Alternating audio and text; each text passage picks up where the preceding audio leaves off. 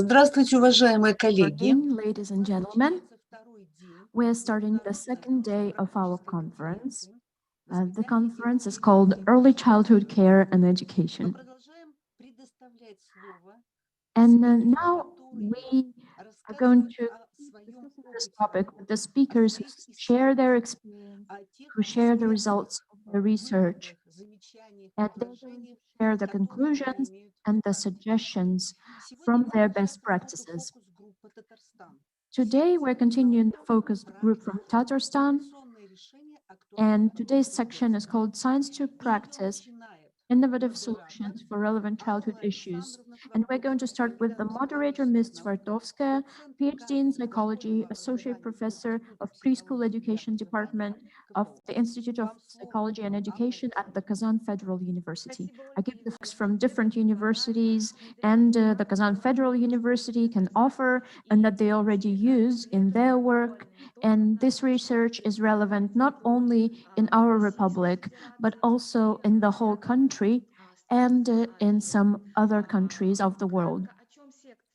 So what will this session be about? We're going to discuss preschool teachers and their working in a bilingual setting. What qualities are important to engender multiculturalism in the Republic of Tatarstan?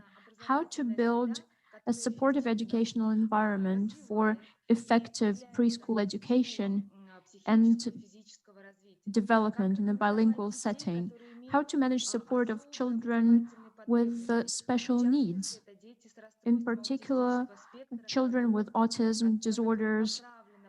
And this group is now studied by both researchers and teachers in Tatarstan. And what is the role of a modern parent in organizing the work with children in the digital environment? How much should parents be engaged, or how much independence should they give to children? All of this we're going to discuss today.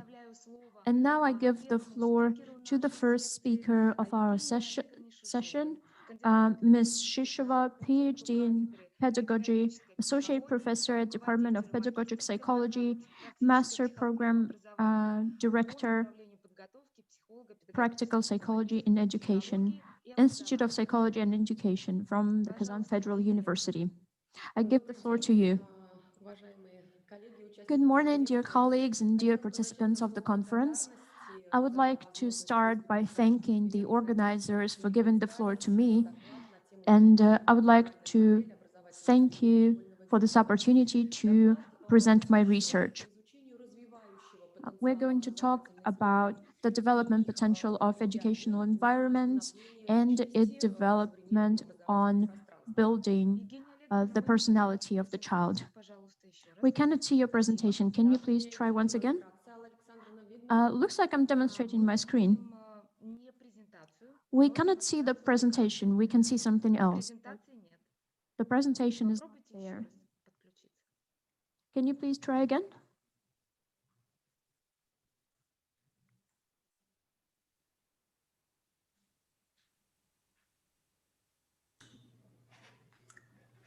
Так, пробую еще раз сейчас. I'll try again.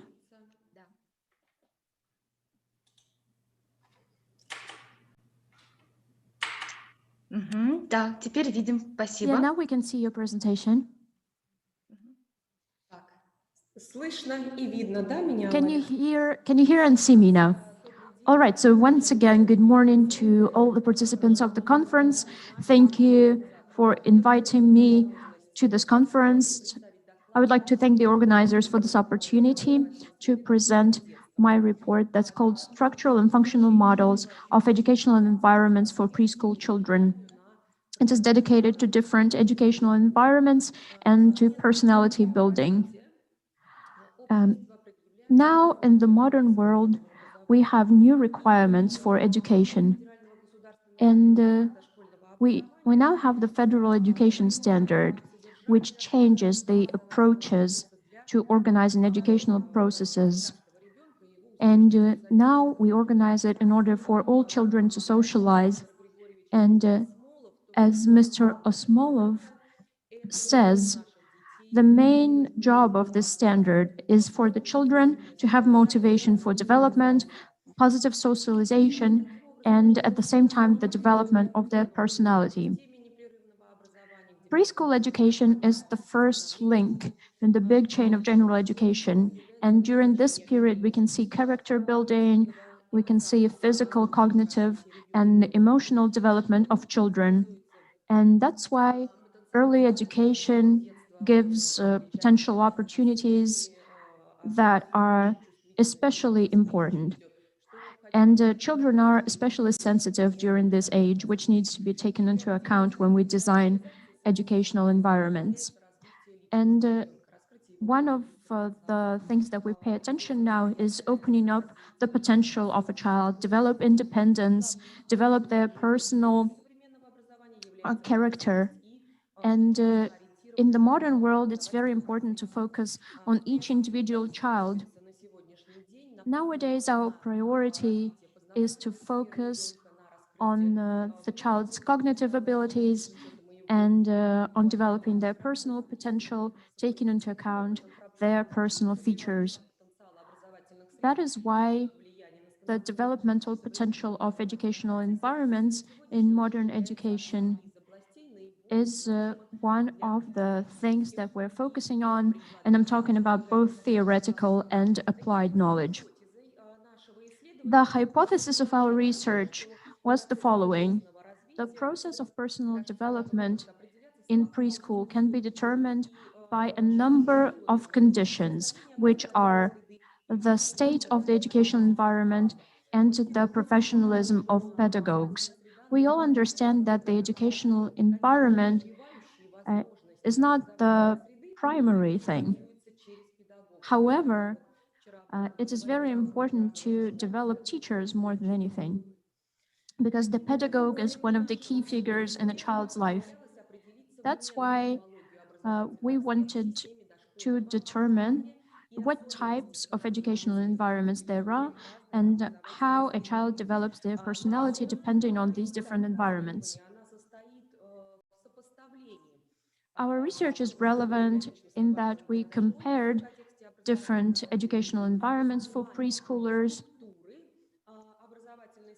We were also studying the structure of educational environments.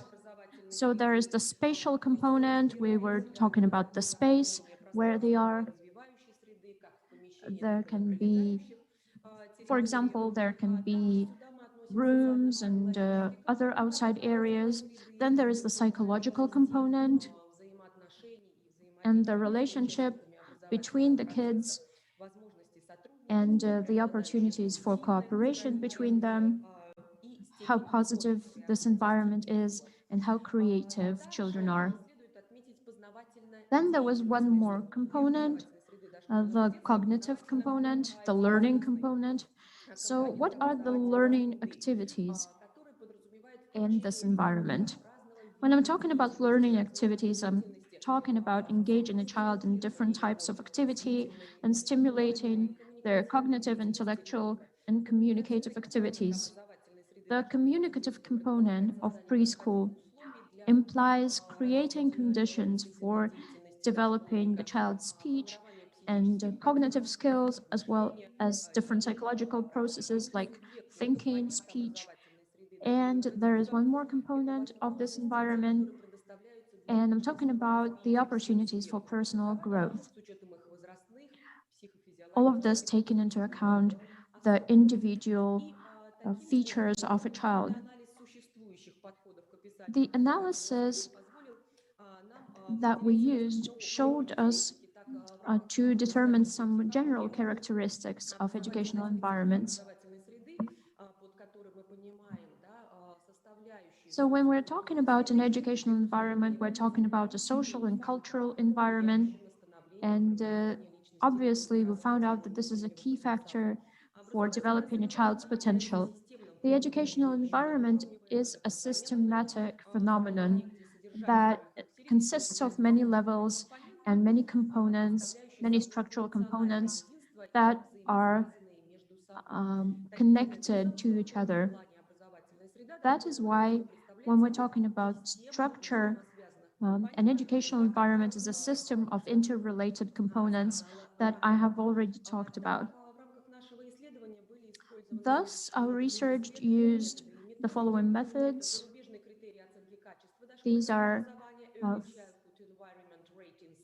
early childhood environment rating scale, which is a foreign criteria for assessing preschool education. The method, 16 preschools took part in our research, and there were two groups of kindergartens. The first group included 4 kindergartens, and these are the kindergartens that were considered the best on the municipal level. And as for Group B, we had average kindergartens.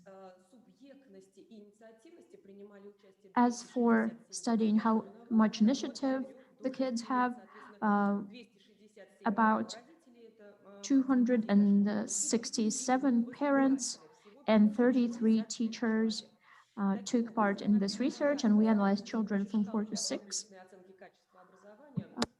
So at the first stage of our research, we used different scales of assessment, and we analyzed the environment in the Republic of Tatarstan, and we defined some psychological and learning conditions that help the development of preschool education.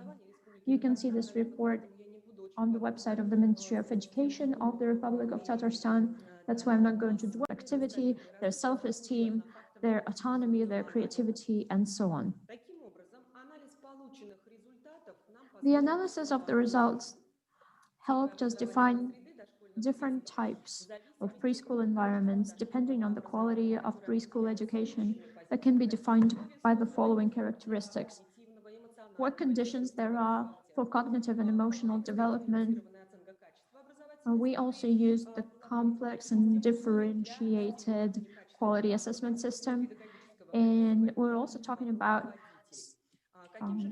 incentivizing the work of teachers in preschool environments. So what are the results of our research? You can see some cluster analysis results here in this slide. And you can see the structural and functional elements of educational environments. There are 4 types of these environments depending on the quality of the environment. So we identified 4 types of educational environments. The first one is the productive, the second one is the learning environment, the third is the heuristic environment, and the fourth is the creative one.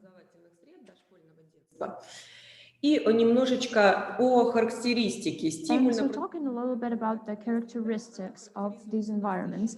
As for the productive stimulus environment, it means that it has a lot of content that helps the child to develop their external stimuli, but there is not enough an environment for their independence. They are not independent enough. They're usually dependent, they're passive, and they do not feel independence in their development, because usually teachers behave more as mentors and not as colleagues.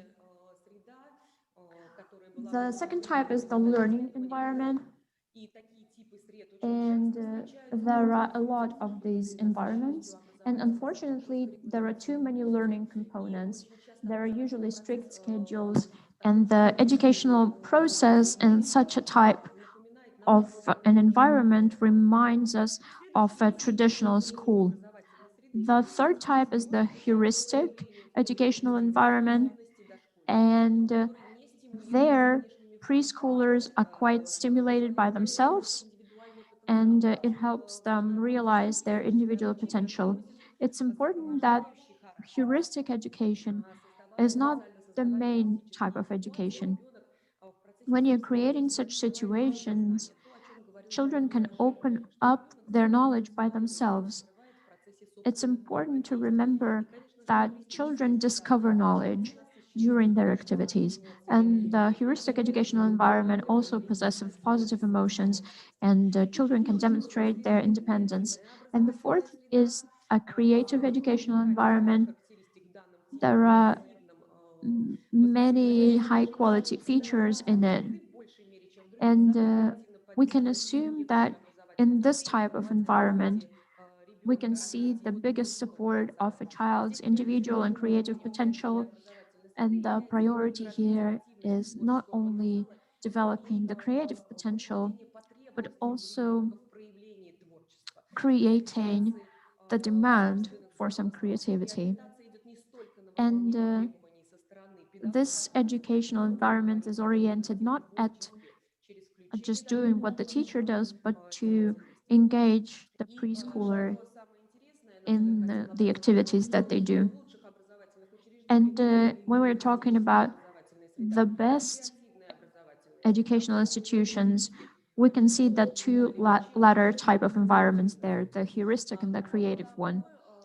And the first two were represented in worse kindergartens. Obviously, there are differences inside these types as well, especially when we're talking about children's initiative.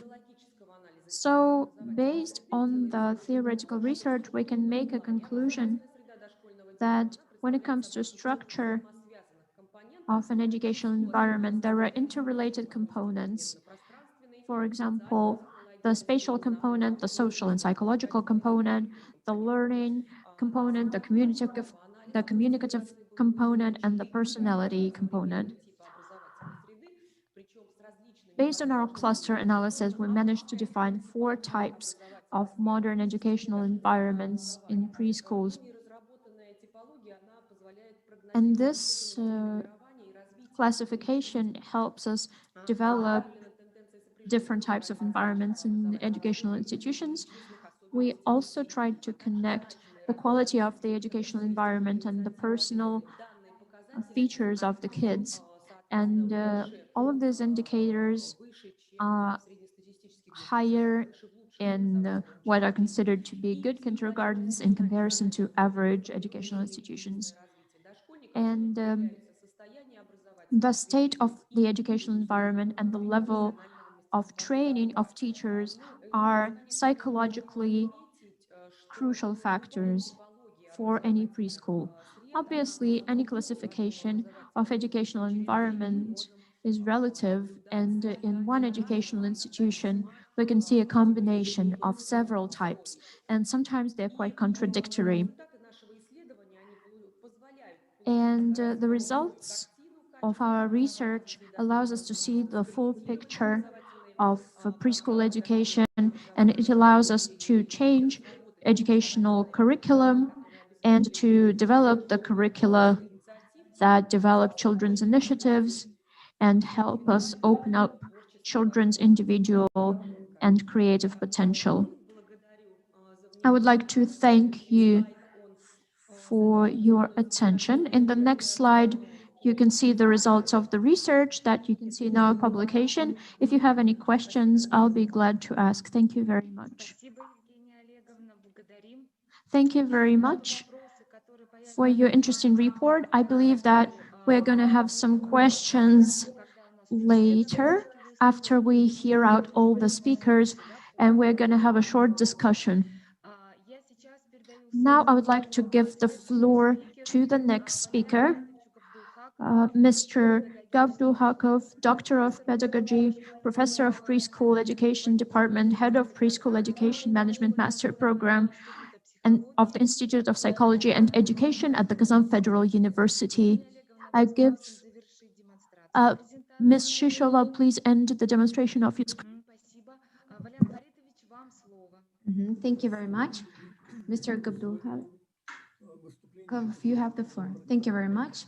In my speech, I would like to pay our participants' attention to the problems connected with the searching of the effective methods of preparing and training the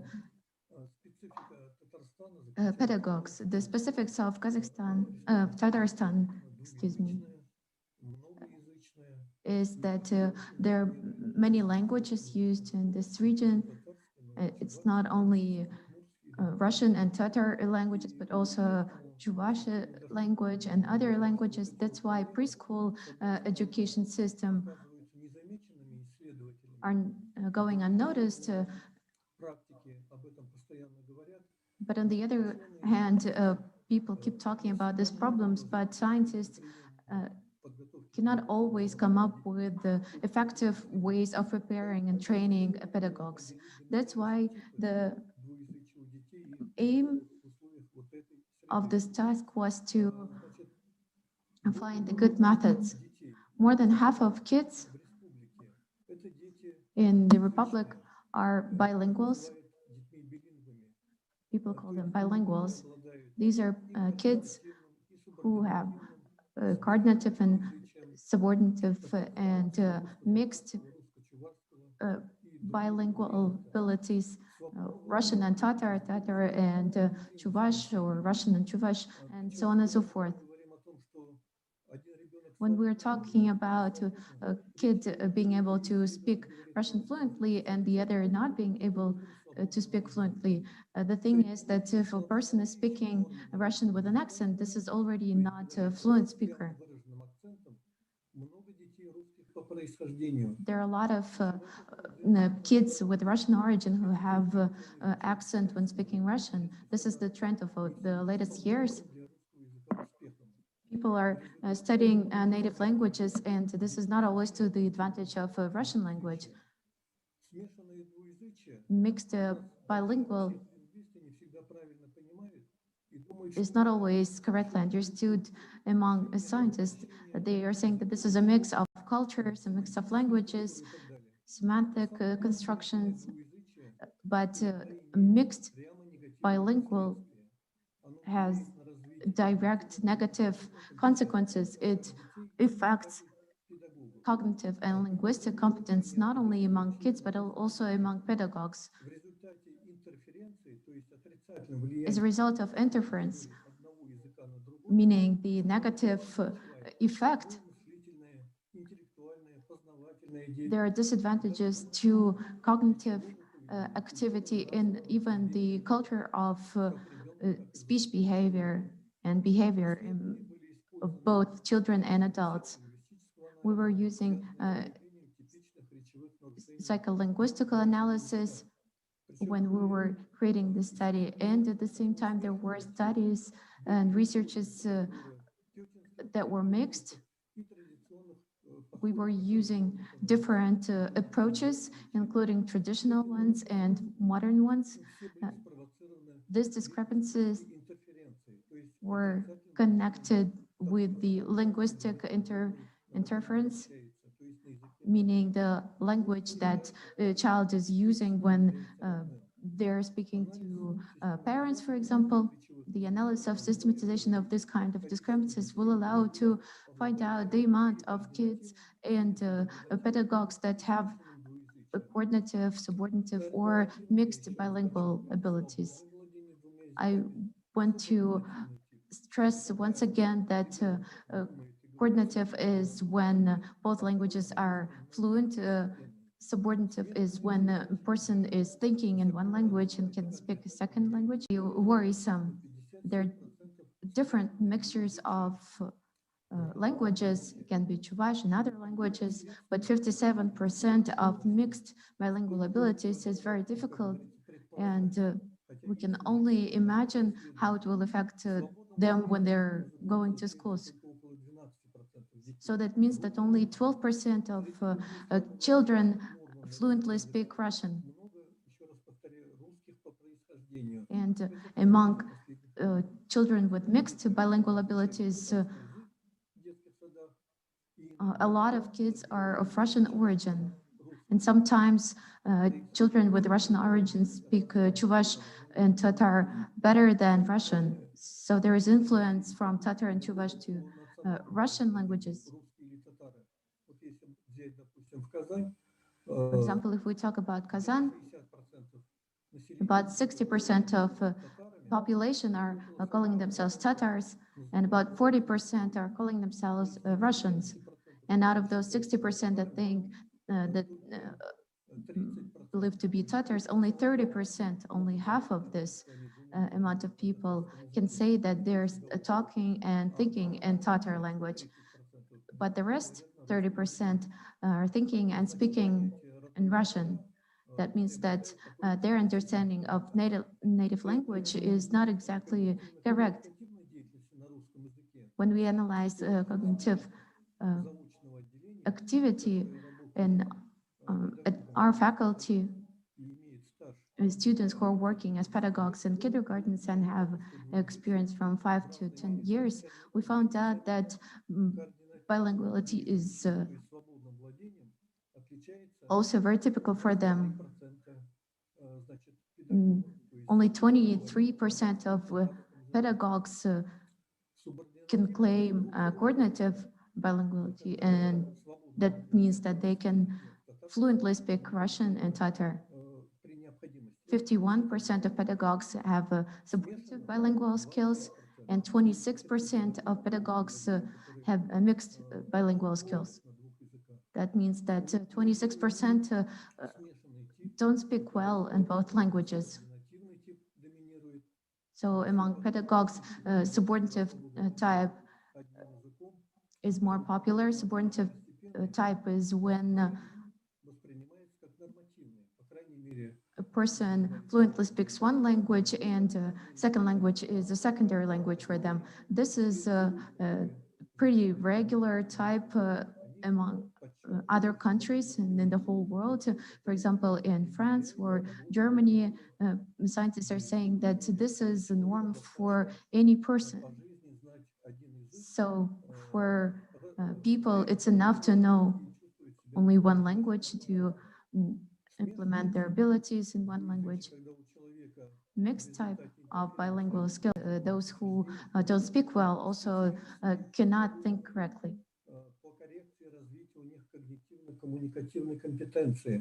So that's why there should be some specific technologies in order to correct and develop their cognitive and communicative competences in order to provide it for pedagogues.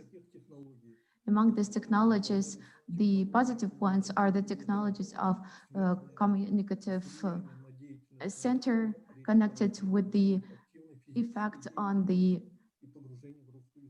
action foundation of speech creation, because the communicative center is the culmination of communication.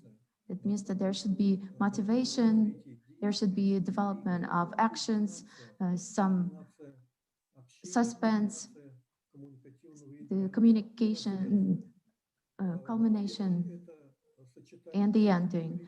If all of this is integrated into physical activity,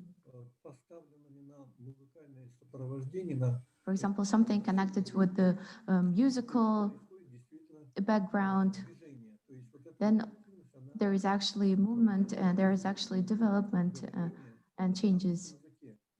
And this actually helps increase and improve the knowledge of Russian. So here this Actions Foundation is deemed by many as something given, but it's very important. The analysis and synthesis are very important. And the last phase is called interiorization. This mechanism of speaking and preventive synthesis is also blocked. So because the child is also a person and human, and the earth is human, and they can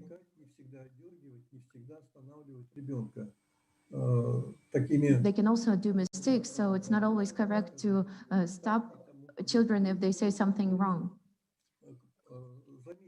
Pedagogues need to allow children to express themselves and to finish their sayings. If the speech control is very weak, when children don't remember where they are and they are just screaming all the time, the impulse of speech development and intellect and moral norms is also affected. This scheme is shown very easily. The analysis, synthesis is integrated into the scheme that I was talking about, the start, the culmination, and the ending.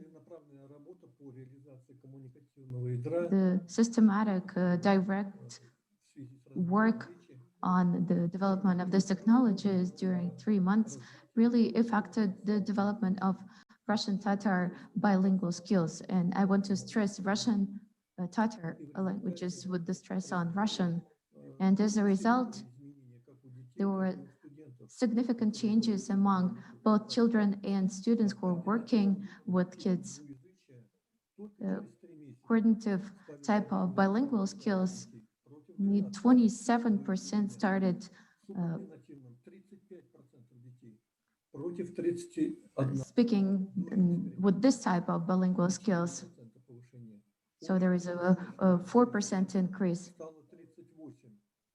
And the mixed bilingual skills decreased. It was 57% and now it became 38%, only after 3 months of this studies. Among pedagogues, there are also significant changes. 30% started having coordinative type of bilingual skills instead of 23, and 57% received subordinative type of bilingual skills. And also the mixed type of bilingual skills decreased from 26% to 13%. So you can see the changes, but especially these changes are noticeable among children. The result is very vivid. And so the systematic work needs to be put in place, and it's described in the articles. There are 2 or maybe even 3 articles in the journal Modern Preschool Education, Theory and Practice. So that's all I wanted to say today. Thank you very much for your attention. Thank you very much, Mr. Valerian. Thank you very much. That's true that today these issues of supporting and developing different linguistic types is the key task of the Republic of Tatarstan.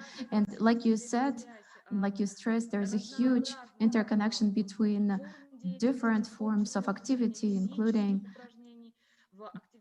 physical activity, being involved into the development of speech development. Thank you for this substantial presentation. And now we give the floor to the next presenter, Ms. Farida Gazizova. She's going to present the results of the studies of the different scientists of Yelabursk University. She continues the topic of bilingual skills, different cultures that are actively presented in the Republic of Tatarstan. So for that, you have the floor.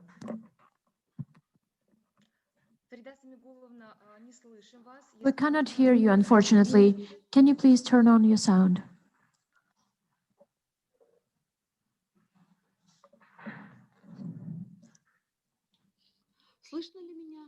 Can you hear me now? Good afternoon, good morning, dear colleagues.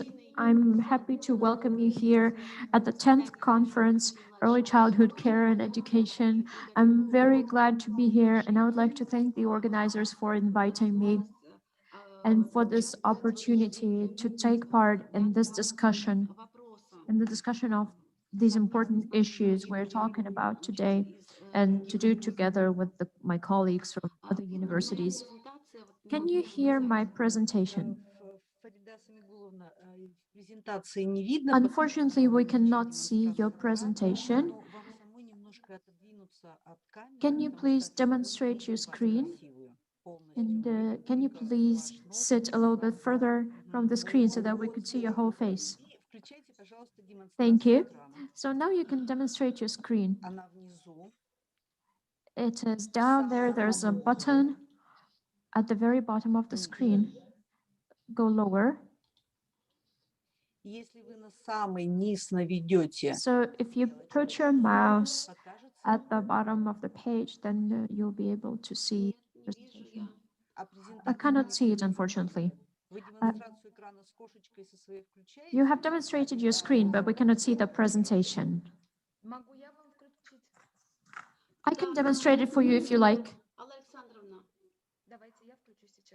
All right, then I would ask the moderator to kindly do it for me. I would like to start my presentation with some well-known facts. The process of education and care in preschools are based on ethnic and regional features, and we need to do that based on the national traditions of the country, of the region, of the customs, stereotypes, and so on. And one of the main tasks of modern education is integrating traditional, national, ethnic practices and modern education practices and ideas, new technologies that can build an educational environment. The ethnic and regional content in preschool gives us an opportunity to organize wholesome work in the field of spiritual education. We can get them familiarized with national literature, with the folklore, and in preschools, you can satisfy the needs of children also in terms of languages, national traditions of their people. In the next slide, we can see that we analyzed the ethnic and regional circumstances as a means of forming their psychological and physical health, their spiritual and multicultural education. And we did some experiments in the city of Yelabuga. As for using ethnic and regional circumstances and developing their self-esteem, developing tolerance to different ethnic groups, developing interest to other cultures and values was something that we discussed. We know that children in preschools are in a very active stage of forming the perception of themselves, and they are now at the peak of their curiosity. And knowing this, we can make a conclusion that it is easy to integrate cultural education and the ethnic and regional component in it. This topic can be reflected in three ways, and I would like to say that our research was based on, well, it was based on experiments, and it was also based on the assumption that early learning of languages and the studying of culture, building tolerance, is the investment into their future well-being. And I believe that that is why there are more bilingual and multilingual kindergartens, not only in Tatarstan, but in the whole world. The latest census in Yelabuga showed that there are 24 cultures in the city, and more than 50% of them are Russians, then 43% are Tatar, Bashkirs, and Chuvashes take 1%, and then there are other diverse nationalities. Taking into account this factor and this ethnic and regional circumstances, in 2018, we started to implement a new experiment in 16 kindergartens, and more than 100 teachers, 100 preschool teachers took part in our research. First and foremost, obviously, we talked to teachers. There were different trainings, educational seminars for them. And last year, the Institute of Yelabuga taught more than 50 preschool teachers. And teachers did training in teaching foreign languages. So teachers, preschool teachers, including bilingual teachers, speak 3 languages, Russian, Tatar, and now they have started to learn English. In order to have a comprehensive research of how it can all influence the children's development, we tried to do a pilot research, and we chose some children from our kindergartens. And in the next slide, you can see how we did it. Here you can see that the topic of our seminars was working with preschool children. And when it comes to talking to children directly, we use different methods, including the methods of Nikolaeva, who offered a specific methodology for interaction between kids of different culture. And you can see some questions that we asked children. These methods were used in order to determine the kids' perception of their cultural values, of the cultural values of their peers. And I'm talking about children both from Tatarstan, Russia, and other countries. So here's what we can see. These are the results of this stage of research.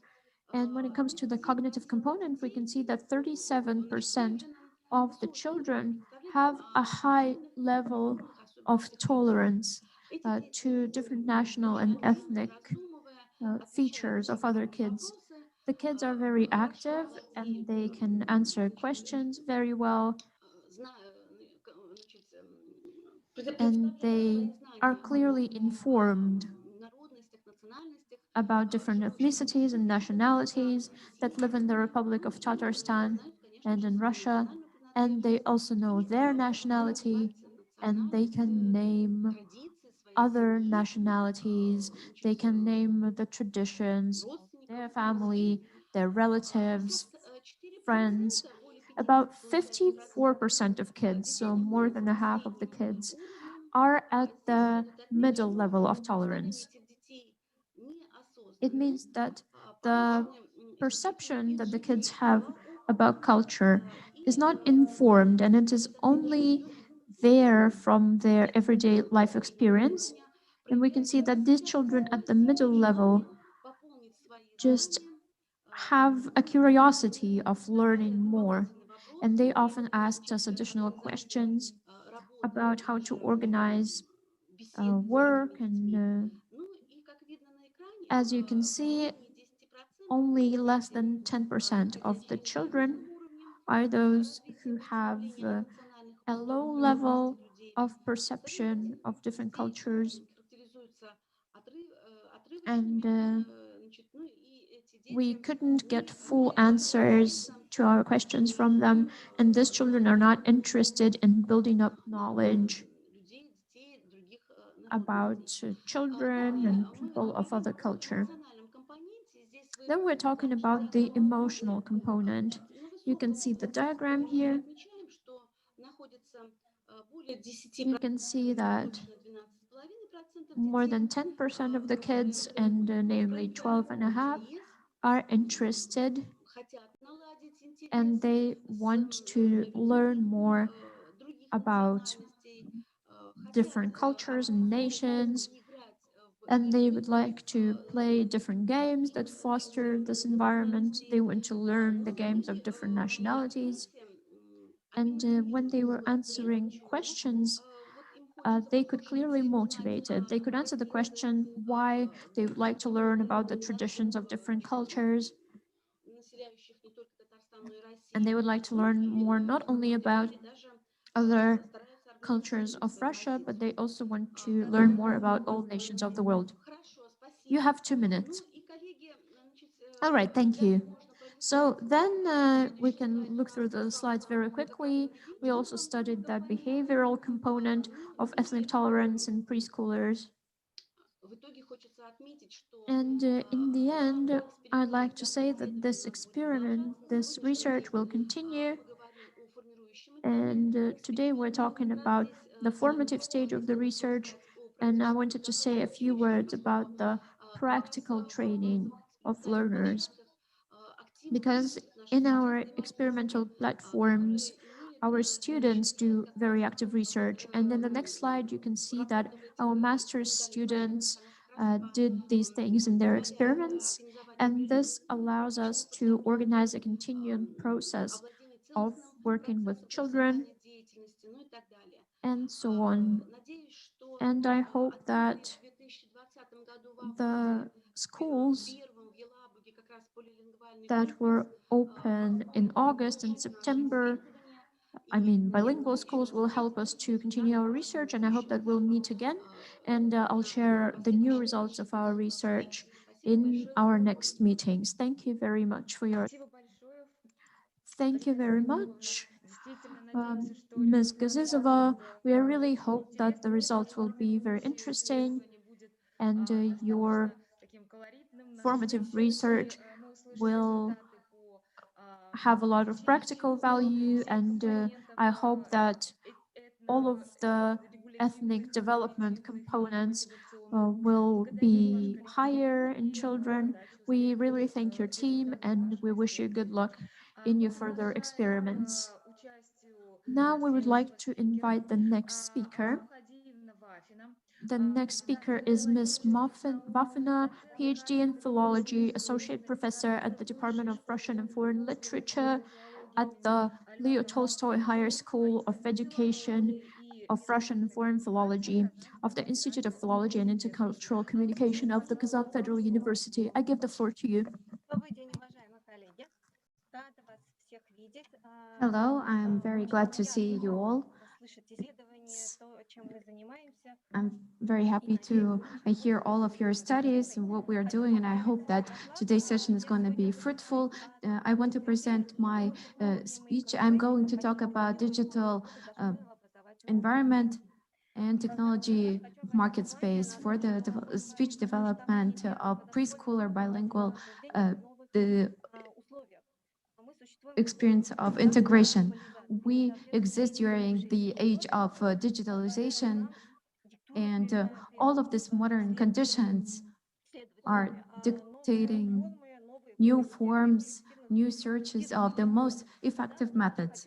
Right now, I want to bring your attention to the fact that all the scientists are sharing the opinion that given the changed conditions, there are new trends and their new conditions, the main specifics of it, the main features are multitasking, mobility, and virtual communication. Some people are also talking about visual communication, but I didn't include it here because I think that this is a specific feature a specific feature that is included always. So this is a priori. That's why I didn't include it here. When we talk about preschool education, it's a given. In this case, the existing forms of communication and realization, given the realities of this, were considered during the project. It was supported by the grant of RFFE. We're talking about the models of Russian speech development and the main educational aspects. In this case, we studied the experience of integration of different resources into the educational environment. We chose different children educational facilities that you can see on the screen. We evaluated the activity of this kind of kindergartens here. You can see 5 names of these educational facilities. These educational facilities welcomed us, and on the basis of these facilities, we also had a seminar in order to analyze the effective forms of integration, which is kids from 3 to 6 years old. If we talk about 3, 4 years old kids, we are talking about pedagogues in this group. And if we talk about 5, 6, we're talking about pedagogues of the kindergartens themselves. As a digital program, we chose an already existing school for digital school for preschoolers. The foundation of this educational product is the culture of understanding. It was based on the cultural values, the multitasking and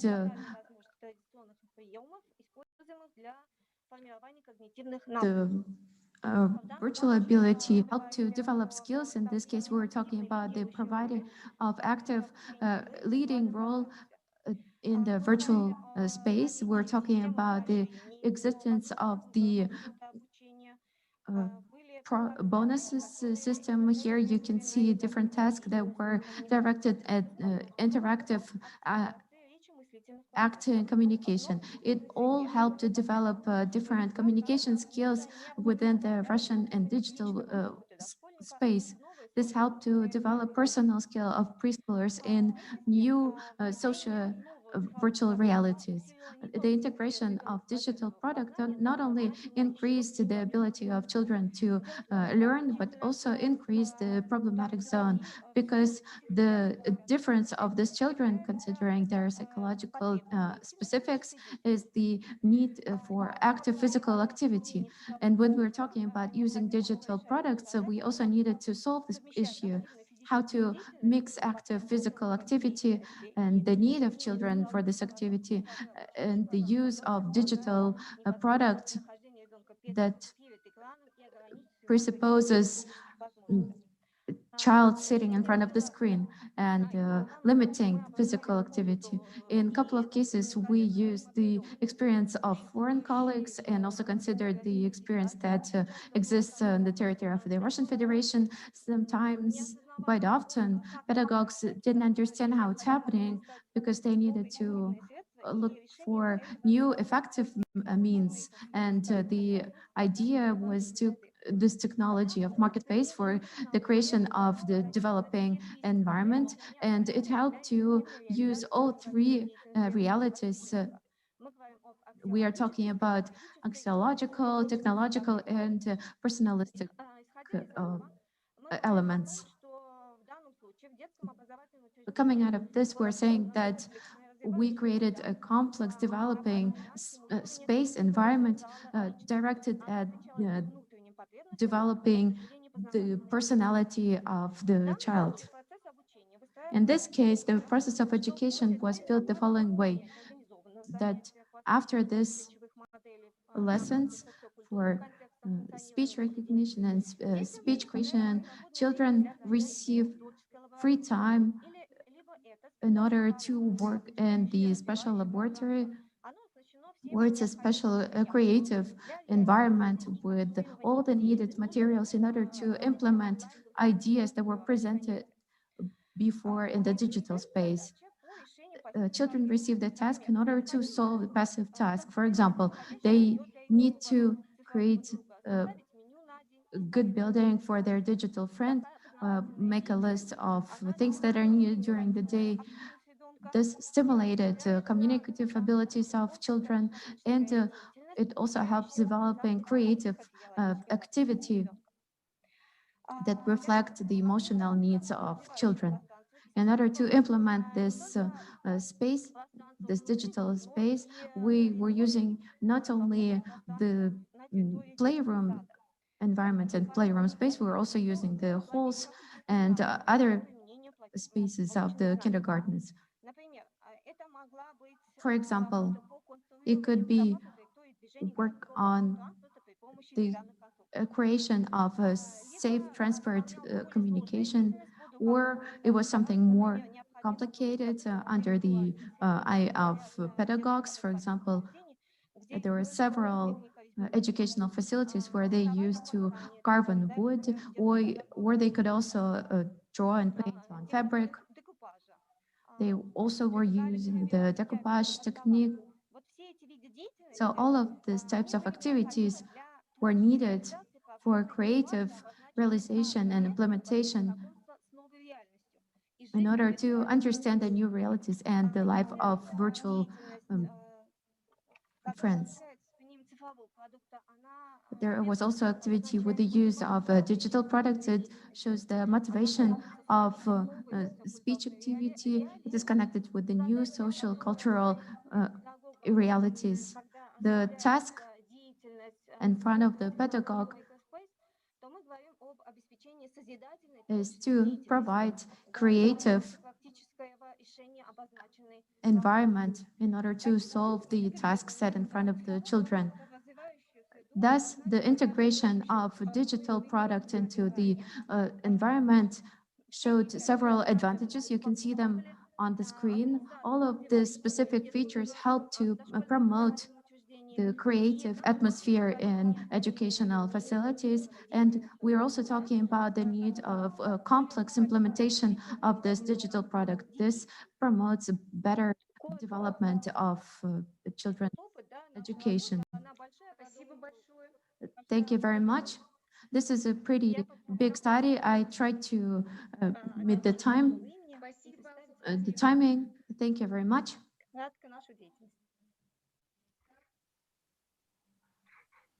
Спасибо. Спасибо, Thank Алсу you. Хадиевна. Я надеюсь, Thank you, что Ms. Alsu. I hope that the results and the product that you presented today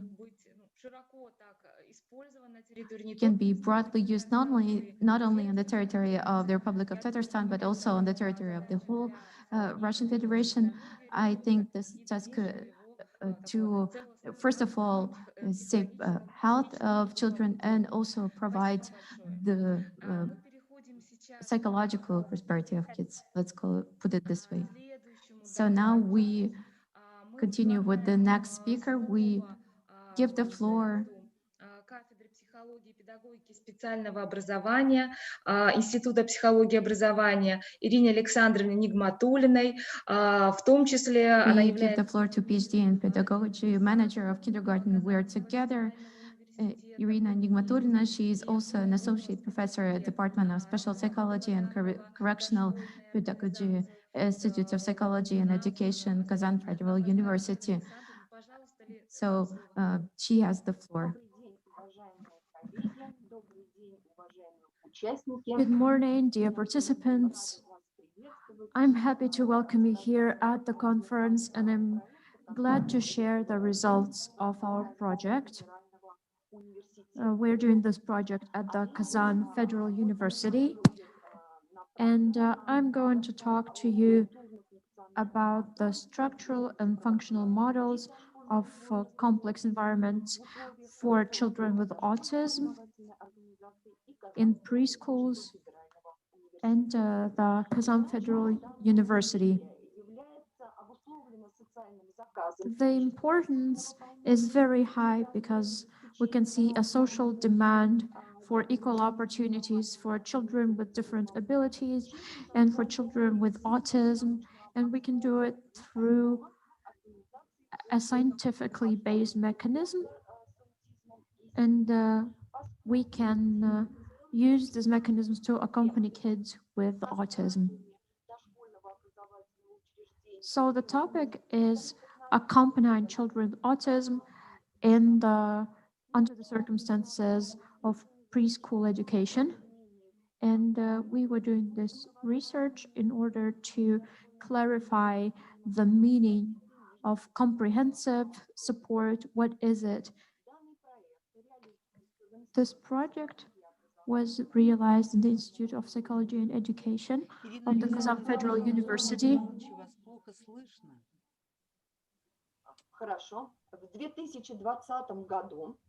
In 2020, there was a decision, and the decision was taken at the Institute of Psychology and Education, and we opened a kindergarten for children with autism. This was not a coincidence.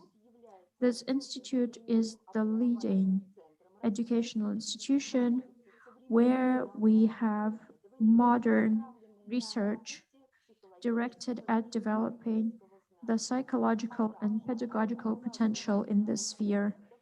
And we're also organizing international projects in this regard.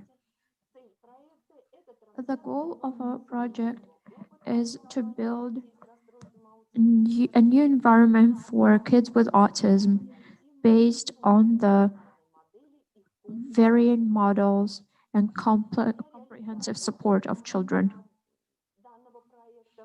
The implementation of this project led us to the decision that we need to resolve the following problems: fundamental scientific research, working out a model, opening a kindergarten where there would be special educational conditions for such children. And also, we need to develop cooperation of different institutions to develop a better environment for children with autism. When we developed our model, we studied the term comprehensive support of children with autistic disorders. First of all, this is the process of organizing the system. And secondly, it is a method of practically implementing this support. Can you hear me now? Yes, we can hear you well. Thank you. So in the slide, you can see the graph of comprehensive support of children with autistic disorders. And you can see that we built this model on the principles of institutional and level approaches. We used the hierarchy system to assess this model as well.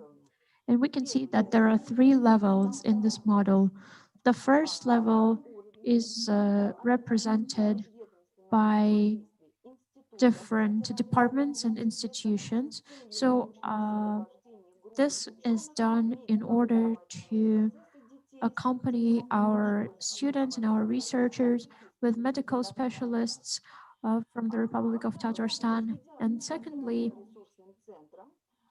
we also cooperated with the Federal Resource Center that consulted the regions of the Russian Federation. And thirdly, we also cooperated with the Ministries of Education and Science, with the Ministry of Labor, Social Support, the Ministry of Healthcare, and also the Educational Department of the city of Kazan. And we built long-term relations with these institutions. Второй уровень модели комплексного сопровождения детей с РАС представлен. And the second level is represented by the organizations represented at the regional level and at the level of the Republic. And the third level is represented by different resource centers that we have an agreement on cooperation with. These are different preschools and rehabilitation centers of the Republic of Tatarstan. I would also like to highlight the work of the Precision Medical Research Center, and there we're going to do our medical research that will allow us to include psychologists and doctors in our research, and this way we can organize comprehensive support for children from the very start. Then the third level is represented. Well, you can see that the comprehensive support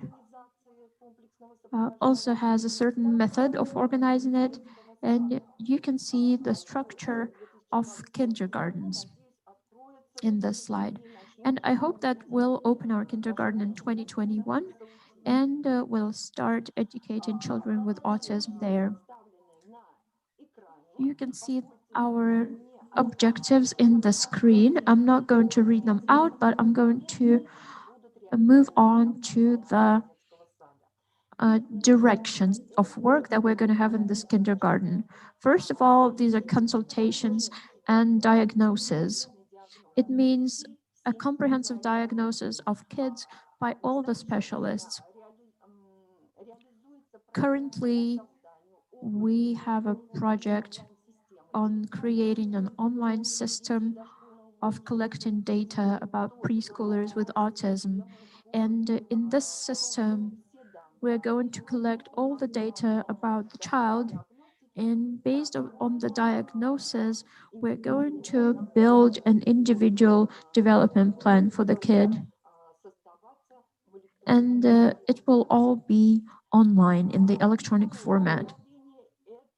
Then the second element of work that we're going to have is the developmental and correction work.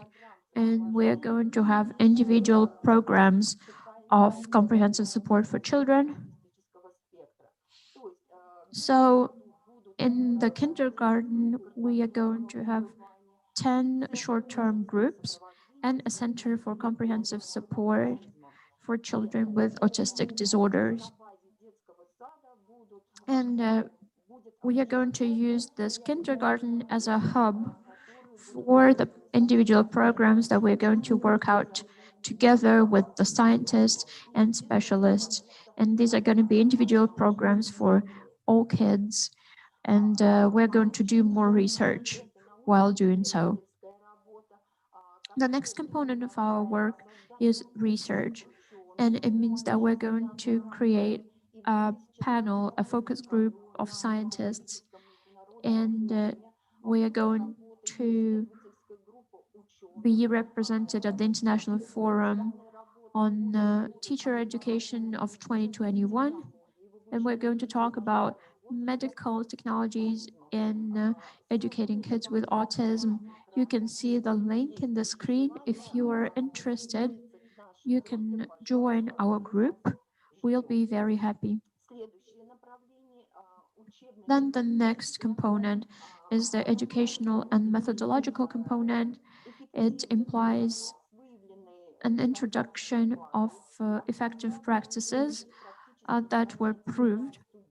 And there will also be lectures and seminars for students of the university. Then there will be academic and practical events, and there will be other conferences of different levels.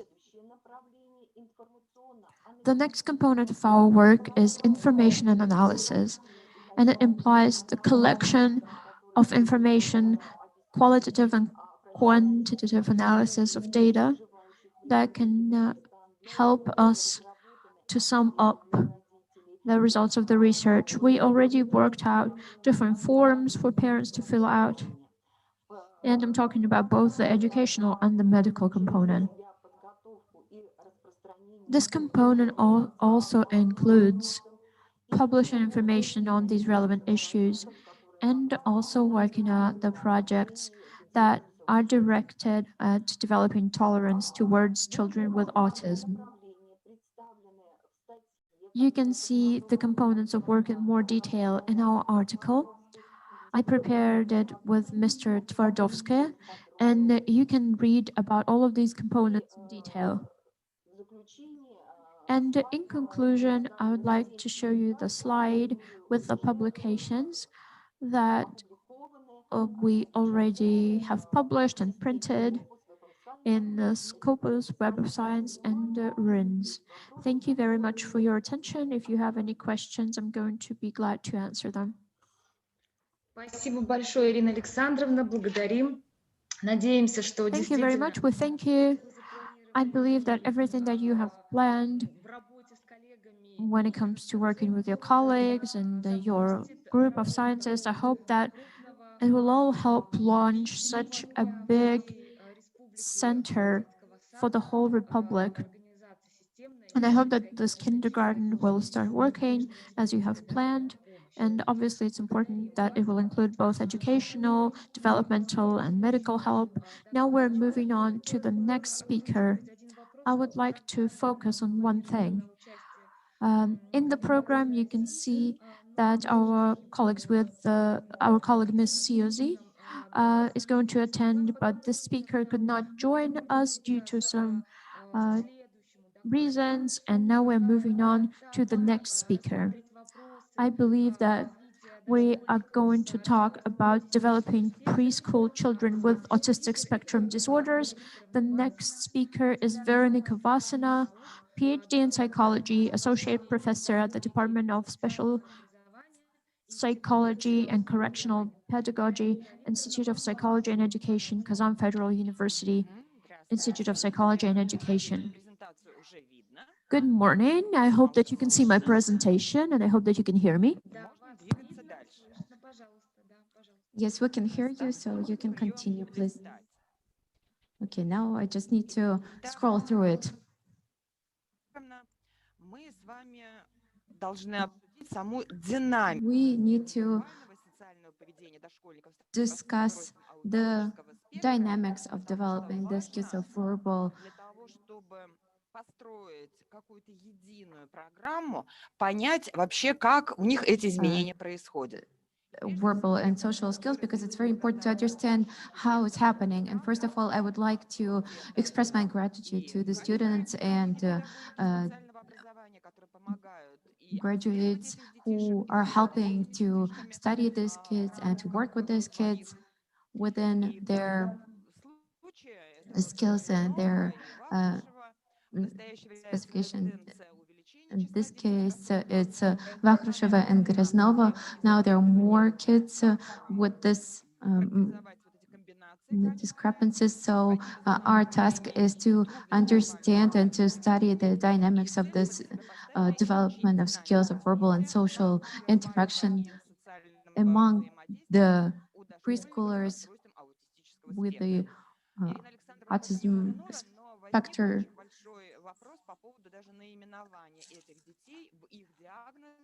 There are actually a lot of different names of this problem, because it's not correct to call them autists, because their needs are completely different and there are a lot of different defects. And in the end, these are completely different kids, completely different children. And so it's very important to look at their behavior. And the analysts are actually paying attention to the functionality, what's left after the studies. So we base our studies on the studies of Skinner and Sandberg.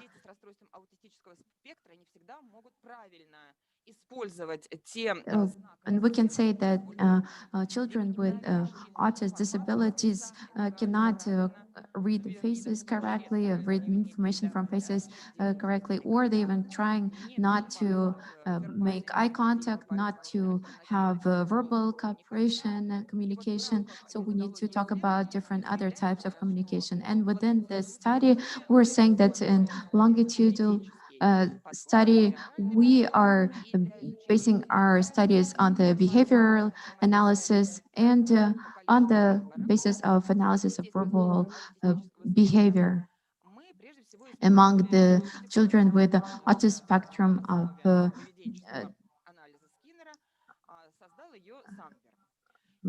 problems. And Sandberg was the one who created it.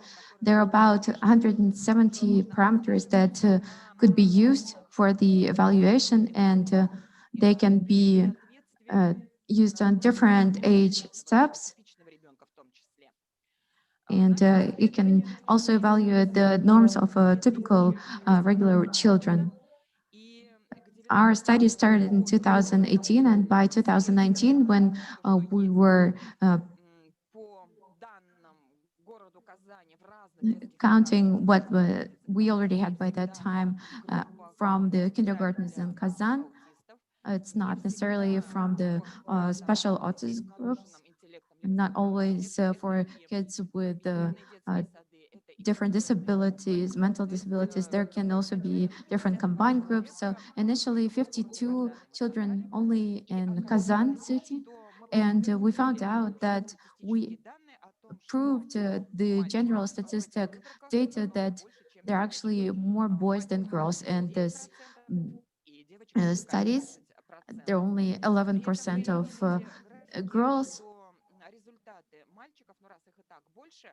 And you can see that the results of boys are actually very close to general statistics for the kids with the autism spectrum disabilities. We try to separate them into age groups to see whether they're relevant to the age group statistics, but we found out that this is not needed because sometimes younger kids are much better at performing some tasks than 7 or 8-year-old kids. You can see that in mean figures, it's very difficult to evaluate this because one kid has one skills develop better, other kids have other skills develop better. And some one skills can compensate other skills. But the differences that we saw were only in hundredth figures, and the differences are not so noticeable. Even if we draw the graphs, the differences are very badly visible. But so, for example, kids are growing and they're developing different skills, but in mean figures, you can pretty much not notice these differences. So by 2019, 2020, we had an opportunity to evaluate 8 kids, and we worked on a verbal social communication. And we found out that the skills of echoing, repeating is very well developed. And in this case, we can say that the more we pronounce some words to them, then the better they will repeat after us. They also have pretty well developed listener skills, but intraverbal skills are not developed at all. They're not communicating between themselves and not with the pedagogue. So they're not very active. They're not asking for something. They're not expressing their preferences. From this point of view, as a result of the formation of communicative skills of a small group of people, by 2020, we distributed each kid. We just wanted to show that the playing skills are pretty badly developed, because we're saying that children at school age really like to play, at preschool age also like to play, but not in this case. There are also children on the spectrum who can achieve a pretty high result, but after this longitudinal process, because the study started in 2018, 2019, and now by the fall 2020, you can see that their skills are not very developed. The weaknesses are within intraverbal skills and social skills. Girls, just like girls, listening is developed much better, but boys are better at visualization. Up to 70% of children, even by the last control point, did not learn how to interpret faces, not between themselves, not of the pedagogues. That means that the skills of verbal and social communication is, during the year of longitudinal study, is very small, and it depends not on the age, but on the difficulty of defect. So we still have the task of forming this speech skills, even via alternative communication. And that's why we need a separate kindergarten, maybe, where we would have an opportunity to work according to a single program. We just understood that different kindergartens are working according to different directions. And we are glad to see our students to write adaptive programs, curriculum for the special kids. Here you can see not just my articles, you can see different information from different sources, and I think that we're also going to discuss it at the end. Thank you for your attention. Thank you very much, Veronica. This is true that the results are very relevant because right now, no matter how many articles there are and how many results there are that the world practice presents, the question is on for discussion. What is the correct way of helping these kids in order to improve these communication skills? This is probably very specific to every child. Yes, of course, we will discuss it if there are any questions left. And if we have time left for the discussion, thank you very much. And now it's time for the next speaker. Now it's time to give the floor to our working group, where I also worked. Natalia Novik, Almira Garifulina, the members of the faculty of the Institute of Psychology and Education. Now I'm going to demonstrate the screen.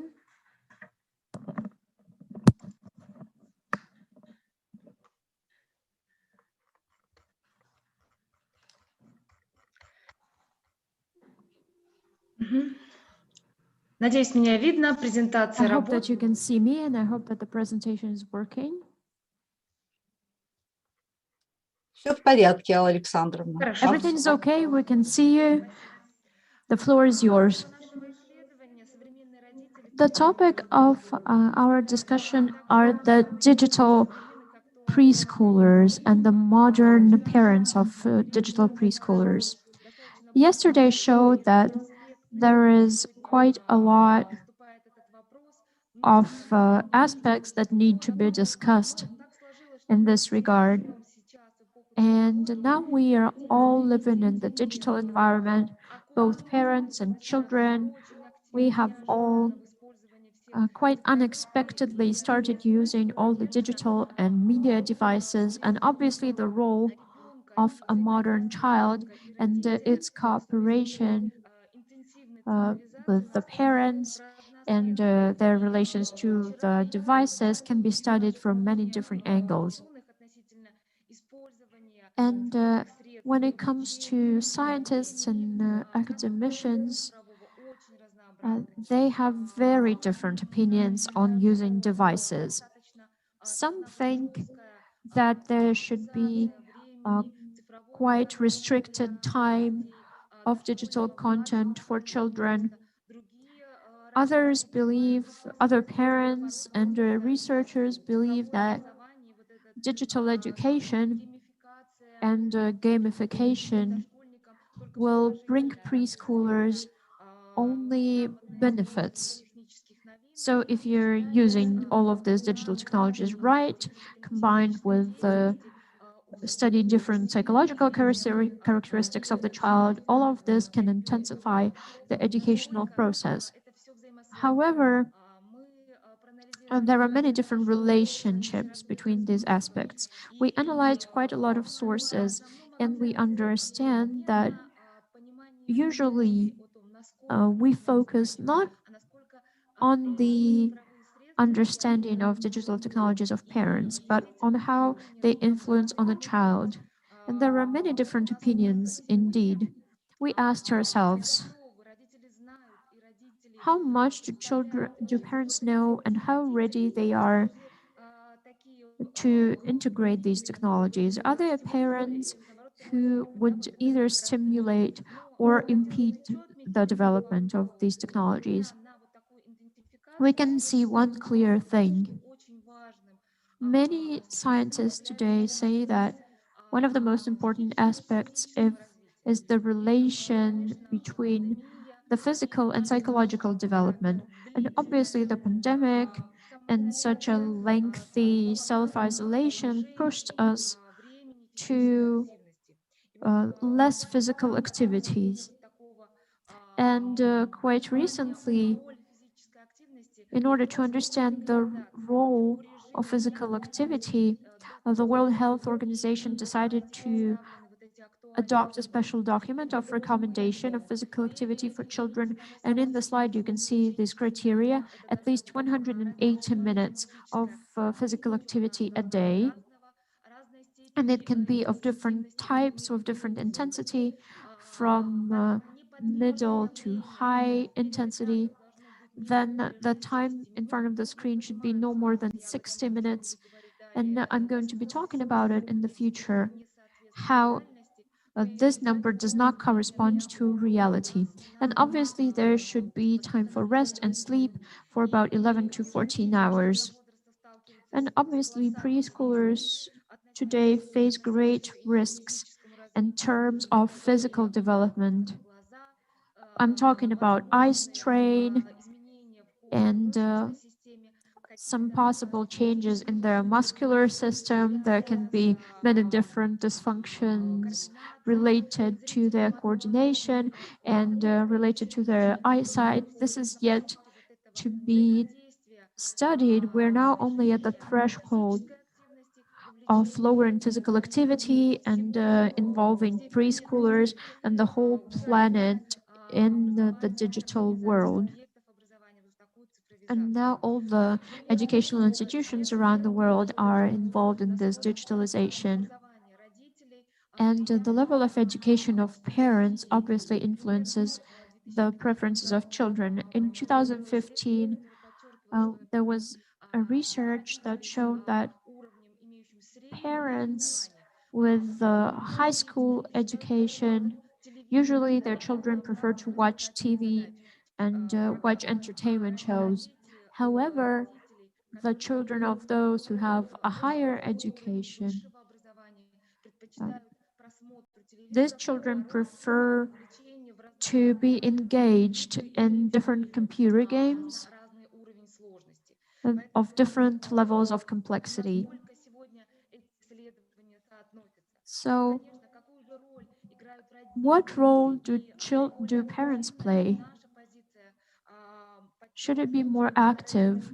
And we believe that the parent should be a mediator between technology and the children. They should use the strategies. They should not either command or ignore the children. There should be cooperation when it comes to including technology. As Mr. Veresov said yesterday, the child should not only learn how to use all of these digital devices, but they should receive the parents' help when it comes to using devices. Our research dealt with one of the aspects I was talking about. These are parental preferences and about what role digitalization plays. We started this research before the pandemic, but then everything changed. We also introduced online forms for parents. We assessed 400 parents. Then we also assessed the physical development of kids. There were 316 children of 5 and 6 years old. And then what results did we get? We had some interesting results. They surprised us. So there was a question about how much time your child spends watching TV and different digital content. And there were differences between weekdays and weekends. And you can also see a percentage of parents that say that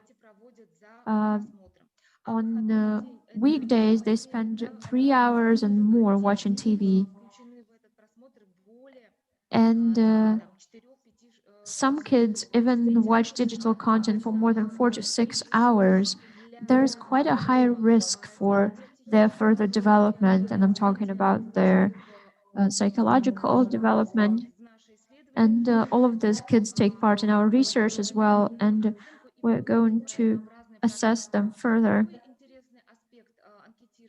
The second interesting aspect is the following.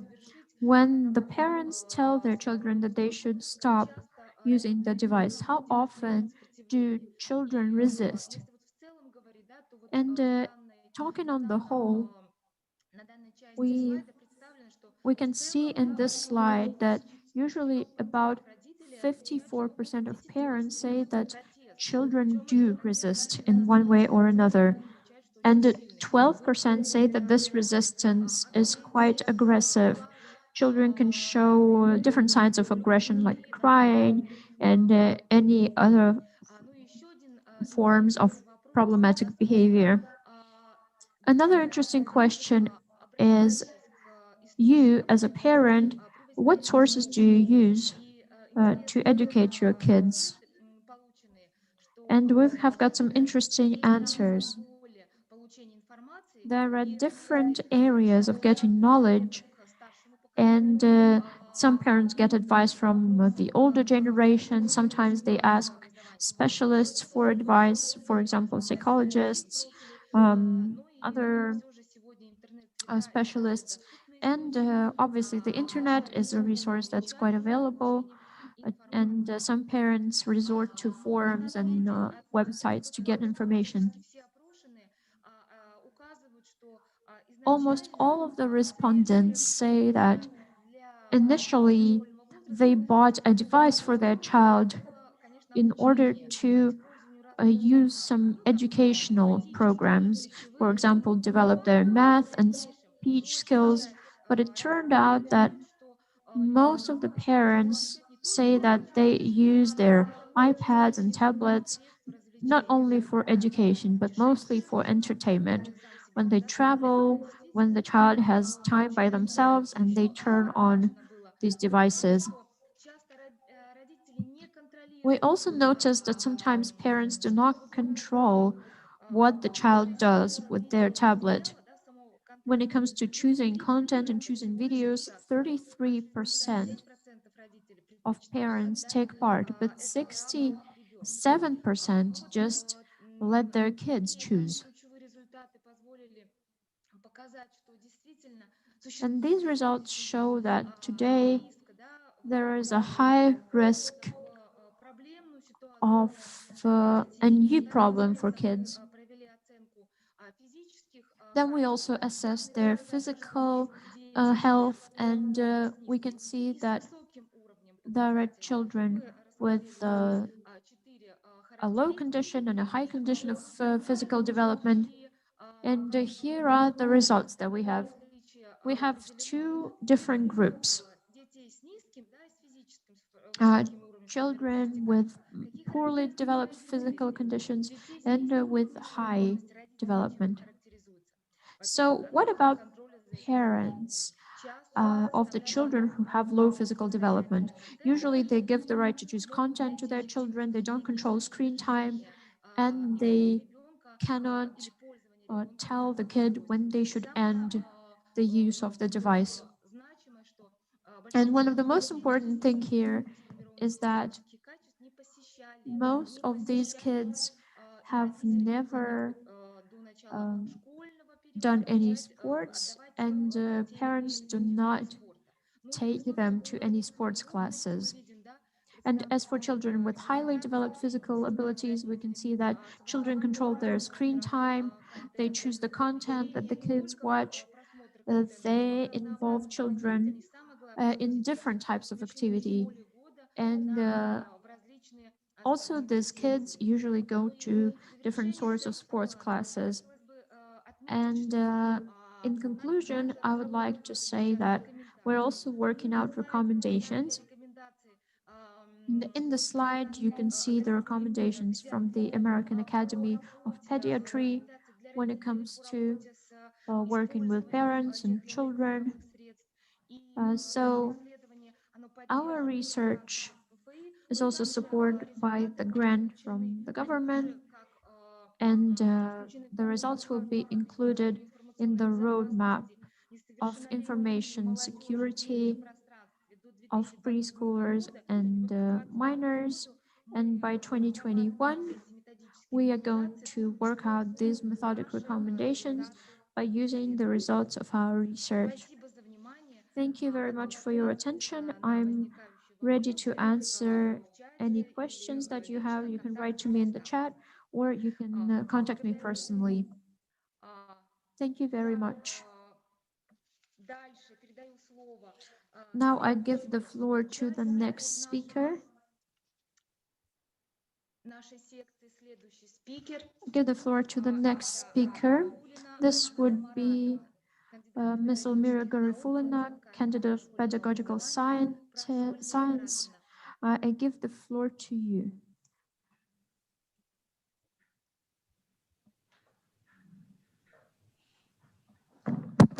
Вас не слышно, Альмира Маратовна. Включите звук. Please turn on the mic. Так. Как сейчас слышимость, Can you коллеги? hear me now? How can you hear Всё, me? прекрасно. Okay, great. Экраном я поделилась. I shared the screen, Да, хорошо. and now Да, please сейчас. I'll Спасибо connect огромное. to the На full самом деле screen. тема очень Okay, thank you very much. животрепещущая. This is a very Развитие крупной important моторики детей дошкольного возраста topic. в детском саду на примере шкал Эйкерс. Но на самом деле присутствуем здесь. The development of large Вот студенты сейчас поздороваются. kids preschool age. An example of SRSR scale. Okay, I'm actually during the class. You can see the girls here. They said hi. I will try to speak shortly because I already said everything regarding this topic. The preschool education field is now going through very extensive changes. The thing is that we have some problems in terms of evaluating the quality of provided educational services, even though we don't like this word that much, but still, the lack of clear description or concepts of different methods. The real evaluation of it according to the age of children and their health. Of course, we need to develop the skills, but knowing all of this information, мы столкнулись в процессе нашего исследования со следующей проблемой. we faced the following problem during our study. 68% of preschoolers during the weekdays are watching TV or using different electronic gadgets, tablets, smartphones from 2 to 4 hours per day. Please pay attention to the fact that the majority of these preschoolers that we studied are going to kindergartens. That means that if a child is going to kindergarten in the morning, we are bringing him around 8 a.m. and taking him at 5 p.m. So if we're looking at these figures, that means that in the evening, they're spending pretty much the whole evening watching TV, or 84% of preschoolers during the weekends are watching TV or using different gadgets from 6 to 8 hours per day. This data is, of course, not very satisfactory. And during the process of our study, we used the Akers scale that is in turn a pretty good tool in order to evaluate the quality of preschool education. What were the criteria that we were looking into? The interaction, the structure of the program and curricula, the parents and personnel. We focused on the chapter environmental space environment. What were the data that we received?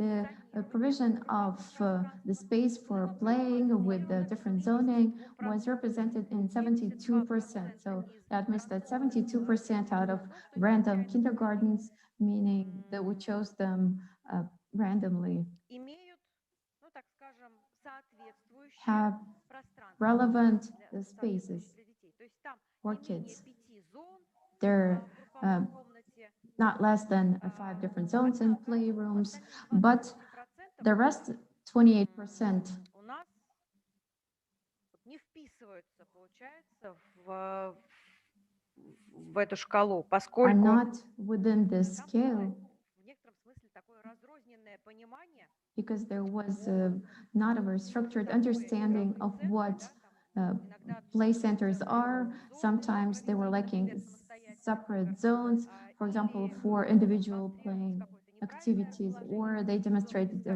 wrong zoning. For example, there was a zone of water and sand, but they didn't have a sink in order for a kid to wash their hands. там, где удавалось расположить эти And the places where they were able центры, to look мы at the столкнулись с centers, такой проблемой, we что faced the problem that in 54% 72, да, out of the 72%, у которых все было, возникали where everything was had all the centers, not everything was между зонами не было realized свободного to пространства. Оно in the должно correct way. For example, there was no free space between different zones. For example, if we look at the sanitary norms, дошкольного возраста 2,5 квадратных метра, да, there should be 2.5 square meters for a preschooler and for то получалось, что kids aged up не from совпадала 3, квадратура на ребенка. they should have 2 square meters per person, and they didn't have enough place. Also, Детских садов, исследуемых детских садов, в остальных only 92% of kindergartens had a special zone for being alone. Не забывайте включать слайды. да-да-да. Almira, please don't forget to turn on the slides. Sorry, but for some reason it's all frozen. I cannot open the next slide. Ну, в любом случае продолжайте, Well, да, потому что у нас anyways, время. continue because we have Ну, вот a на слайде вы timeline. можете прочитать, Okay, что so on the slide you can read that развивающее предметное the пространство saturation of the development of different значит, или наглядные playing подробности, environment из is разломов, provided by different criteria, всё это the исследовали, physical equipment, the поняли, что literature, возрастным особенностям different materials, and we figured out that in 69% the play rooms and play spaces are meeting this criteria. In other cases, either the toys are not good for this age of children, or they're in a very poor condition. For example, the underscale of subject space environment, in some cases it's higher, in some cases it's lower. This is a mean figure. I can't say that these are terrible results, but these are pretty average results. They're not very high.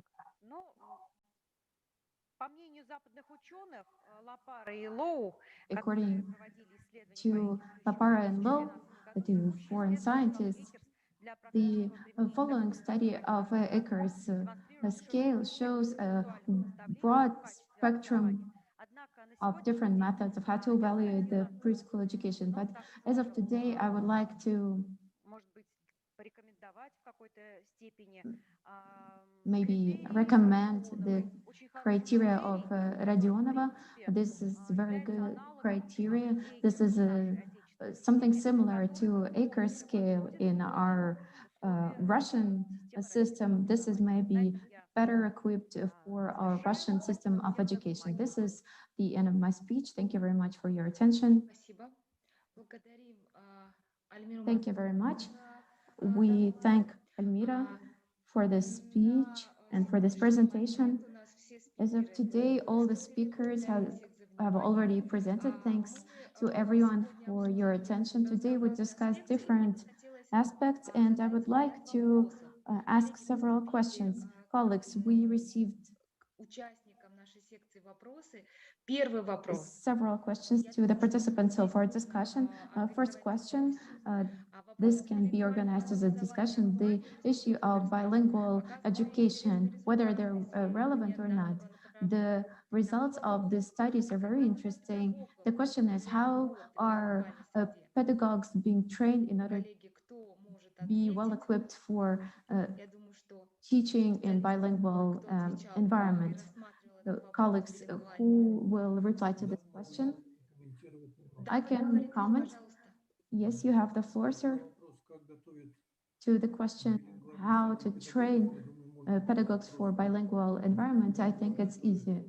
Bilingual people need to train bilingual pedagogues. It has to be bilingual pedagogue, and they need to train based on the native language, because if a teacher is just saying that you need to work in bilingual environment, it's not the same. If you show the contrastive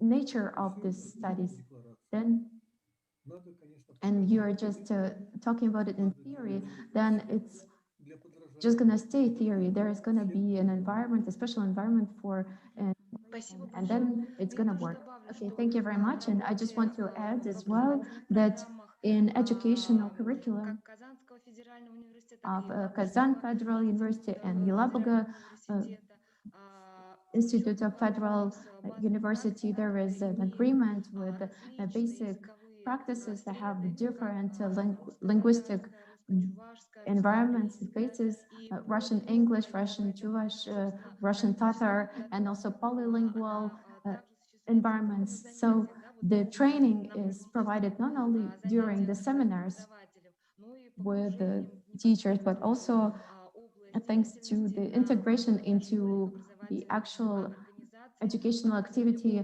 based on the premises of educational facilities that are very well developed in Tatarstan right now. Да, коллеги, если... Colleagues, Да, да, пожалуйста. Allah, let me add also, if we talk about training bilingual teachers for working in bilingual facilities, of course, I agree with you, but also in such directions as pedagogical education with the focus on foreign language that we started since 2017. This is a great advantage for the work in polylingual facilities. We also have graduates who are working in international school that are located in Yelabuga. And if a specialist knows well foreign languages and also know the methodology, then the specialist is very valuable. That's what I wanted to add. спасибо. Thank you. Ну и, Thank you very much. есть And госзаказ на подготовку таких специалистов. there is also a state order for the preparation of this specialist. There's also an Institute of Philology and Intercultural Communication. Начальное дошкольное образование в билингвальной среде. It's aimed at preschool education and the bilingual environment. We have a pretty broad experience of preparation and training. We discussed this question not long ago, that it's very important when a person actually is fluent in two languages and they have time to speak Russian, basic state language, but also have time to interact with the children, for example, for an hour, hour and a half, 2 hours, this additional foreign language, maybe even native language for these people. Thank you very much. Are there going to be any more comments? I could just say that it's very important to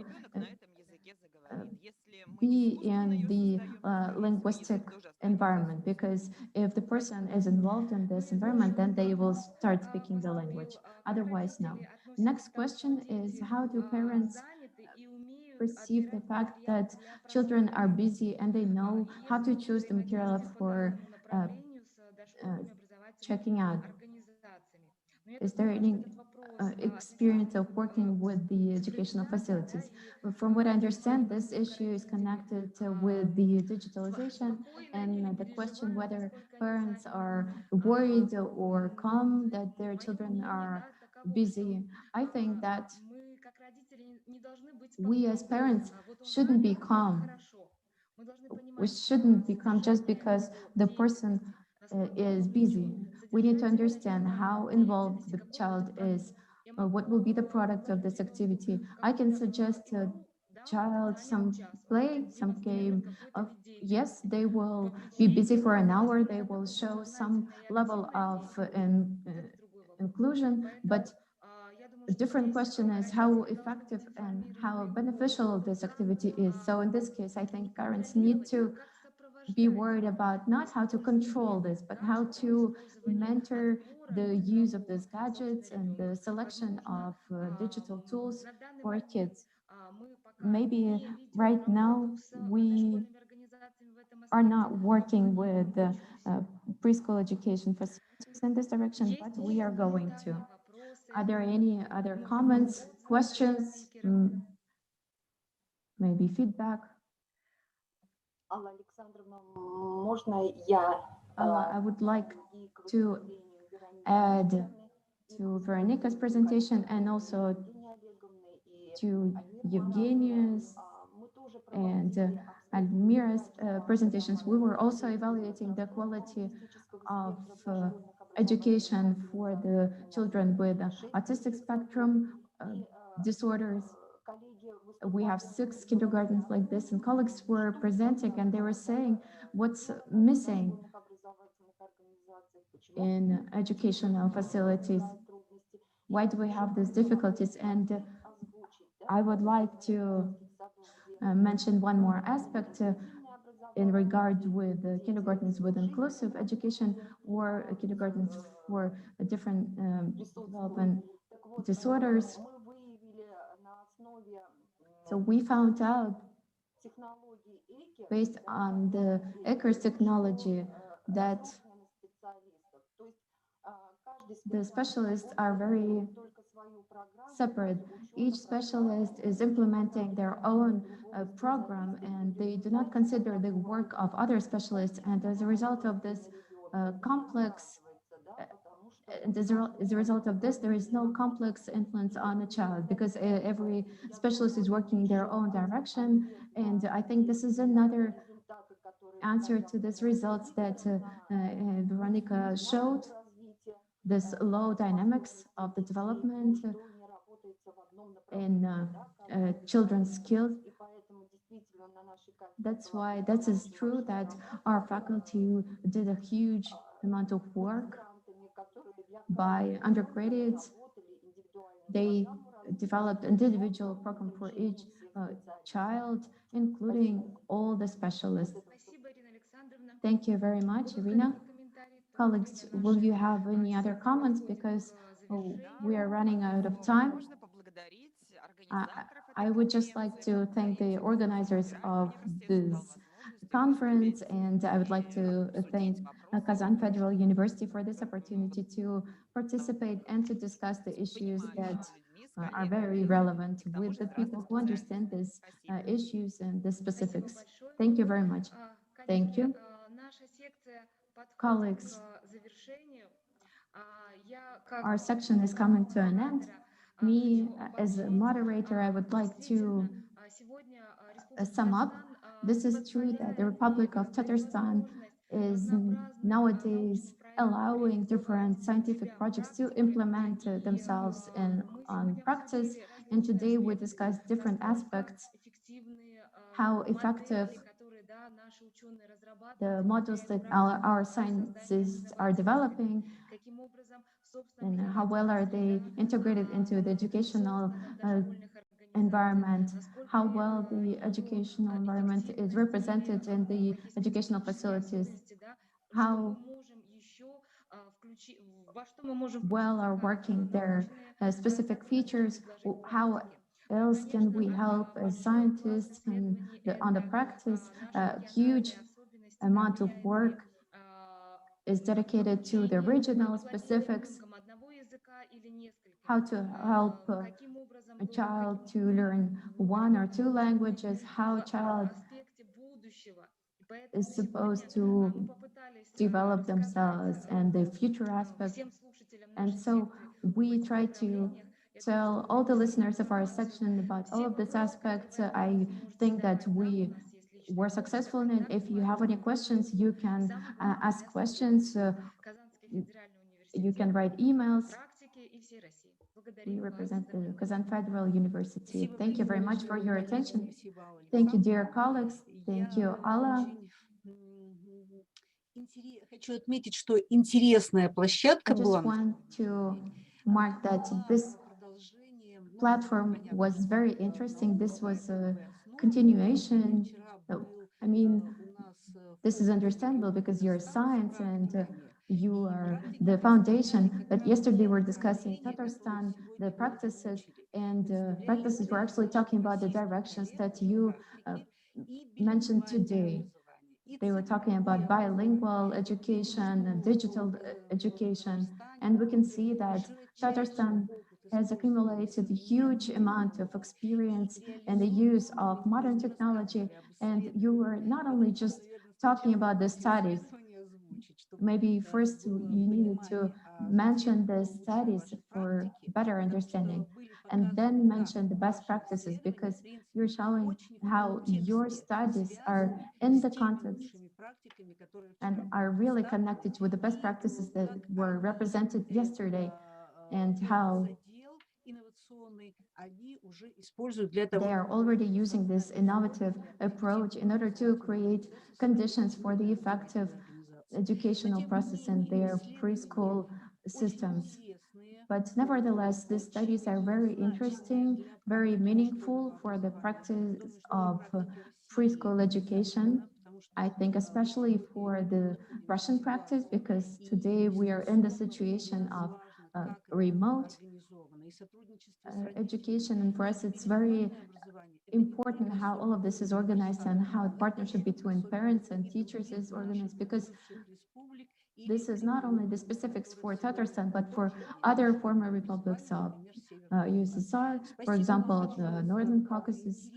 Thank you very much for such an interesting platform and for your replies to the questions that our listeners had.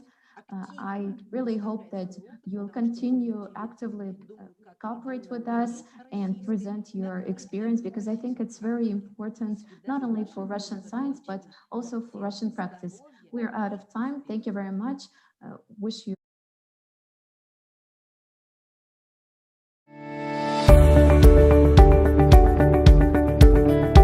Каждая семья хочет, чтобы их дети были всесторонне развиты, могли самостоятельно добиваться поставленных целей и найти свое место в большом и сложном современном мире. Желая помочь родителям в этой интересной и сложной задаче, компания «Мозаика Синтез», ведущее российское издательство в области дошкольного образования, постоянно следует своей миссии – разрабатывать и выпускать самые лучшие книги и пособия для обучения и воспитания детей от рождения до школы. Задача издательства – полностью обеспечить образовательный процесс в дошкольной организации. Сотрудничество с ведущими российскими и зарубежными специалистами в области дошкольного образования гарантирует высокий уровень выпускаемых образовательных программ и методических пособий по всем направлениям развития ребенка. Качество продукции подтверждено доверием образовательной системы. 78% детских садов России работают по программе «От рождения до школы», которую выпускает издательство. Логистические возможности издательства позволяют осуществлять прямые поставки в детские сады на всей территории России, а собственная юридическая служба обеспечивает полный комплект документов для соответствия условий поставки законодательству. Издательство «Мозаика Синтез» наряду с пособиями для детского сада выпускает большое количество детских развивающих книг, которые воспитатели могут смело рекомендовать родителям для домашних занятий с детьми. В том числе издательством разработана и регулярно переиздается широко известная серия «Школа семи гномов». Книги «Школы семи гномов» переведены на 9 языков и выпущены общим тиражом более 20 миллионов. В ассортименте издательства сложные в производстве книги. Книжки-игрушки, книги на картоне, из полимерных материалов, для купания, книжки со звуком и многое другое. Всего в год издается более 10,5 миллионов книг для детей, родителей и педагогов. Издательство «Мозаика Синтез» принимает активное участие в развитии и реформе дошкольного образования в России. Понимая, что самое главное в системе образования – это педагог, издательство в 2010 году создает Московскую педагогическую академию дошкольного образования – МПАДО. Главная задача академии – это разработка современных программ обучения и повышение квалификации педагогов, проведение семинаров, вебинаров и тренингов. За 20 лет успешной работы издательства сделано многое, но еще больше планов на будущее. Начат проект по комплексному оснащению развивающей среды детских садов. В ближайших планах разработка и производство развивающих игр и современной полифункциональной мебели в соответствии с федеральным государственным образовательным стандартом дошкольного образования ФГОС ДО. Компания «Мозаика Синтез» знает все о детском развитии, работает в тесном контакте с ведущими специалистами в области дошкольной педагогики и психологии, учитывает современные тенденции и стандарты в воспитании и образовании. Возможно, поэтому нам искренне доверяют родители и педагоги по всей России.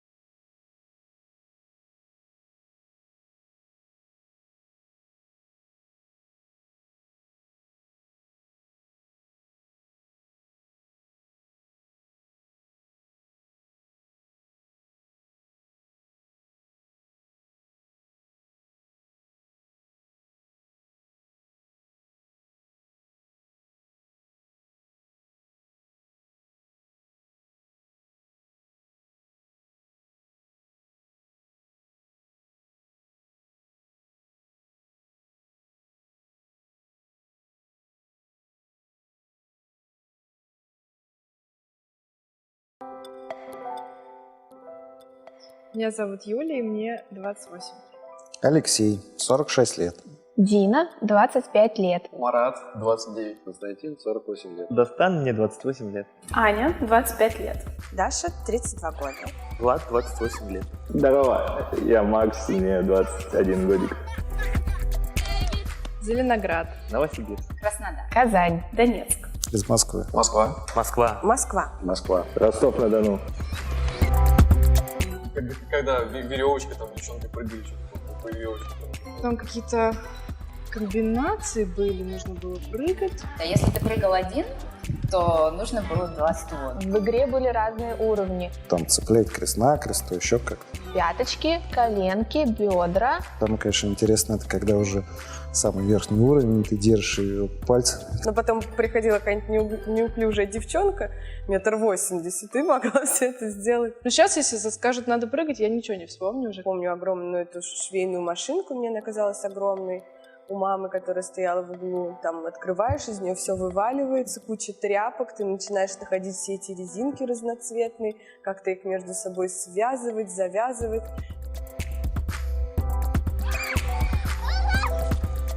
Мы просто уже знали низшее звено и слабое звено, и его выбирали сразу. Мы скидывались, Цуефа, и все, и погнали. Ну там Цуефа. Филя, Хрюша и Степашка. Чинганчи. До 3 обязательно. Камано, Маргано, Цуефа. Чичико. Камано, Маргано, Цуефа. Никто не знает. А, посчитать нужно? Эники-беники ели вареники, да? Да. Раз, два, три, 4, 5, вышел зайчик погулять. Катился апельсин по городу Берлин. Уроки не учил, а 2 получил. Вышел месяц из туманом. Вынул ножик из кармана. Буду резать, буду бить. Равно тебе водить. А вышел месяц из тумана в моем городе не был, но почему-то ее все знают.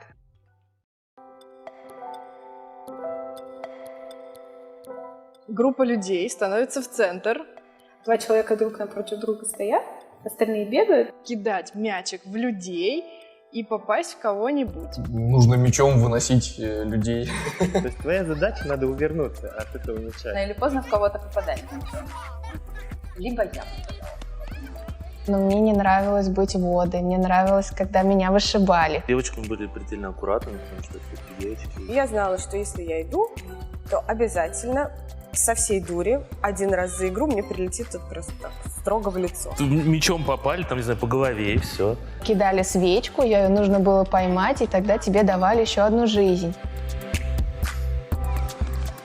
Эта игра у нас называлась Санжо. Собирались прям много гостей, компаний и играли, бросали всякую гадость.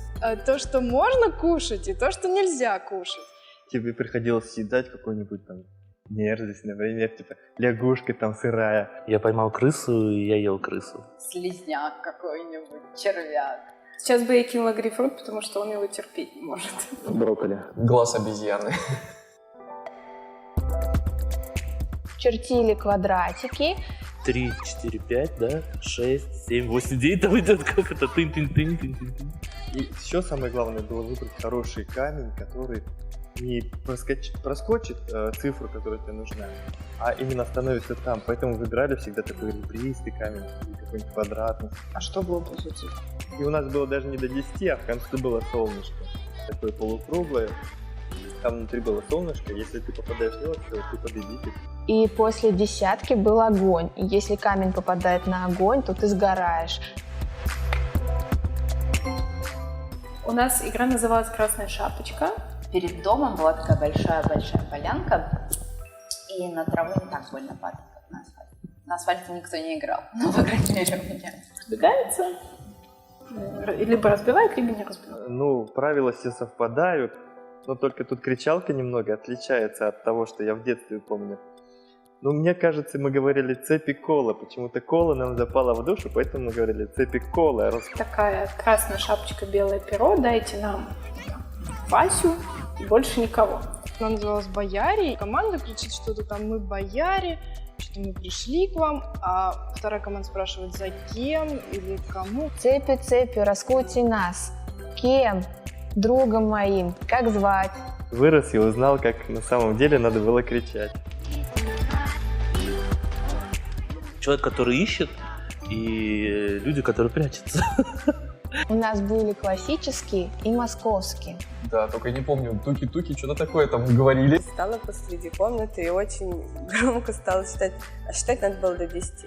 1, 2, 3, 4, 5, 6, 7, 8, 9, 5, 6, 7, 8, 9, 5, 6, 7. Она не знала 10. Вот, мы просидели минут по 5, наверное, в этих шкафах. Самые укромные места в подъездах. Где-то под столом куда-то спрятал. Ну, наверное, самый укромный у меня был грибок в песочнице во дворе. Мы играли в саду, в деревне и прятались под лопухами. Прятаться лучше всего было всегда за машинами.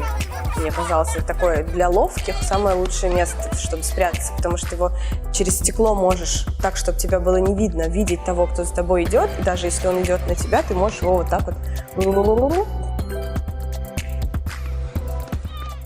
Есть одна уникальная игра. Ты не можешь выбирать. Как бы игра пришла, и ты ее часть. Чего, можно было сифак использовать? Очень серьезно? Смысл игры, когда на полу у тебя там бутылка какая-нибудь, там, не знаю, мокрая тряпка, еще что-нибудь. Игра, для которой подходят абсолютно любые подручные средства. Необходимо пнуть ногой этот предмет. Даже учитель, зашедший в класс, может огрести по полной программе, и он поймет. Это были и колдунчики, ручеек. Ну, войнушка, конечно же, вышибалы. Колечко. И вот колечко была моя одна из самых любимых игр. Мокрая курица была какая-то тоже очень классная игра. Я помню только дочки матери на самом деле. Прятки, салки, казаки-разбойники. Ладушки. Ладушки, ладошки. Что? Наверное, играли так. Интересно, что сюда включили слона, потому что я думала, что эта игра не для всех. Вот, жмурки самая, по-моему, распространенная еще игра. Такая демократичная достаточно. 9 камней, 21. Это что такое 21? Колдунчики, я помню, это играли года 2 назад, на самом деле. Недавно. Мне кажется, я помню все игры, но они у нас назывались немножко по-другому. Во все эти игры мы играли, когда были в старшей школе, когда были студентами. Я когда вырос, я уже знал эти правила, но в детстве мы по-другому играли. Да, ну прям вот четко, четко описано, мы именно так играли.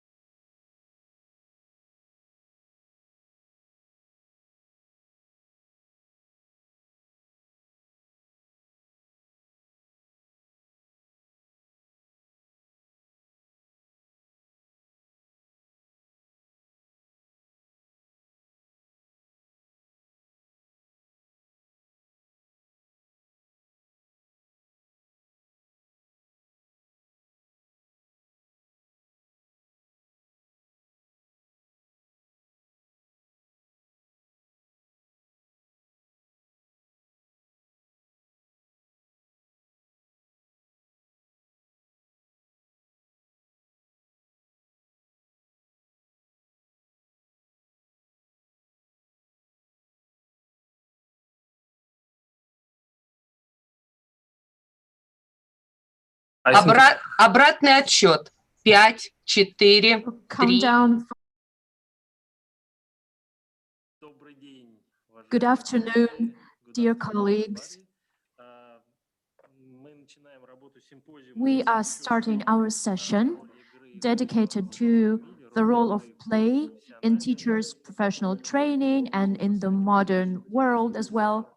We are going to have a very interesting discussion, and I believe that through discussion, we are going to get different points of view of different experts on play, and we are going to collect best practices from different countries, and I hope that this conversation will help us understand what role plays in a person's life and childhood. And now I would like to give the floor to Jeff Smith, Professor Emeritus in Center for Early Childhood Education at Eastern Connecticut State University from the United States. Jeff, I give the floor to you. Can you hear me? Hello? Are you all okay? Great.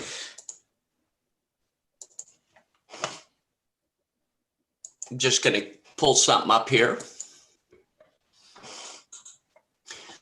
Oh, I'm going to close this down. All right. Well, thank you. I had actually thought I might follow Eleni and her presentation because she wrote a very nice case study that is for a book that we're editing on preparing teachers to support children's play. And so I'm going to I was to follow up a little bit on her paper, but I'll kind of fill in some of her work as I go along here. I would like to talk about some work that we've done at our Center for Early Childhood Education on block play, but I'm going to focus on one very small part of play today, which has to do with some of the ethical dimensions of teachers interacting with children. And so that's going to be kind of my primary focus, although I will give as an example children's play with blocks and other constructive play. I always like to start, I got to get this to advance here. Sorry. I always like to start, and I do this, I don't think I need to do this with all of you, but, when I present here in the United States, I always try and make the argument first that children absolutely need to play. It's absolutely their right. It's something that they need to do. And I'm sharing this because it's kind of part of the, the ethical considerations that I will be sharing. I like this photo. It's taken from the Bill and Melinda Gates Foundation website. It's children in Madagascar, which is arguably one of the poorest countries in the world. And although they live in pretty severe poverty, what are they doing here? They're playing. It looks like they're having a pretend dinner party. So I make the argument that first off, and most important, play is what makes childhood joyful. And that, in a way, is all the justification we need for including play in classrooms and at home. I also like this photo because it demonstrates that play helps children cope with anxiety and trauma. In other words, there's some very important emotional benefits of play. Here's a little girl who's obviously very sick, and yet what is she doing? She is playing. And what I'd like to start with is the idea that children need time for self-directed, self-chosen, free play. That's not to say that in classrooms there shouldn't be other kinds of more teacher-directed activities, but we need to protect periods of the day when children can just play, in a self-directed way. I do have to say that it just so happens that play also supports learning and cognitive development. this isn't the most important reason that children should play, but it is an important one. And I cite here research that you have likely seen, some that connects play with sort of general cognitive processes. There is a great deal now of work focusing on play and self-regulation, for example. I share this photo. This is a little boy. Of course, I have permission from his family and his teachers to share this. He's a little boy who had a fairly challenging time with regulating his own emotions and behavior. And yet when he was in the block area, he was so persistent.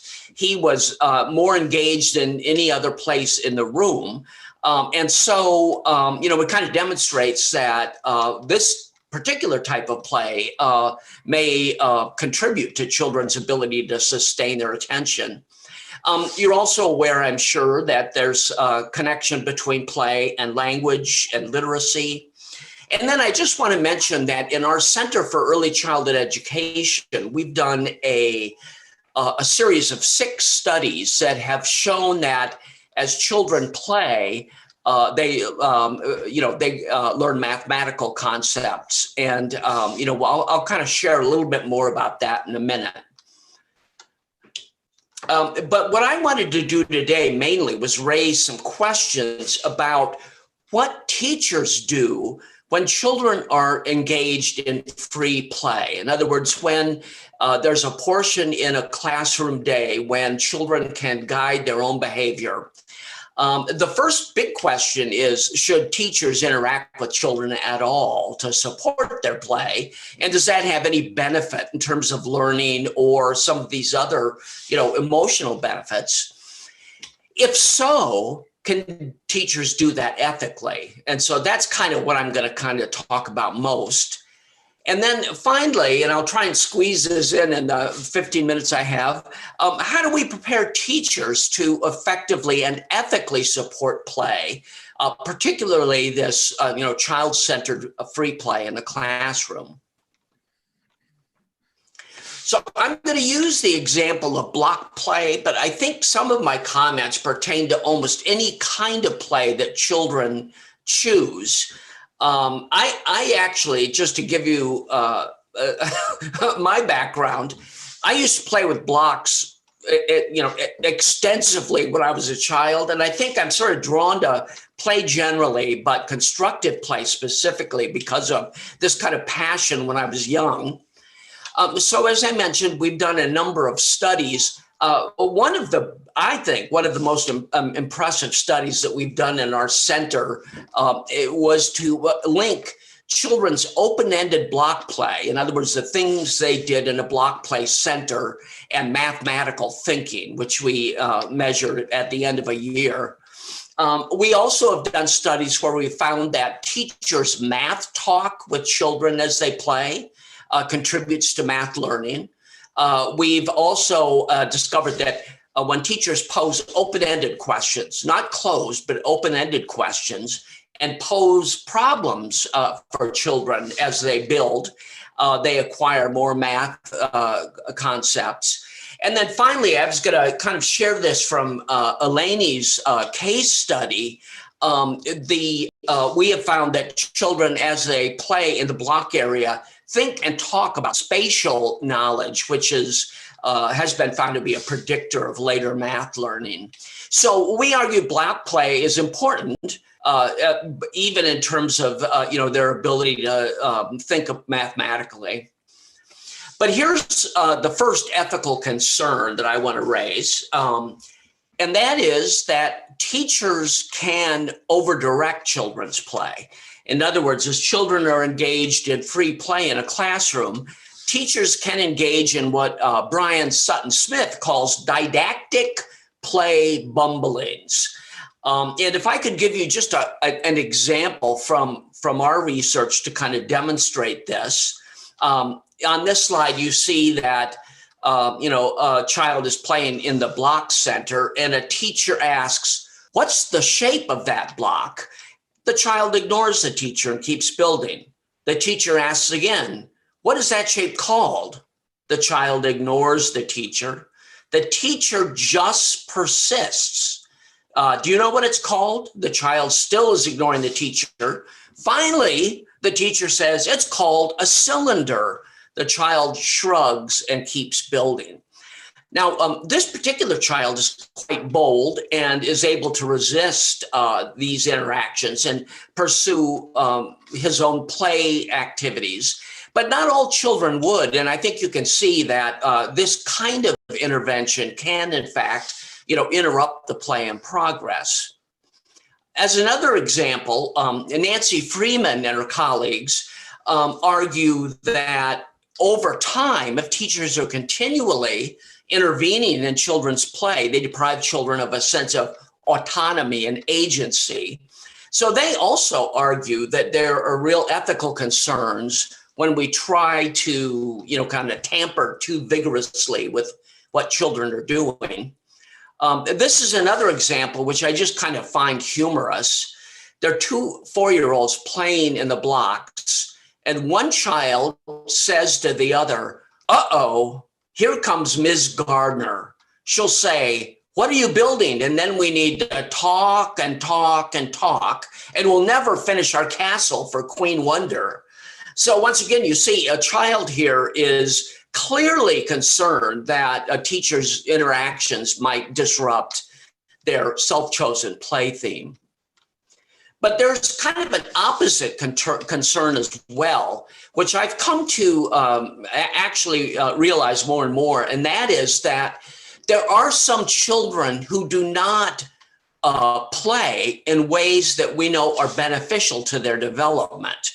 I think this comes a lot from work I've been doing recently on children with disabilities, and also children in classrooms who speak a language other than the dominant language used in the classroom. There are some children that just don't interact and play or perform play behaviors that we know are kind of valuable to their learning. So then I raised the question, is it unethical to do nothing if children aren't playing in a way that we think is useful? Of course, a big challenge is defining what useful play is, but that's kind of for another day. But the idea here is that on the one hand, we have kind of a tension. On the one hand, Brian Sutton Smith says adults can't be trusted to play with children. I kind of like that phrase. He argues that adults just take over. We all like to play, so we become players, and children aren't able to follow their own path. But on the other hand, there's growing evidence from researchers like Weisberg that teachers have a role to play. They argue that, for example, helping children to look at the dimensions of a particular problem and play are important for learning. Their work, they term this guided play. So here is our solution. Now, remember, this is related to free play periods. I am thinking about when children are engaged in play, what do teachers do? We have identified good fit play interactions, which, by the way, we found some teachers engage in, some do not. This is based on Vygotsky's sociocultural theory. The process is that teachers observe carefully what children are doing. So, for example, in block play, they're studying carefully the play that's already in progress, but also identifying where there might be a need or a need for some kind of support. And then the teacher provides just the type and amount of guidance that a child might need. This could be within the zone of proximal development where teachers would use questions or prompts or suggestions. But one part of this second step is not interacting at all, because if children are engaged in active, meaningful play, a teacher should just observe. Another important step is to exit. One thing that we argue is we're not encouraging teachers to continue playing with children endlessly, but to, get out and leave them alone. And then the final step, which is sometimes ignored, is then observe and see what kind of impact you might have had in your interaction. I've got a graphic here. I'm just going to quick skip over it, except to say that using a kind of a pyramid or a triangle, it demonstrates that a large percentage of the time children can build with blocks autonomously. And then at the very top, a smaller percentage might need some direct guidance to play at all. I think here about children who don't know what to do with blocks at all. And then finally, there is indirect guidance within the zone of proximal development where the teacher might ask an interesting question or guide children directly. So then I got to watch the time here. So how do we prepare teachers to implement these ethical or good fit interactions? Actually, I think the best way was I think highlighted in Eleni's case study, which, once, our book is published, I think you should definitely read. What she does is she profiles how she coaches a teacher in supporting constructive play. I'm not sure there's a better way to help teachers kind of learn this. However, I want to share one that's just very, very, I'm going to do this quickly, very, very kind of unique. And this is based on George Foreman's video revisiting that he's kind of written about. And how this works basically is that children view video of block play and teachers' interactions in block play. And then they watch the clip again and again and again, each time discussing and noticing more about children's play. The technique that we have used in our center, which is a little challenging to do actually, is we provide our students, like these are pre-service teachers, with edited clips of children's play, discuss them, analyze them. Then we present the teacher's response to the children's play. That's an isolated subclip of the main video. And we guide teachers in discussing that. And then finally, a final isolated clip of what happens after the teacher leaves. So you have these 3 segments that you watch over and over and over. Could I ask Alexandra, how am I doing on time? I think about maybe 3 more minutes. Okay, I'm going to do this last part really fast, and then we're going to have some questions at the end, maybe. Okay, well, so I give as an example, one of the behaviors that we see as valuable for children, that we notice children engage in naturally, is block play planning. This is where children actually together, and this is kind of a cooperative behavior, plan out what they're going to build. There is so we would start with our students. And by the way, we've done this in classrooms of pre-service teachers, but also had teachers do this on their own. Look at a video of a child's block play. In this case, children are building and they're naming their buildings, but there's relatively little planning. So then we guide teachers in looking at the clip over and over and asking them to kind of analyze what they see. And as they discuss, maybe guiding them a little bit, and how would you describe how children plan out the block play that they're engaging in? So a critical component of this is guiding questions. Then next, we would submit a subsequent clip of the teacher's response.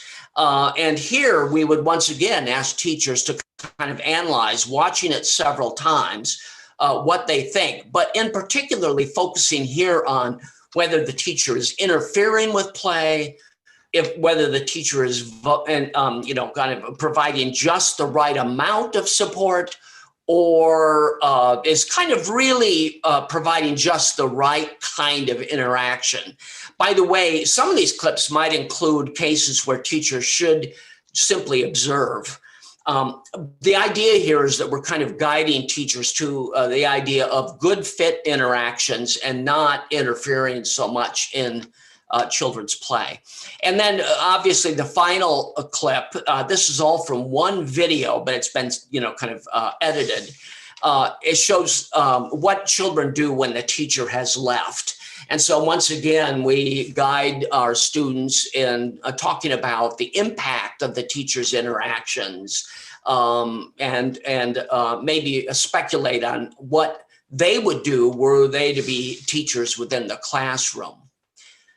In order to do this, you need a whole variety of video clips. From the chapter that we are writing, we kind of identify some critical play elements that we think are important for children's development.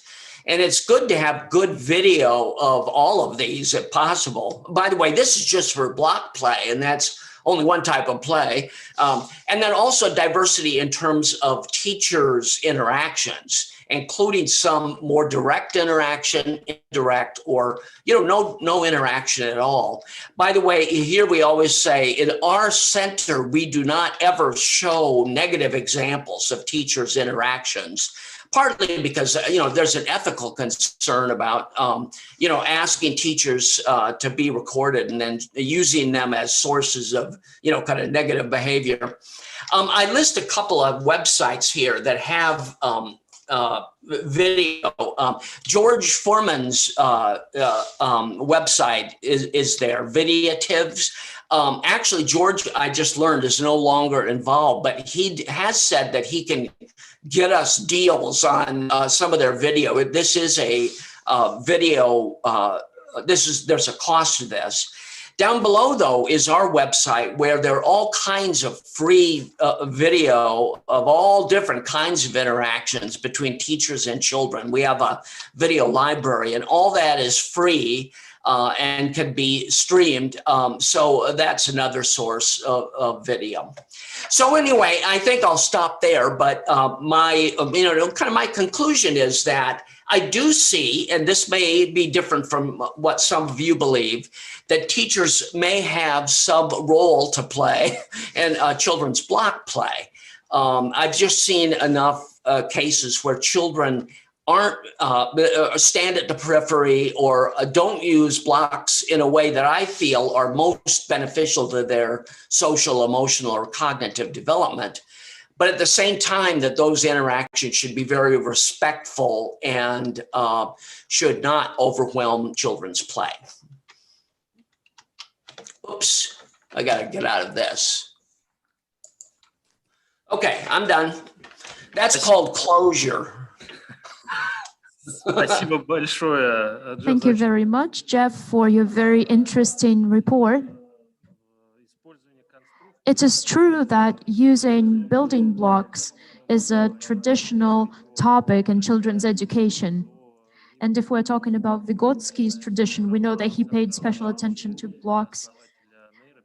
And we know that the founder of neuropsychology also used building blocks as an example of benefits for children of different games, of interactions with adults. So this is very valuable information. And now I would like to give the floor to Sofia Evkedida, the professor of pedagogy and teacher education at Department of Early Childhood Education in the University of Western Macedonia. She is also the country coordinator for European Early Childhood Education Research Association and head of a special interest group called Rethinking Play. And her report will be dedicated to children's participation in play and teachers' beliefs and practices. Sophia, the floor is yours. Thank you very much. I'm really glad to participate in this international conference with contributions from all over the world. And I want to thank you for inviting me to participate in this symposium.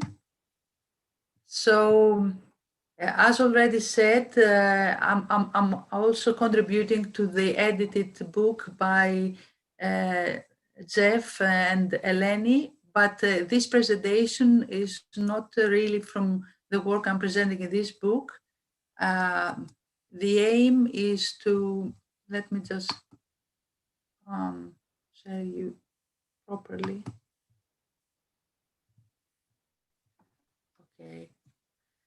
So the aim of my presentation is to share with you some research that led us to an explanatory framework for understanding teachers' beliefs and practices and the ways these support or resist children's participation in free play, and suggest that we can use this framework for teacher education purposes. Now, we all know that children's participation is necessary for at least 3 reasons. It is one of children's rights, it is a prerequisite for children's learning, and it is also an obligation for all of us as educators to support children's participation in order to foster a democratic society.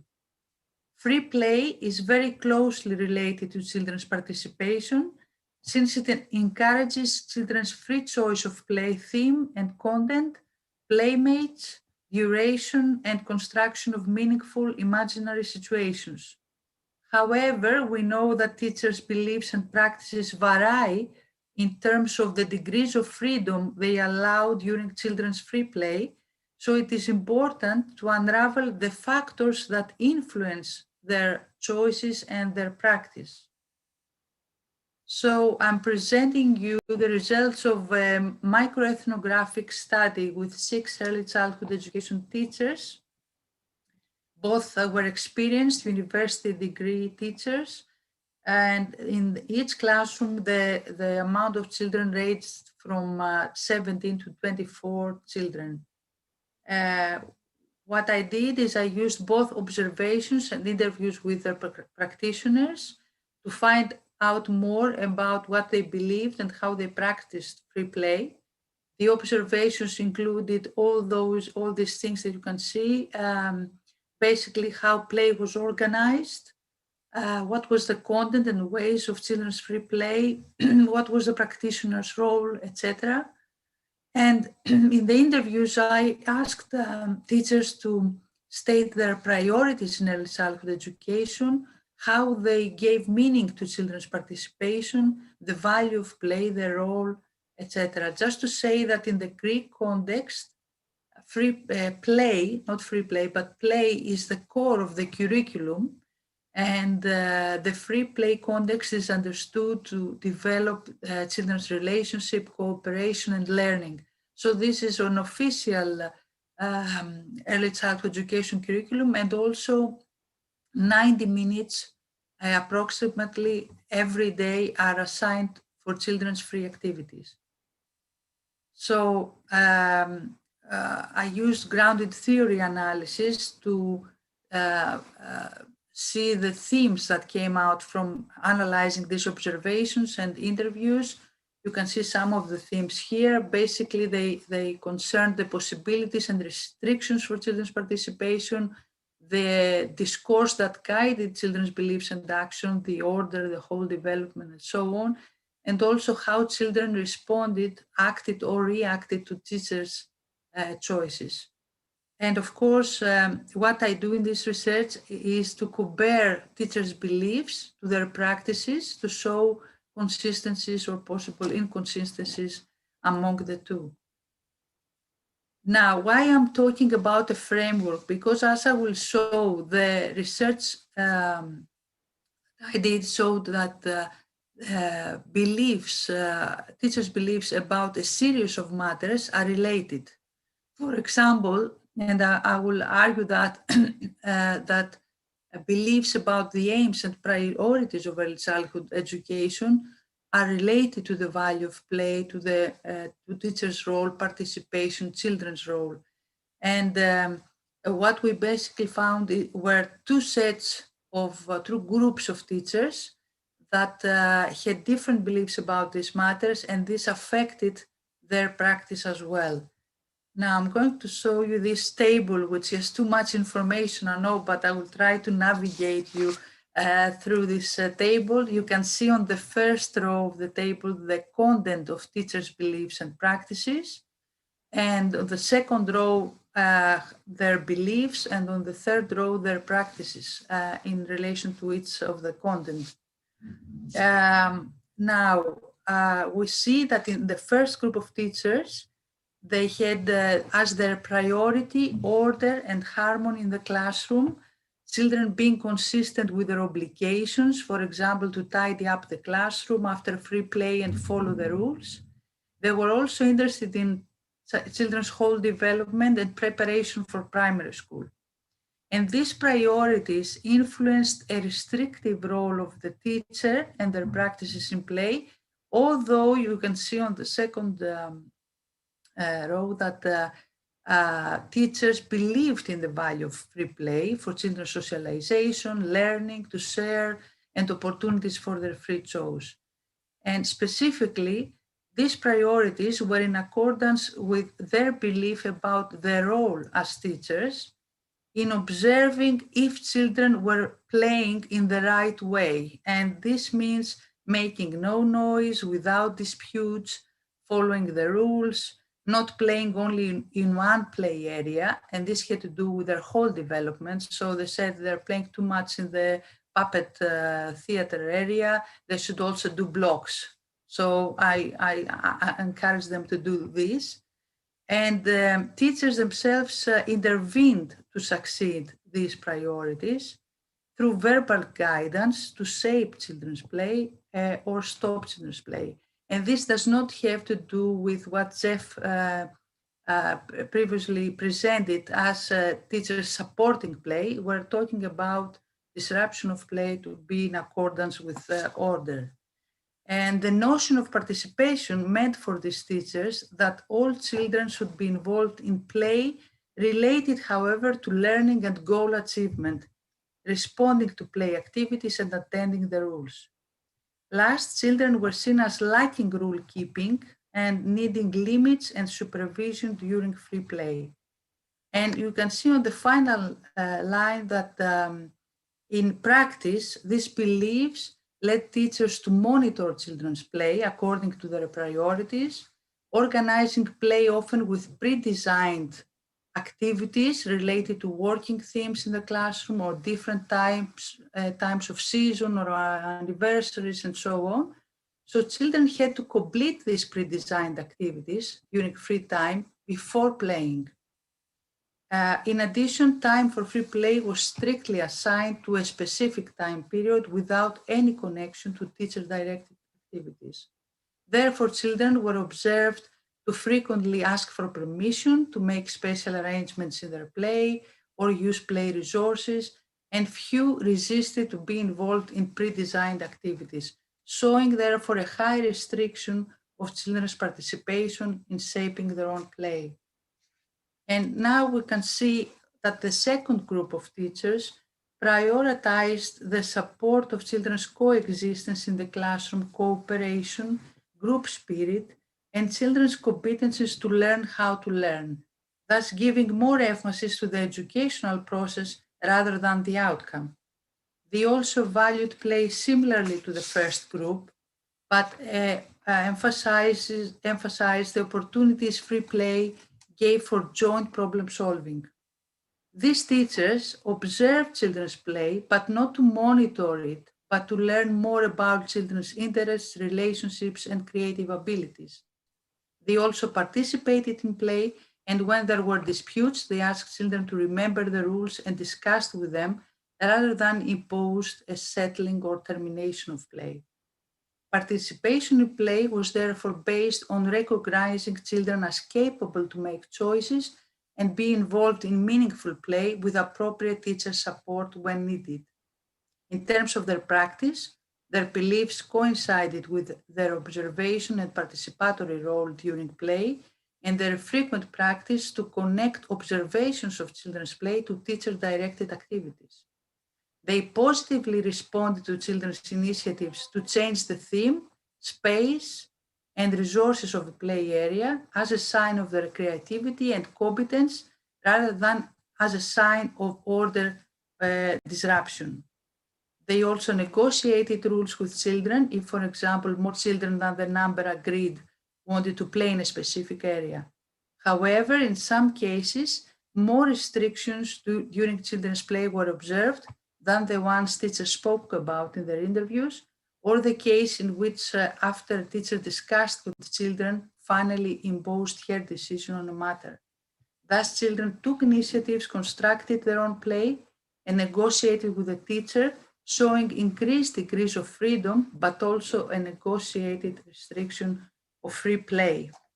So just to say what I really want to keep from this research is that we see that within the same national context, teachers' beliefs and practices vary, and also that agreeing on the value of play does not guarantee similar teachers' roles and practices during play. We see also that beliefs influenced mainly practice, but not always coincided with practice. So what I'm proposing, we see in this research various obstacles for children's participation in free play. What I'm proposing in teacher education is not only to talk to teachers about play and the value of play and how to be involved in play, but also connect this with their overall personal theories. For example, what are the aims and priorities in early childhood education? Because if I think that the priority is to teach children to do things, if I perceive children as incapable and lacking, and so my role is to adapt to this, we cannot make a great difference in their work and belief about play. So this explanatory framework actually gives us the opportunity to unravel teachers' personal theories and to support dialogue among teachers to reflect upon these different perspectives, and also use the framework to create scenario case studies and as videos from real-life classrooms, as Jeff proposed earlier, for focused reflection. And last, to enhance the role of teachers as observers, interpreters, and reflective practitioners with different tools, to rethink mainly the early childhood education priorities, the ways of children's learning, and the value of participatory pedagogies. So I try to stay within time and allow some time for discussion. I hope I made my point clear. So thank you very much for your time. And Thank you so much. Thank you so much, София. Спасибо за действительно очень интересный. Thank you very much for such an interesting presentation. The problem of how teachers perceive a play is becoming more and more relevant. As you have noticed, this is a common problem for many countries. That's why I would like to give the floor to Jesse Robert Kafina. He is the implementer of the project connected with Anji Play. You have the floor, Jesse. Thank you so much. Before I begin, I just wanted to express my gratitude to the organizers of ECCE 2020 for the opportunity and the honor to participate in this important discussion. In particular to Professor Nikolai Varoksa. We had the great good fortune of welcoming Professor Varoksa to Anji County in China, where I think the value of what he saw there is perhaps the reason that we're joining you here today. I'd also just like to wish my family and friends a happy Hanukkah. I think particularly now, you know, hope, miracles, light in this time of darkness are particularly important. And so I would like to send that out to everyone.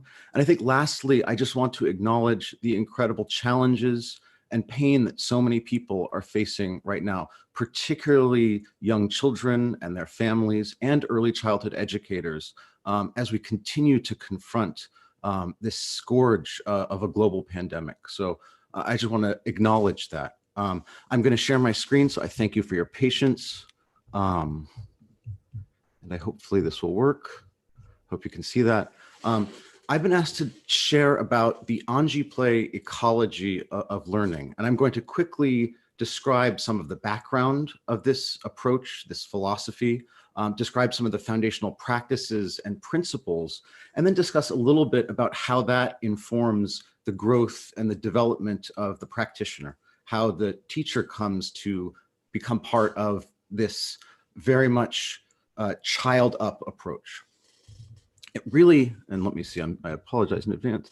It really begins with one very visionary practitioner, Miss Cheng Xueqin, who in 1999 took on the role of Superintendent of Public Early Education for Anji County, China, a rural county in eastern China. When she took on the role, there were only a few public early childhood programs serving children ages 3 to 6. And in a few years' time, she created a network of 130 schools through her understanding of policy. Now, when she took over, the schools in Anji looked something like this. They were characterized by what she called no play. And while this is a particularly Chinese image, we can go to schools in the United States, we can go to the schools in parts of Europe, where we similarly see children confined to desks at younger and younger ages in pursuit of adult-defined values of learning. And we know as practitioners, as researchers, that this is not what children need. Children do need play. It is their right. What happened, though, between 1996 and 2001 is that the Ministry of Education of China decided that play should be the fundamental activity of the child in the early childhood setting, ages 3 to 6. They did not give any guidance about what that play should look like. And now in the early childhood setting, Ms. Chung, as an administrator at the county level, had a wide latitude in deciding what that would look like for her schools. Many schools turned to the West. They turned to Montessori or their understandings of these variety, Reggio, or their understandings of a variety of things that came in through translation, that came in through private business. And you saw sort of what we sometimes call an eclectic view of play. Ms. Chung, from a place that was known for its bamboo, created beautiful bamboo materials, beautiful bamboo play spaces, and began to provide guidance for children in their play. But when she walked into the classrooms, what she saw was children smiling with their mouths and not with their eyes.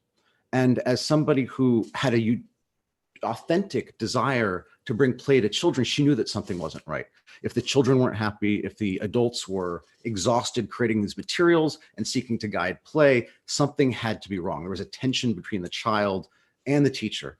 And at the same time, they were winning awards. So they were being recognized at the provincial level, at the local level for their incredible innovation, but she knew something was wrong. And so what did Ms. Chung turn to?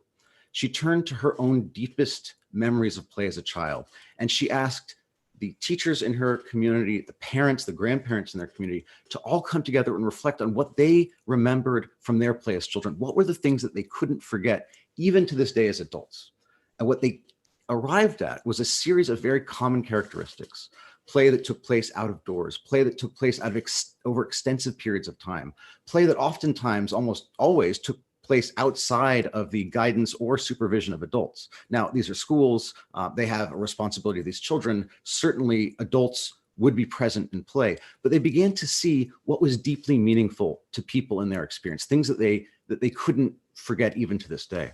And so what she did is she listened and she reflected on these qualities in her community. And so what the first thing she did was she created safe and open environments for children to pursue limitless depth, to pursue their own trajectories and their own interests. And then she asked the teachers to step back and see the child. What she says is that up until now, they've only been seeing a reflection of themselves in children. They were seeing their own interests being reflected in the children's behaviors. And so she asked teachers to step back, to shut their mouths, to put their hands down, and to open up their ears and their eyes and their hearts to discover the true child.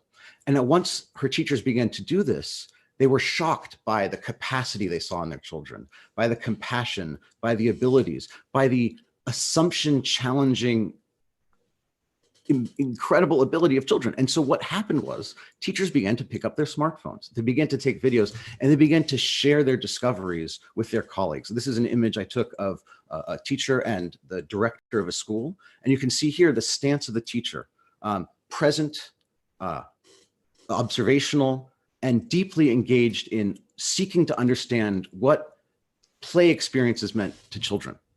And this is a practice that continues across schools, across spaces in this county. This is Ms. Chung herself. When she enters a space, she's observing and recording children. She's creating a model of the role of the teacher that extends in every aspect of play. And now as the teachers began to record, observe, understand children on the child's own terms, they began to reflect on these observations. They began to come together as teachers and look at these videos and discuss these videos because they sought to understand what was taking place for children. And so this is a reflection without a goal, without an intention, other than to understand the child. If you think of a teacher in Anji on any given day taking an hour of video, 14,000 children in Anji, a child in a program for 3 years, you have thousands and thousands and thousands of hours of video that are created on a yearly basis. And this has been taking place in Anji for 14 years, 15 years. It is now scaling nationally. It's in every province in China. And as they saw things that they didn't understand, as they saw children engaging in activities that challenged their assumptions, they wanted to learn more. And so when the children came into the classroom, the children began to draw stories. They began to describe their own experiences of play in their own language. And so listening to the voice of the child without adding on our own understanding of what's important in their play or where we'd like to see them describe it, by asking truly open-ended questions, please draw your play for me. What do you mean here?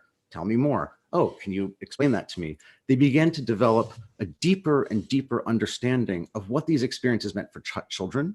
And again, if you think about it, 14,000 children, each child every day drawing a story of their own play, every day the teacher transcribing their words faithfully onto that story, that's 2.8 million drawings of play produced by the children in Anji County alone every year. So you have a running record of the child's experiences on a day-to-day basis. And now those experiences are informing the teacher's decision-making about the environment. It's informing their understanding of the child. It's creating a relationship of love and appreciation and respect for the child that is separate from any outside external suggestion about what may or may not be important for a child. And again, videos, children, they have these experiences. Teachers want to know more. We have this incredible technology today.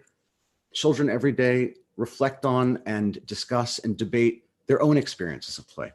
So based on a stance of stepping back, based on a stance of creating these open, rich environments, the teachers began to prioritize play not only as an activity in and of itself, but as the fundamental experience of learning that then extends into the classroom in the child's own voice in every aspect of the day.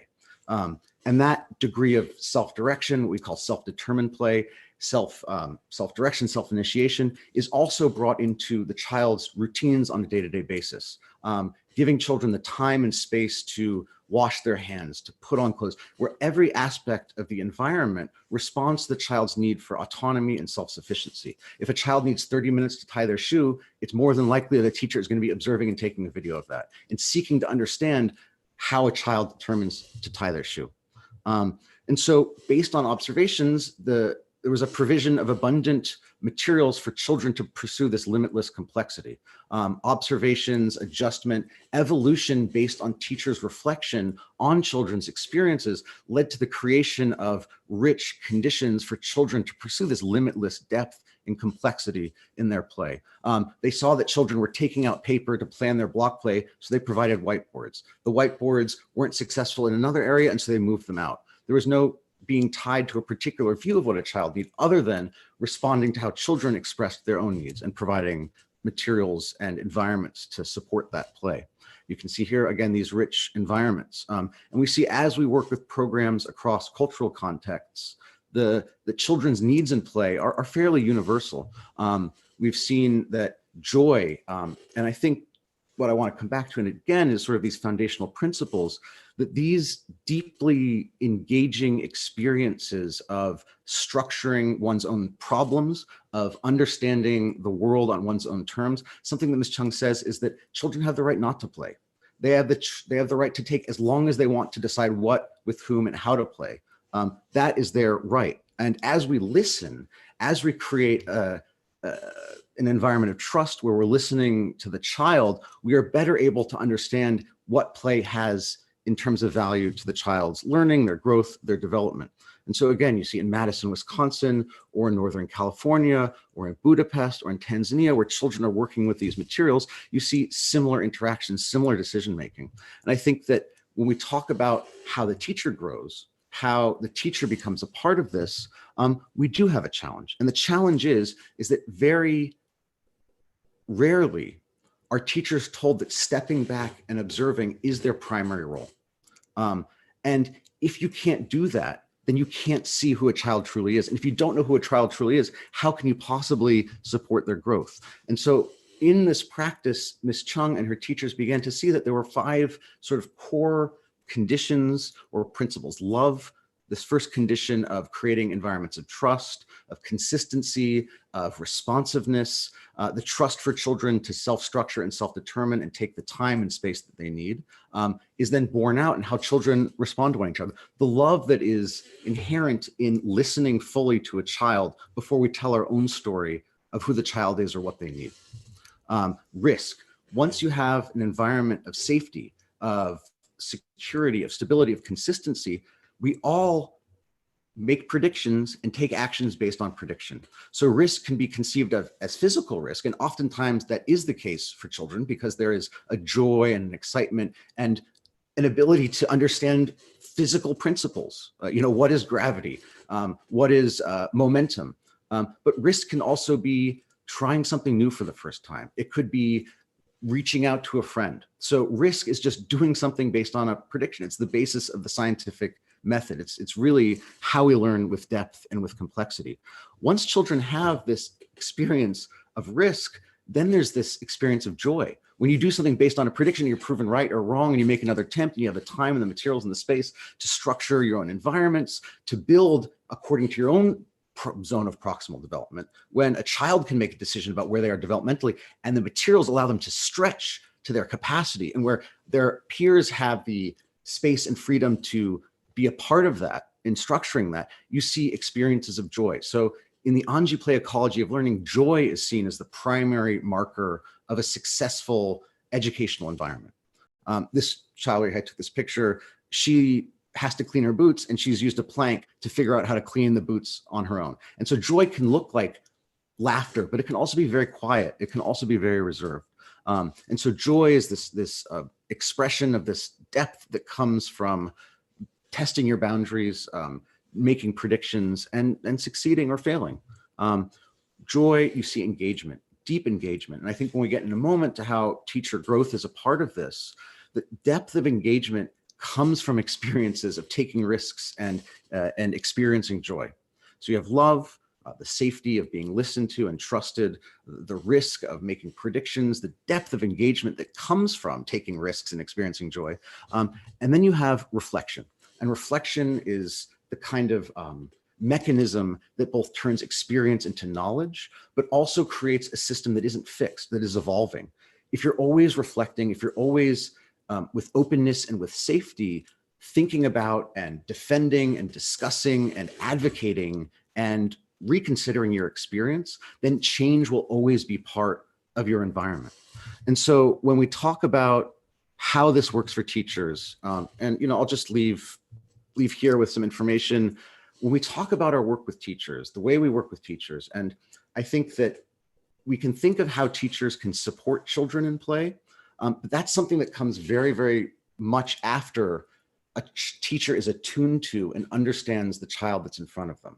And so I'm going to describe a little bit about the initial work of working with teachers. I would be remiss if I were to describe things that I don't think are things that most teachers are ready for. But what we do is we say, if your job is to understand the child in front of you, to understand your own practice, to understand your own stance, take a video, step back, create a safe environment, step back, take a video, take a long video, and then let's come together and let's look at it and let's talk about it.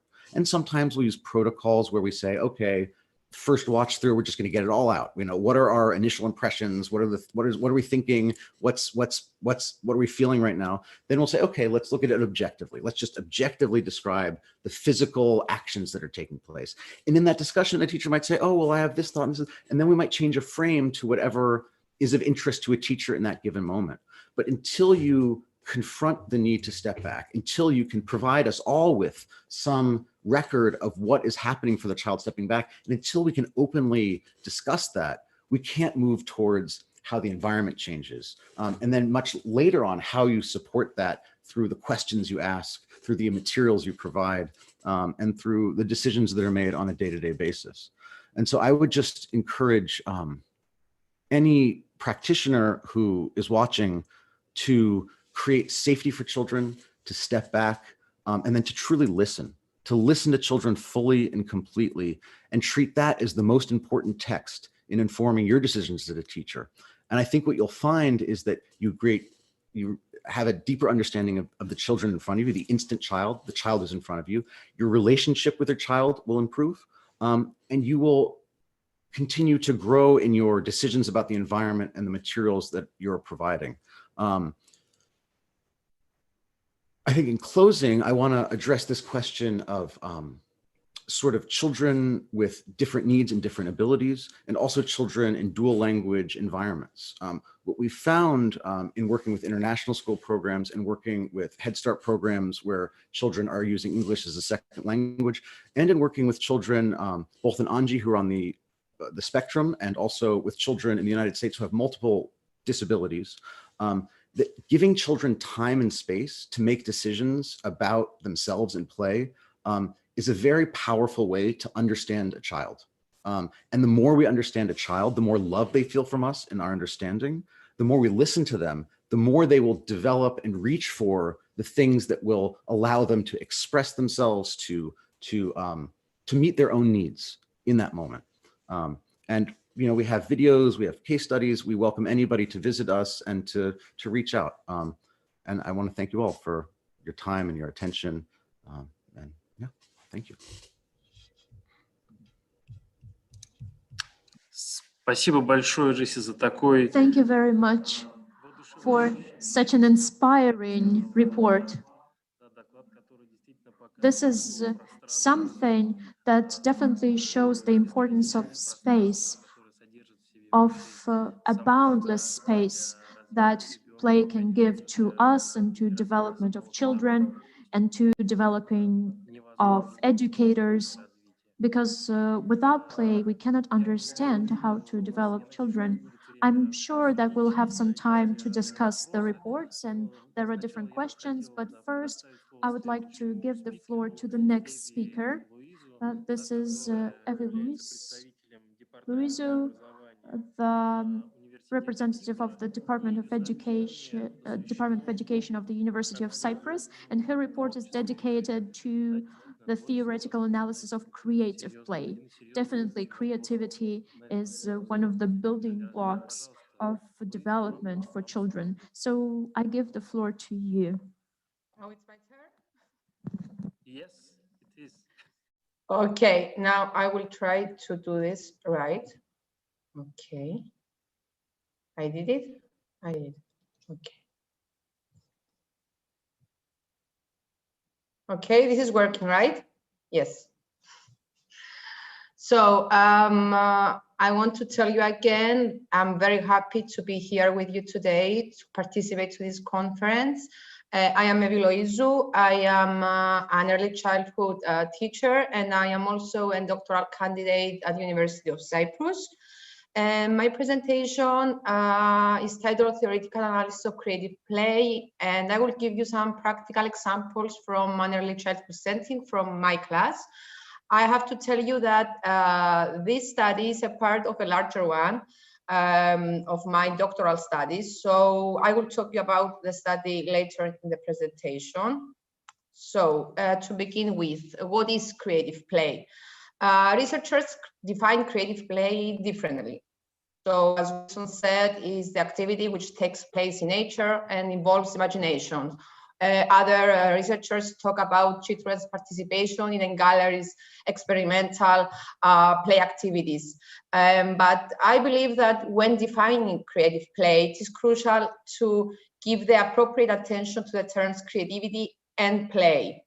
So, about creativity and play, as you all know, of course, there are multiple definitions in the literature.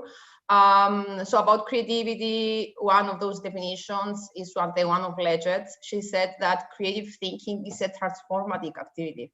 And Sternberg said that it's a habit or a routine where people find new ways to solve problems and take risks. And about play, I use this definition, the one of Grace, that said that the activity, play is the activity that is self-chosen, that is intrinsically motivated, that is structured by mental rules. And also, Ashabi said that play includes children's imagination and it's enjoyable for them. And in play, they can make, of course, choices and are more concerned about the process than the outcome. Now, there is a confusion in the literature about what creativity is really about. Is it a personality trait? Is it a process? Or creativity is about the outcome? So some researchers said that it's a personality trait, that someone is creative when they are curious, they are resilient, and they like to experiment. Some of them talked about the creative process. And they said that someone is creative when he makes connections among different elements, or when he synthesizes or generates ideas. And some researchers are talking about the creative result, the creative outcome. So someone is creative when the result is original, useful, or appropriate and intentional. So there is this confusion in the literature. And now I will talk to you about the assessment of creativity. Of course, a way to assess creativity is the divergent thinking test, like the Torrance test of creative thinking, the famous one, or the structure of the intellect divergent production test, and some other tests. But Robson did something different. She created the Analyzing Children's Creative Thinking framework, which is an approach based on observation to identify and analyze creative thinking, children's creative thinking. And similarly, Lucas created the 5-dimensional model of creativity, which was based on 5 core creative habits and their sub-habits. And I agree more with Treffinger and his associates when they said that tests can provide, of course, useful information, but are not the primary way to understand creativity, because creativity can be manifest in a million of ways, in an infinity number of ways. Now, I will talk to you more about my study. As I said before, it's a part of my doctoral study. I collected the data, but I'm still analyzing. So the setting was an early childhood setting, was my class. The sample were 17 children, 4 to 6 year old. And I focus more on 4 children. I have 4 case studies. I used plenty of methods to collect the data. I used metasynthesis, video. I kept a reflecting journal, and we created the creative play intervention program, which included structured activities and play activities at play centers. The 2 play centers were the bakery and the toy workshop. And we created the creativity assessment tool to assess their creativity. Now, the purpose that we created the creativity assessment tool, and we didn't use something that was already, of course, available, is because I think that when assess young children's creativity, we have to keep in mind all these 3 categories. I believe that it's important to keep in mind the children's personality traits, their process they may follow, and their product. So it's important to keep in mind all those 3.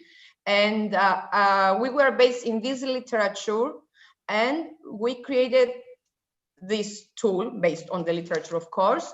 As you can see in the first column, there are the categories, the personality traits and their subcategories, the process and their subcategories, and the product with their subcategories.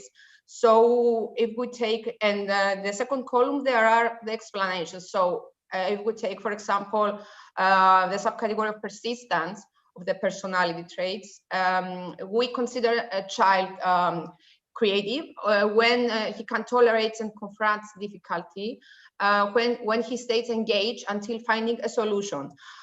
Or maybe we can take, for example, the subcategory of fluency in ideas. So we consider a child fluent in ideas when he can think various ideas related for a specific subject, and he has divergent thinking. And when we assess children's products, we can see originality of the products when the child's product is something unique and different compared to the rest of the sample. So this is the tool with the categories. And now I will talk to you more. Today we will talk more about the tool and one play center. So I chose the bakery play center. We created this play center and it lasted for 8 weeks. We used plenty of materials, but our basic one was the play dough, white or colored. We used, of course, pastry tools, and we used foam paper with scissors and many other materials. And at this play center, children pretended to be bakers and made pastries and sweets with a play tub. Children from other play centers could order sweets and take them back with them. Children created multiple scenarios and followed multiple processes, and I was involved. Through multiple roles I took, I tried to promote specific play and creativity goals. And now I will give you the first example, the example of Paul. I categorize this example in the persistence subcategory of personality of traits and in the trying out ideas of the category of process. So Paul wants to sift the flour like the heroes of the story they heard the day before. So Paul takes the small plastic strainer and puts dough in it. And he tries to pass the dough through the tiny holes. But of course the dough won't pass through, so he makes it long like a worm and tries again. Then he rubs the dough on the strainer, but again it doesn't fit to the tiny holes. So Paul looks at the table at the other end of the classroom and he spots a broken plastic needle board. It's a part of an educational game with which children play by tying rubber bands on its needle. So Paul brings the needle board back to the bakery and starts rubbing his dough on the plastic needles. The dough turns into many small pieces, and he later states that he sifts the flour. So I believe this is an example of how Paul was persistent to find a solution, and he tried out his ideas about sifting the flour. Now we'll move on with the second example, the example of Adam. I categorize this example in the category of process and specifically influencing ideas. So Adam states that he wants to make a different cookie for Evie, for me. So he shapes the dough into a small pie. Then he adds ingredients, small pieces of foam paper, he cut it with the scissors, and he says that those pieces are mastic, fruit, and water. But then he later turns his cookie to a ball and decides that he will make something else. He states that he will make souchoukos. Souchoukos, it's a Cyprus traditional sweet with grape juice and nuts. It's something very familiar to Adam. So he changes its shape to look more like a souchoukos. Then he adds more ingredients and 2 layers of yellow dough. The yellow dough, it's another souchoukos, as he stated, but this is in lemon flavor. Then he decides to decorate his sweet with 3 kinds of holes. The big holes on the side. When he rotates the pen inside the hole and the hole gets bigger. The second kind of holes is the one when he screws the pen inside the hole, and that makes a different hole. And the third kind of holes is the one when he turns the pen to the other edge and points the other side of his candy by making different holes. So as we can see, Adam started by making a cookie, a simple cookie, and then he had many ideas, and he used these ideas to make something completely different and very elaborated. And now I will move on with the third example. Is an example of the originality of the products, how we categorize the products to be original. So we have here Adam again with his parrot wedding cake with fruits and candles. So Adam made a parrot wedding cake. It's parrot because it's colorful and has fruits and put candles. The brushes are the candles. So this was something very different from the rest of the sample. Of course, he followed many processes to make this parrot wedding cake, but here we measure the originality of the product. Also, we have Maya's decorated tent cake. She make a tent cake and she decorate her cake. She put it inside chocolate and whipped cream and powdered sugar. Of course, those materials are symbolized by the dove. And this was something also very unique compared to the rest of the sample. And the third example is the example of Paul again. We saw him before. He made a Christmas cake with flower and ribbons. You can see the ribbons around the cake. He made it with the dove. And he created a flower using, again, a plastic educational game to decorate his Christmas cake on the top. So these are some of the examples of original products on the bakery. And I am concluding now. I want to share with you some reflective thoughts because, as I said before, I'm still analyzing the data and I have many thoughts, of course. So one of them is that I noticed that the level of engagement during creative play activities was very high. Children were engaged in the activity for about an hour. And this is something very important because creativity seems to take a lot of time. Children need time to express their thoughts and try their ideas. So do we give them enough amount of time to act and think creatively? Also, children liked to connect unrelated materials and strange things like toys and brushes on their creations. I believe that they need to know that they have the freedom to choose what they need from their environment in order to put in action their creative ideas. They need to know that. And I am thinking, what about personality traits linked to creativity, like persistence or, I don't know, motive? Does the environment or do us, the teachers, motivate children, for example, to engage in playful, artistic, and at the same time creative activities? This is something that I am thinking about. I would love to know your opinion. This is my literature, and of course, thank you for watching me.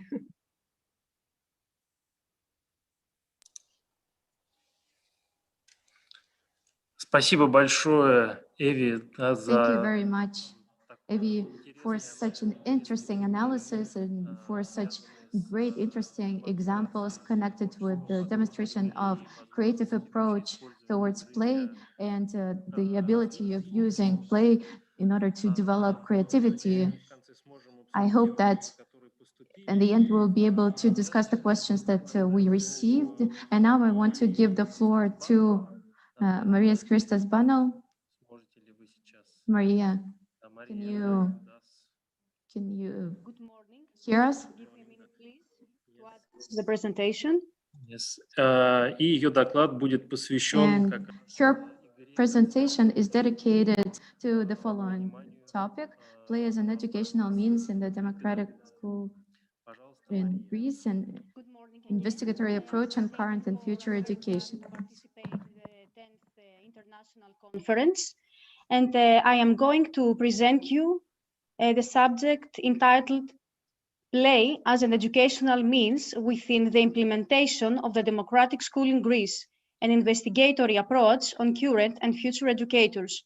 The particular project was conducted with my professor Maria Sakellariou, the particular subject.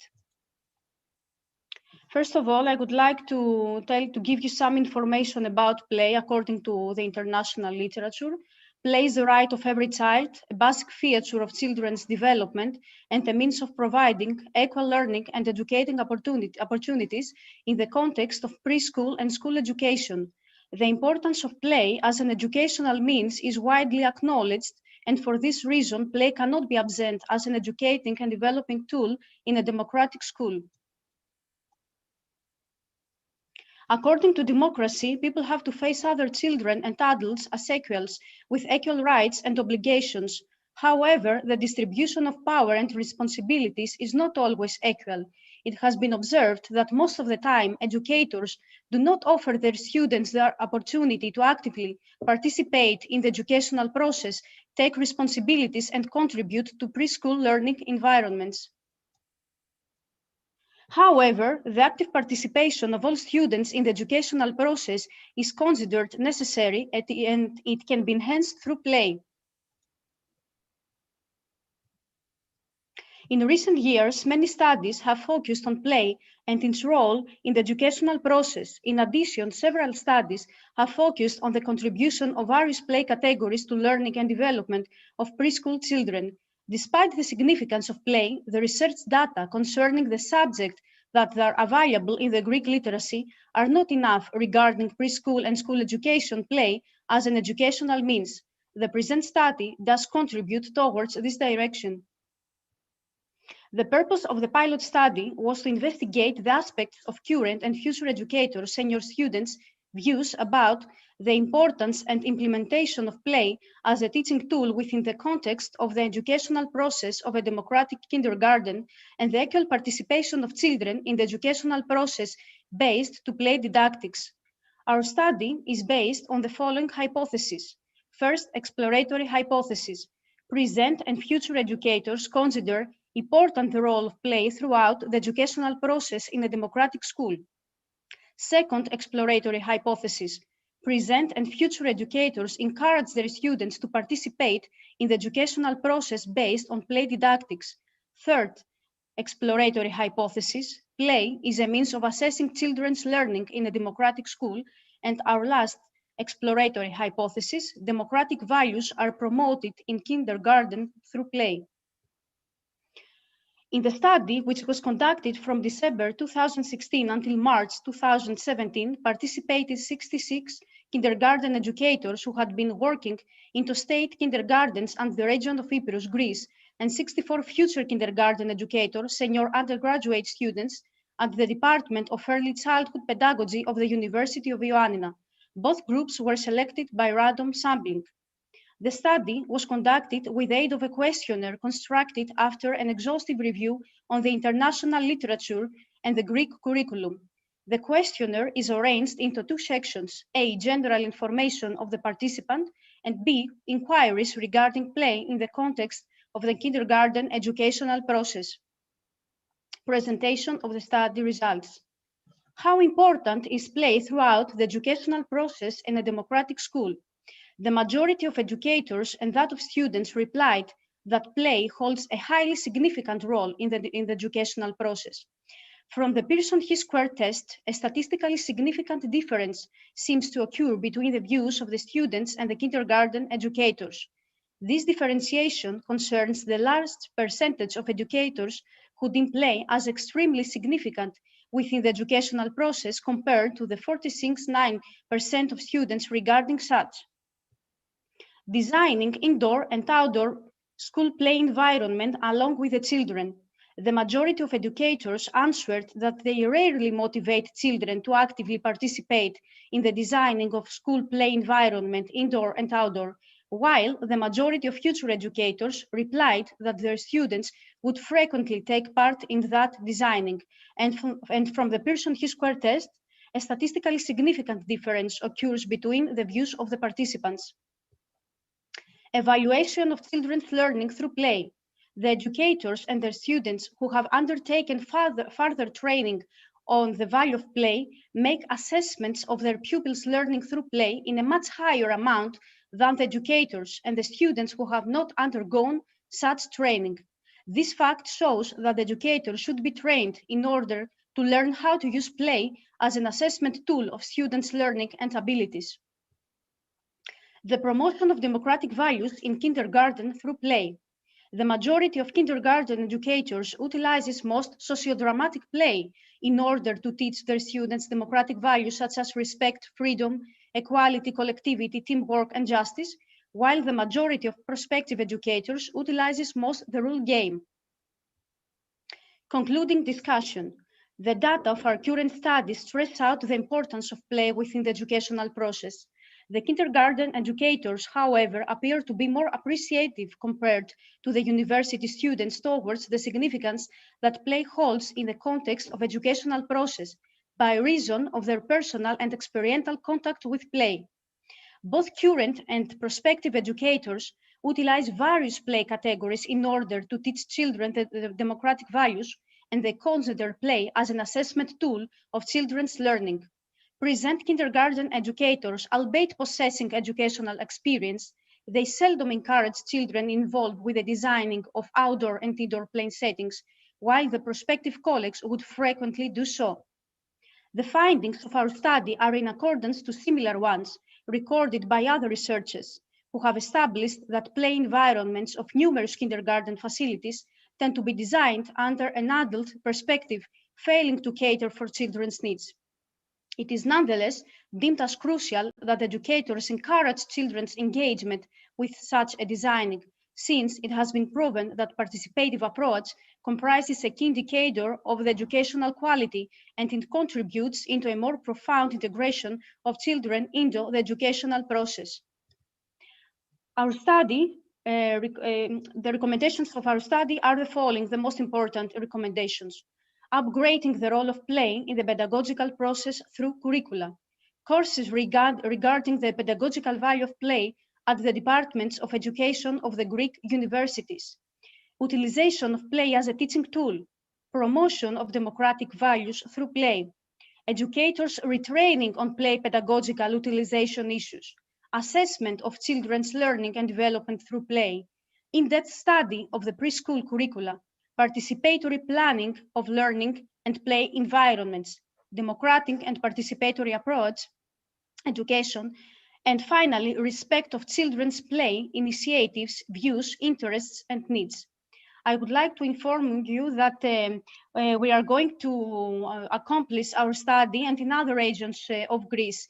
It was a pilot study. Thank you very much for your attention.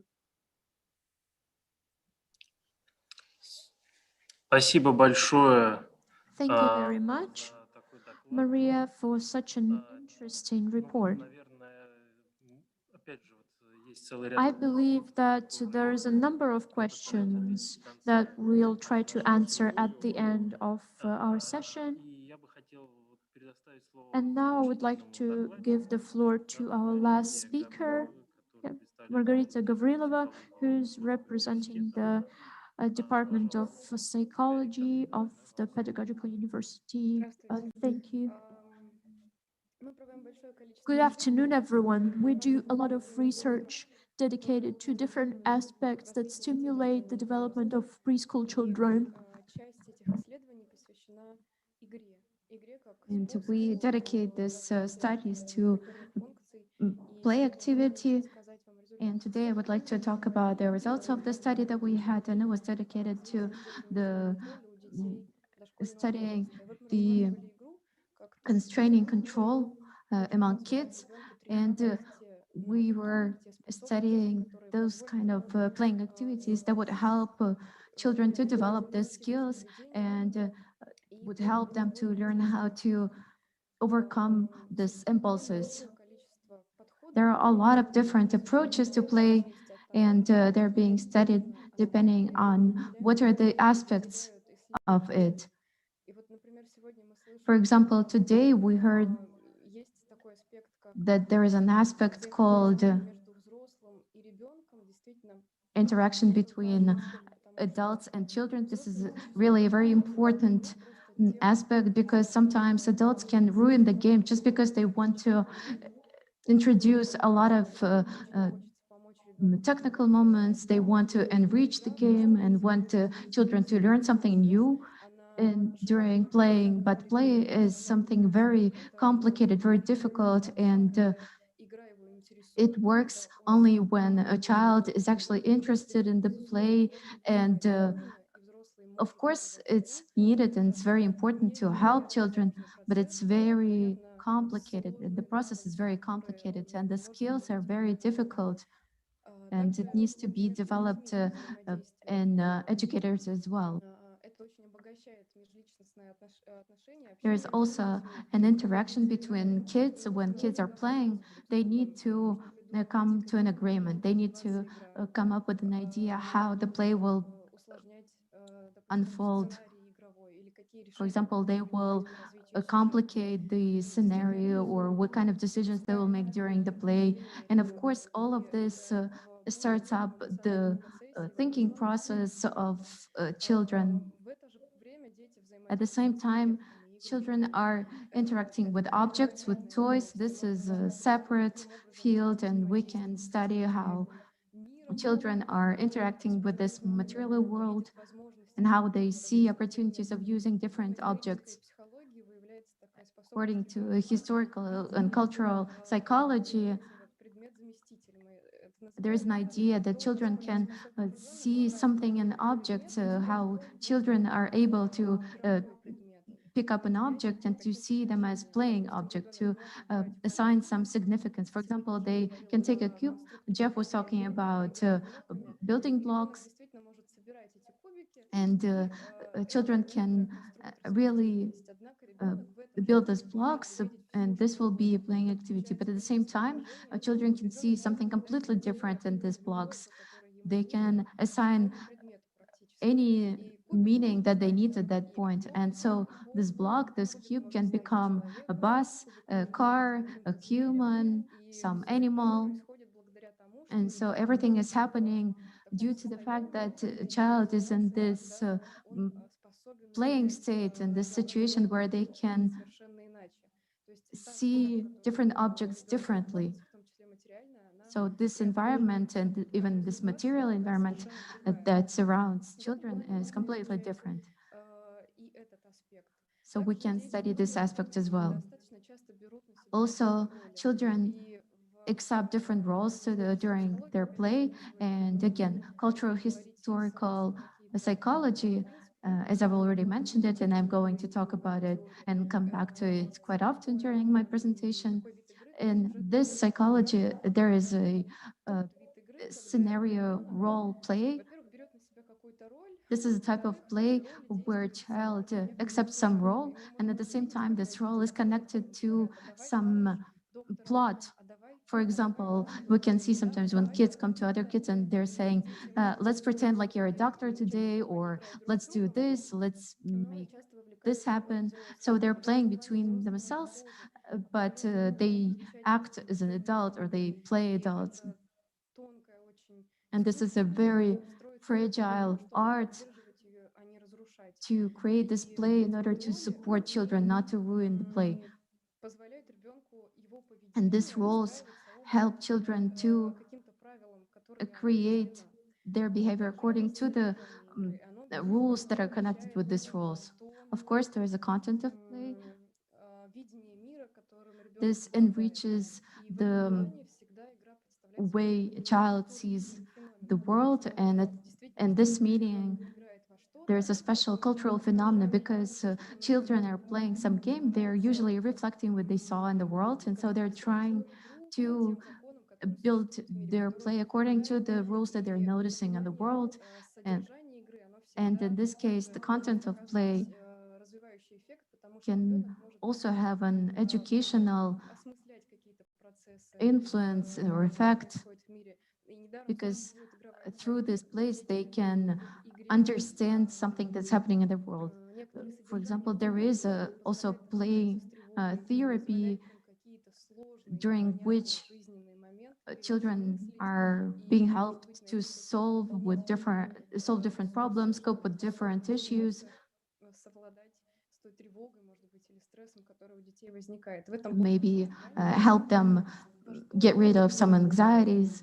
So in this cases, it's very important who these children are playing in this place. On the other side, there is such story as the complexity of plots. Some kids are playing very simple, repetitive plays, and plots are not developing. Some kids are playing into very complicated plots. A lot of children are participating in this play. So this kind of children can attract other children. And kids who have a very high level of complexity of plots can include other kids. And we had a study that showed that children usually prefer those kids who are very good at playing. One of the questions that we had at that study was, who is your best friend in your kindergarten group, and why is that? And that's true that kids actually do pay attention and prefer those who can create a complex plot, who follow the rules, who can distribute roles, who allow for space for other children. Now we're only through half of the aspects, but it's display already seems to be a very difficult thing. There are other aspects, for example, like play actions. This is already something that is connected with some specific small behavioral patterns and something that children are doing during the play. Play actions can be very enriched. Один может видеть в, допустим, среде много возможностей для игры. Kid can see a lot of different opportunities in the environment, and they can use different objects, and thus show how well their games are developed. There are just simple games with rules when kids need to abide by the rules. For example, in Russia, it's legs higher from the ground. When kids are playing the game, and the loser is the one who was on the ground at the point when everyone was supposed to be higher than the ground. So you're not allowed to touch the ground with your feet. In this case, children are not just abiding. Sorry, I have a dog. So in this case, children are not connecting their behavior with these rules, but they're also following other kids, and they're monitoring whether other children are abiding by the rules or not. And if some other children don't, then they can come up to these children and tell them about it. But there are also some formal parameters as frequency of play, duration of play. We can either make a survey or just look at the play and see how much time children are playing this or that game and how often do they play it. Now the frequency and the duration of play is decreasing. This is an aspect that seems to not tell us anything about the play, but at the same time, we understand that the amount of play, the volume of play in the modern children's world is decreasing. You can see here a picture. For example, let's pretend this is a situation where kids are playing, and at some point the game can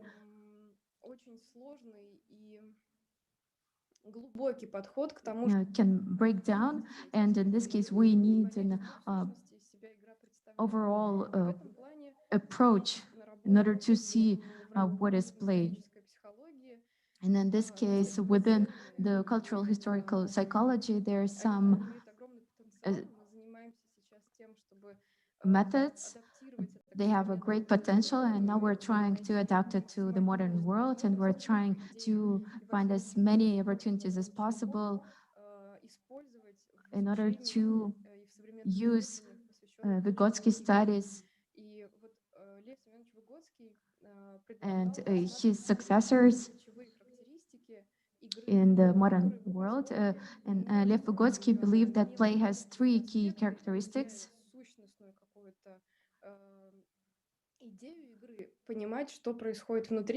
And these characteristics are helping to understand what are the structural elements of the play. And according to Mr. Vygotsky, their imaginary situation, this is some sort of situation around the child. This is when child enters the play, when everything is changed and it's not as it is in real life. Some objects are pretend to be something else, and actions of a child are connected with the role that they're playing. And this imaginary situation is a very complicated, complex of characteristics, and it exists only in a real play. For example, let's pretend that there's a situation when an adult is trying to organize a game or play or imitate it. For example, all children are dressed up and they are asked to show that they're doctors and they're doing some shots. When this role play is organized by adults and children did not participate in the organization of this play, then all of this is happening only on the imitation level. And in this case, we cannot call it the real play because it's more like a theater. Also, Vygotsky is saying that it's very important to have a role that the child assumes and child acts in accordance with them. And we really see that children actually are changing during the play. They assume some roles and act according to this role. And then they need to act according to the rules that this role includes. There is another idea of Daniel Elkonin that there can be two levels distinguished in the game: the theme of the game, the part of reality which is reflected in the game. For example, if kids are playing doctors, then this part of reality is connected with their experience of visiting some medical facilities and interacting with doctors. So children reflect in a play, in a game, something that they saw, that they understood. And in this case, they understand this part of reality. And also, there is content. What exactly is reflected in the game from it? I think it's quite interesting. I think we will need quite a lot of time to open up these ideas, to use them not only to analyze children's play, but also to train educators to support children's play, to be involved in it and not to ruin children's play, not to imitate it, but to develop it so that children enjoy it even more. And of course, this is our task. Why is play seen as a way of developing the mental state of a child? This is a list of what I could find from the literature. Rules, for example, is when a child assumes some role and starts acting upon it. For example, if you're playing a person who navigates the train, then you need to act like this. You need to be serious, you need to follow the rules, you need to abide by all the road signs, you need to open the doors on time for passengers to get in. And a child organizes their behavior. They actually look after themselves and they organize their actions in order to understand how well they are doing in this role. So this there's also this imaginary situation that requires a child's actions to be put into the context of play, and also to keep in mind these two levels. For example, when child enters the imaginary situation, when a child imagines things to be something else, there are two levels: the real level, what they see around themselves, and the second level is what meanings they give to the things around them. Thus, we understand that play is a very complex activity that includes a lot of different cognitive processes. There are also a lot of emotions that allow children to be in this exciting state of mind. These learning situations are helping, and in this kind of learning situation, these emotions are much stronger, and also peer interaction. I've already talked about it. There are some studies that already show that play is considered an effective way to develop executive functions. We know that executive functions are being developed greatly in a preschool state. So we understand that this is a very important direction of development, and that's why we decided to see how the specifics of a child's play affect the results kids are showing in their behavior, how impulsive they are, and how is it connected with the playing. I'll tell you about two studies that we had after this theoretical block that I wanted to share with you. The first study was dedicated to children's preferences and play, what they're playing, and how long they do it. We were just looking at the correlation and the results of their constraining control tests. Here is some information about what methods we used and how many children participated in this study. The main interest of this study is that we asked to parents of these children whether a child has a favorite character that they prefer to play, some single favorite character that they like to play, and whether they have their favorite play that they like to play. For example, there are kids who like to play different games, for example, train building blocks or interacting with the other children, or maybe a child has favorite play and usually plays only that one. And we also ask how much time do they spend playing. And as a result, children who had a favorite play were significantly more impulsive on a statistic level. So if a child starts the same game every day, their experience is not diverse, and so there is some connection with the impulsiveness. On the other side, if children are choosing some favorite characters, so they're usually in this character, and they choose this role over any other roles. So for example, every single day, child pretends to be a doctor, and they don't want to be anyone else. And apparently, inhibition control is developed less than in those children who play different characters. But this study did not show any significant differentiation among groups of children with different play duration per day.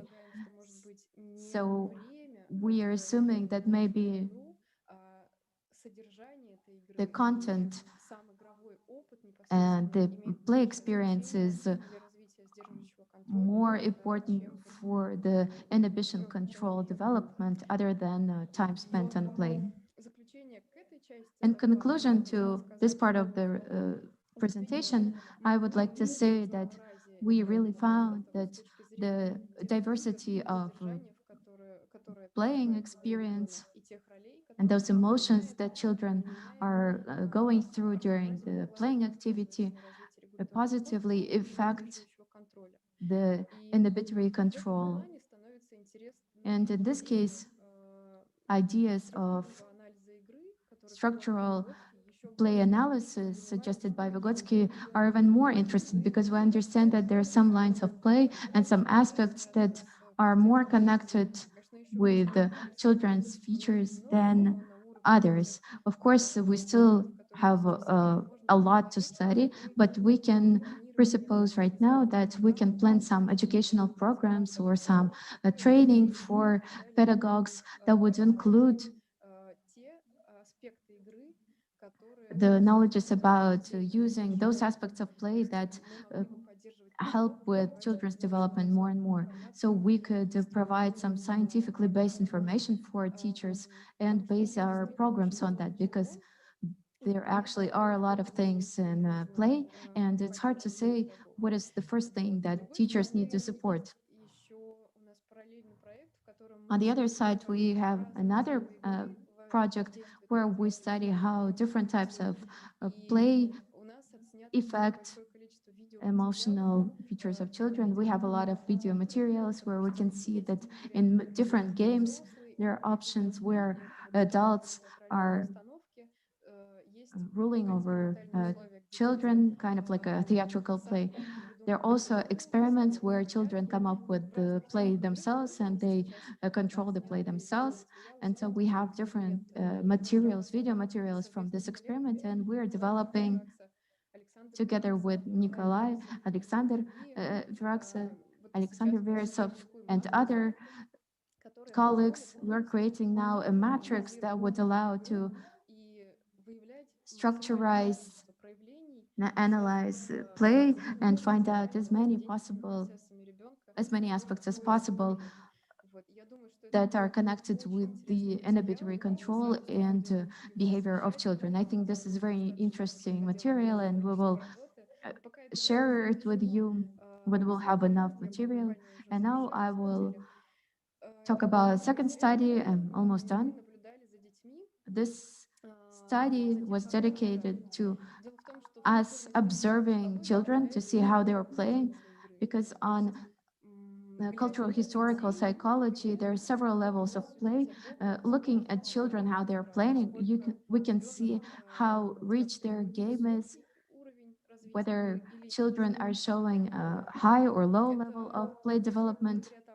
And this is happening thanks to us being able to analyze how children are creating an imaginary situation, how they assume the role, how they act according to the rules.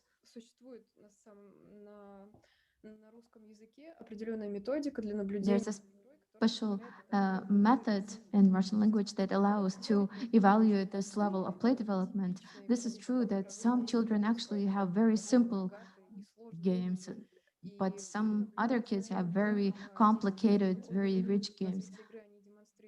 And we were observing what kind of games children were playing. And then we analyzed these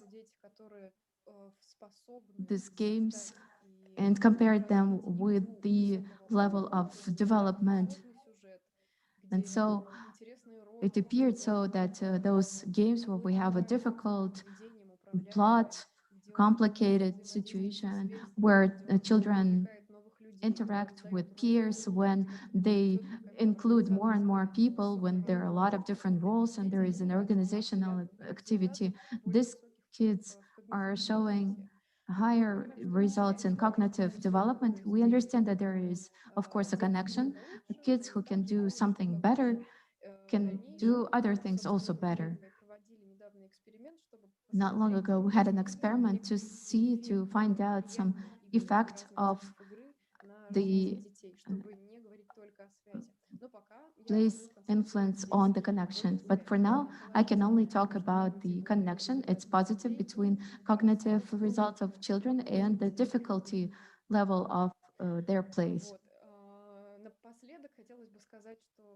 In the end, I would like to say that the social situation is changing. Now,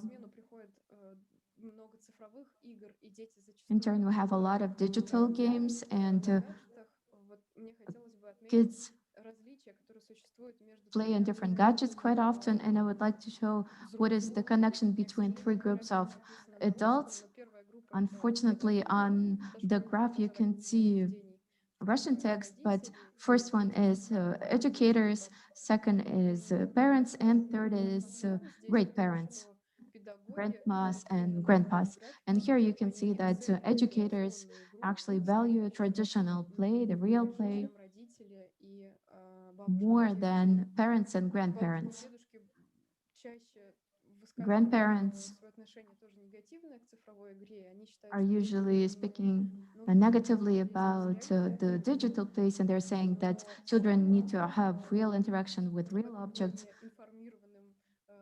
But the most informed cluster in this case is educators, because they are the ones who understand how wholesome the play is, and they understand how important it is. This is a very good news. Thank you very much, and I'll be glad to reply to your questions if there are any. Thank you very much, Margarita. Dear colleagues, we have very little time left. There are a lot of questions, but if it's possible, I would probably address the following question to everyone. What do you think the ratio between guided play and free play should be? Because in almost every speech, we heard that this topic was somehow covered, including the presentations of Jeff about the playing with building blocks, and also the presentation of this free play in Gplay. So I would like everyone to speak out in turns about this whole range of questions, because there are a lot of questions dedicated to this topic. So, colleagues, you have the floor. Jeff, maybe you can start. How do you see this correlation? What is the ideal proportion of free play and guided play?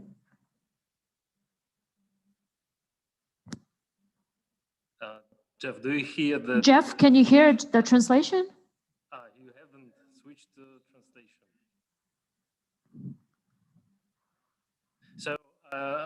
So, actually, my question was that one of the questions I receive, and so many of them, they are about the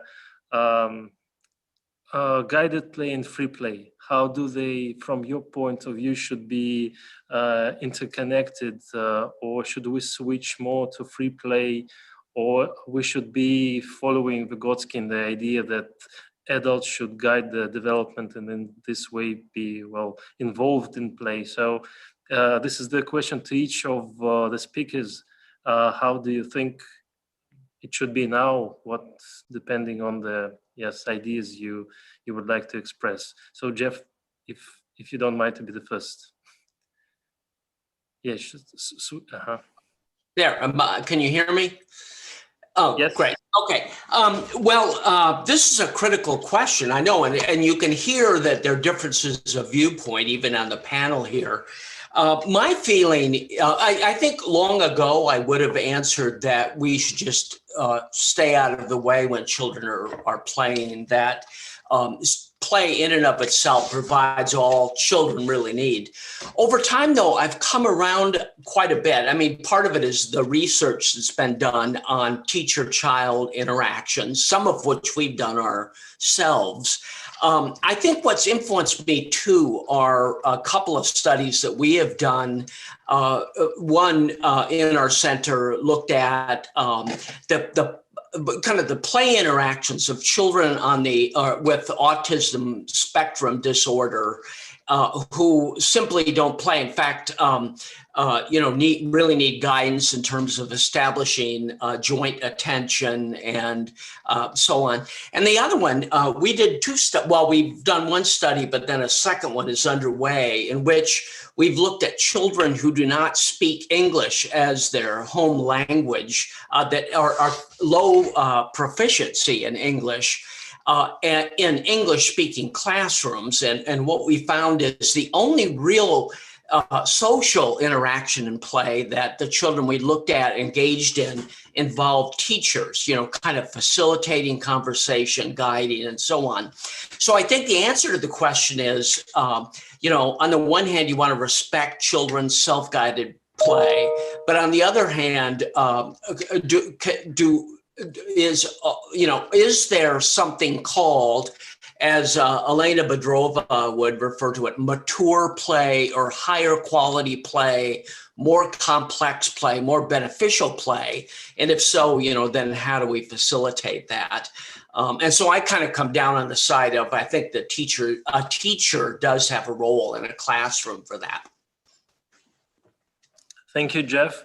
Because actually one of our participants who was writing from the blogs always were perceived as a so-called autodidactic play. So actually the toy that promotes development by itself. And so the question is, what is the role of teaching in this regard? So thank you, yes, for expressing your position. Jesse, it will be really interesting to hear your opinion as most of NG Play, as I understand, is free play, and also see the part of that is directed toward reflection, which is guided. So yeah, it will be great to hear. And we're in California and it's 3:30 in the morning. And this is usually when I'm preparing my presentations and not when I'm delivering them. And sadly, there was a nightmare tonight. So we're joined by my daughter. We may have more of the voice of the child than we bargained for, but her perspective, I think, is very important in this conversation. I think that in our experience and in our observations of children in multiple contexts, play is in some sense a bridging language amongst children when given space and time and materials. And that when teachers are oriented towards listening, when play is not a discrete activity, but those experiences of self-determined, self-structured play are also the basis of the teacher's primary interest in the classroom and in other aspects of the day, that children then see adults as trusted listeners. They have a relationship of love, and then they communicate with them. So as I've said, we've worked with programs in international schools where you have multiple language groups. We've worked with programs where you have English as a second language, primarily Spanish in the United States setting. And even in our experiences of, even my daughter Rose visiting Anji, China, and she doesn't speak Chinese, and immediately jumping into play, that if the materials are compelling enough, if the space is free enough, and if the adults are in a stance of listening and observing, then that develops naturally. I think that if play is limited, if the environments are limited, if a teacher is expecting a specific outcome, rather than creating a space purely for the child's self-determined engagement, that there's a difference there. So I think that, and I know that Professor Varaksa visited Anji and did a presentation on his view of Anji play in the context of Vygotsky. And I apologize, I'm not an expert in these ideas. I'm not a researcher, but he had some interesting insights, and we have that video available online. We'd be happy to share, and how he was assessing this idea of construction, of social construction, and also of the zone of proximal development when teachers step back. I think that's important to note that even in the Anji context, there is clear minimal structure. So, children do draw a picture every day. They do serve their own meals. They do arrive at a particular time and leave at a particular time. They do engage in reflection at a set time. The teacher has a high degree of autonomy in deciding how long play should extend, giving significant transitions. The arrangement of the materials in the environment are such that it's clear where materials are returned to. So there are basic expectations. You return things to where they came from. You don't hurt yourself. You don't hurt others. You don't hurt the environment. But beyond that, there's mostly freedom given to the child. And I think that, I guess I would just challenge us to look at, to ask ourselves, have we actually looked at situations and environments where teachers are stepping back and truly listening? Or are we saying, oh, we've done that for 35 minutes and this child wasn't engaged, we wanted to encourage them because it seemed like, they weren't having fun. How much have we actually taken that step back, and how much time have we given truly to children to meet their own needs in play? I think that the autism spectrum is a spectrum, and so there are varying degrees of functioning on that spectrum that will determine the ability of a child to integrate into play situations. In Anji, there are many children on the spectrum, and they are brought in, and I won't go into details, but they are brought in and they have more space and time to engage, and their parents are usually there with them. A parent is there with them. They're there for a half day, and over time they integrate into the classroom setting. And so I know that's a very long answer, but I would just challenge people to ask, have you given children that time? Have you given children that space? And how much is the rest of the day set up to listening to children's experiences in play? Or how much of it is moving on to another subject? Yes. I want to tell them something. Please. We're getting a new house. Oh. Great. Great to hear. Congratulations. Can I also add something, Alexander? Yes, Sophie, please. Okay. Nice to meet your daughter. Hello from Greece. I just want to say a quick response to this question. And we see that the question underlies the need for teachers to have a strict division from freedom to guidance. I agree with Jeff that during free play, teachers can guide in appropriate ways. We don't have time to discuss that. And during guided structured activities, they can leave levels of freedom for children to participate. So it's not really a matter of this is free and this is guided, but it's how to support children within this context.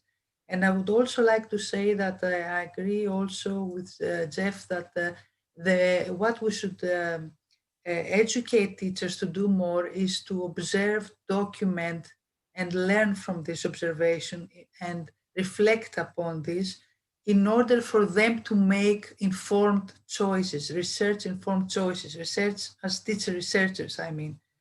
And what I worry about is that this whole process of normalizing the discourse of play pedagogy and saying what teachers should do or should not do and how it's better to support them as researchers and reflective practitioners. And I'm also worried about these ideas of assessing play as an individual activity. And if you say labeling children if they're able to do this or that, I'm also worried about this kind of research because either it labels children as capable or less capable, and it also loses the social character of play. Hope this is clear enough. Thank you. Thank you so much, Sophia. So we're actually a little bit running off the time. I would like to thank all the presenters, especially those from North America. We highly appreciate your dedication. Yes, we understand that it was a special effort, and thank you so much. I hope we will all keep in touch. Going back to bed now. Back to bed. Yes, please. I see our young participants starting enjoying the sleep. So we wish them good luck and no nightmares more. So thank you all. Thank you very much. It was a real pleasure. Thank you. Bye-bye. Thank you. Bye-bye. Bye-bye. Bye-bye.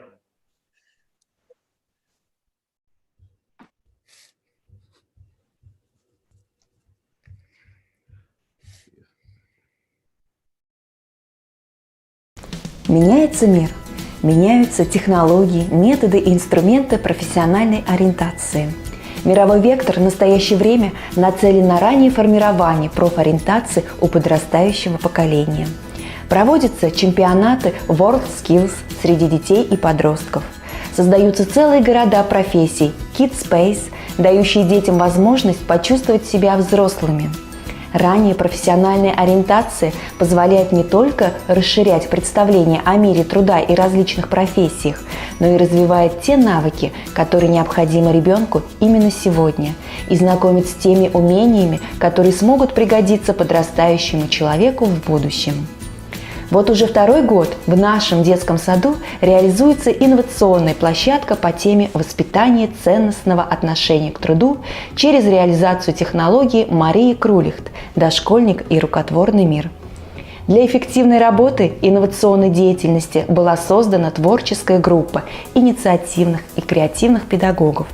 Педагоги определились с тем, что интересно детям, актуально для родителей и чем силен коллектив, чтобы всем участникам образовательных отношений было интересно, увлекательно и полезно в образовательном пространстве нашего детского сада.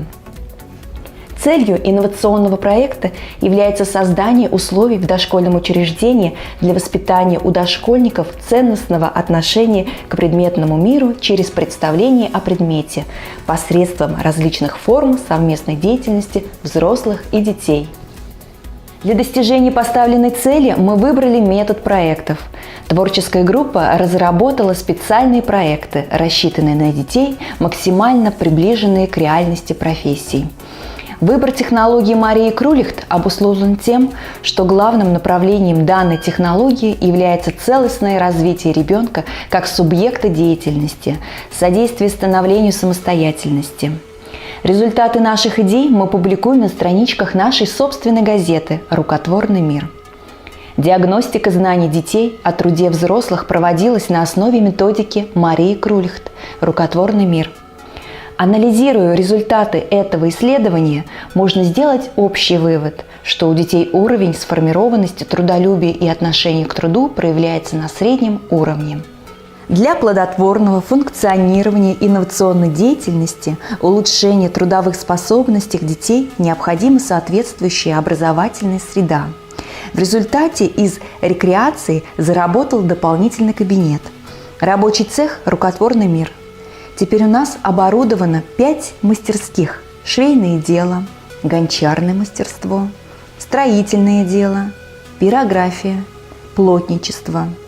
Руководит каждой мастерской педагог, которому близка эта тема. У кого-то это хобби, а кто-то решил сам обучиться новому. Итак, ламинат постелен, а теперь Рамиль нас познакомит, как выполняется система водоснабжения и теплоснабжения. Расскажи, пожалуйста, Рамиль.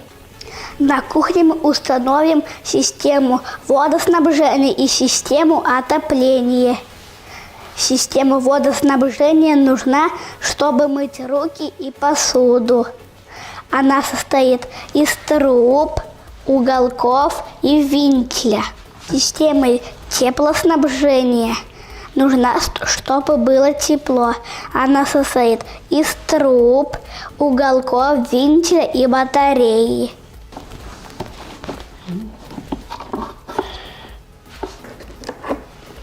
Что должно произойти, Рамиль?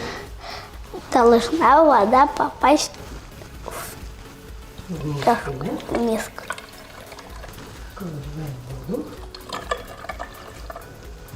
Поставим батарею.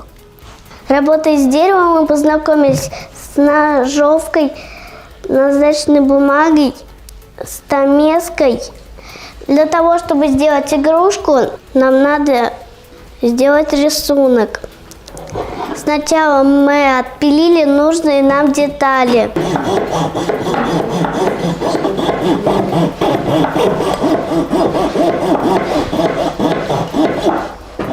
Обработали наждачной бумагой, сначала крупной, потом мелкой.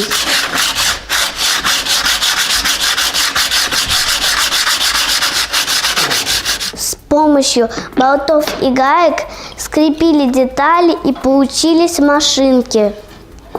Ребята, здравствуйте! Сегодня мы с вами займемся скраббукингом. А что это такое? Скраббукинг – это декорирование. Ребята, а кто знает, что можно декорировать? Можно декорировать блокнот, альбом, открытки. Очень хорошо, вы очень много знаете, а сегодня я вам предлагаю заняться декорированием открыточек. Вот я вам приготовила такие открыточки, которые сегодня вы сами будете декорировать.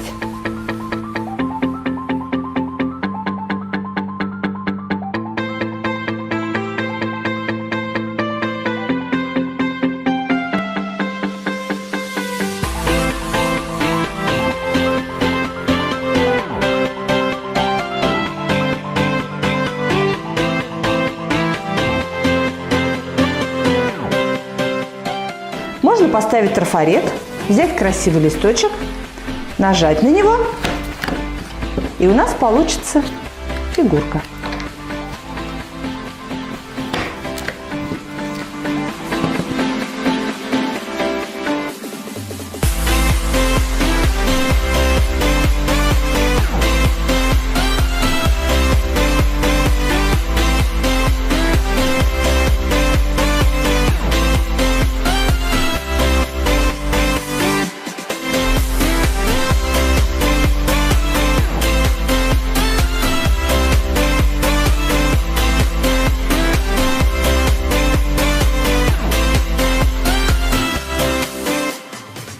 На сегодняшний день мы считаем, что наши дети могут не только смотреть на, казалось бы, взрослые дела со стороны, но и участвовать в них. Для ребят это безумно интересно. У них буквально на глазах расширяются горизонты мышления, ведь такие занятия интереснее обычных кукол и конструкторов. Проект «Рукотворный мир» предусматривает не только непосредственную воспитательно-образовательную работу, но и активные взаимодействия с родителями, которые также проводят различные мастер-классы.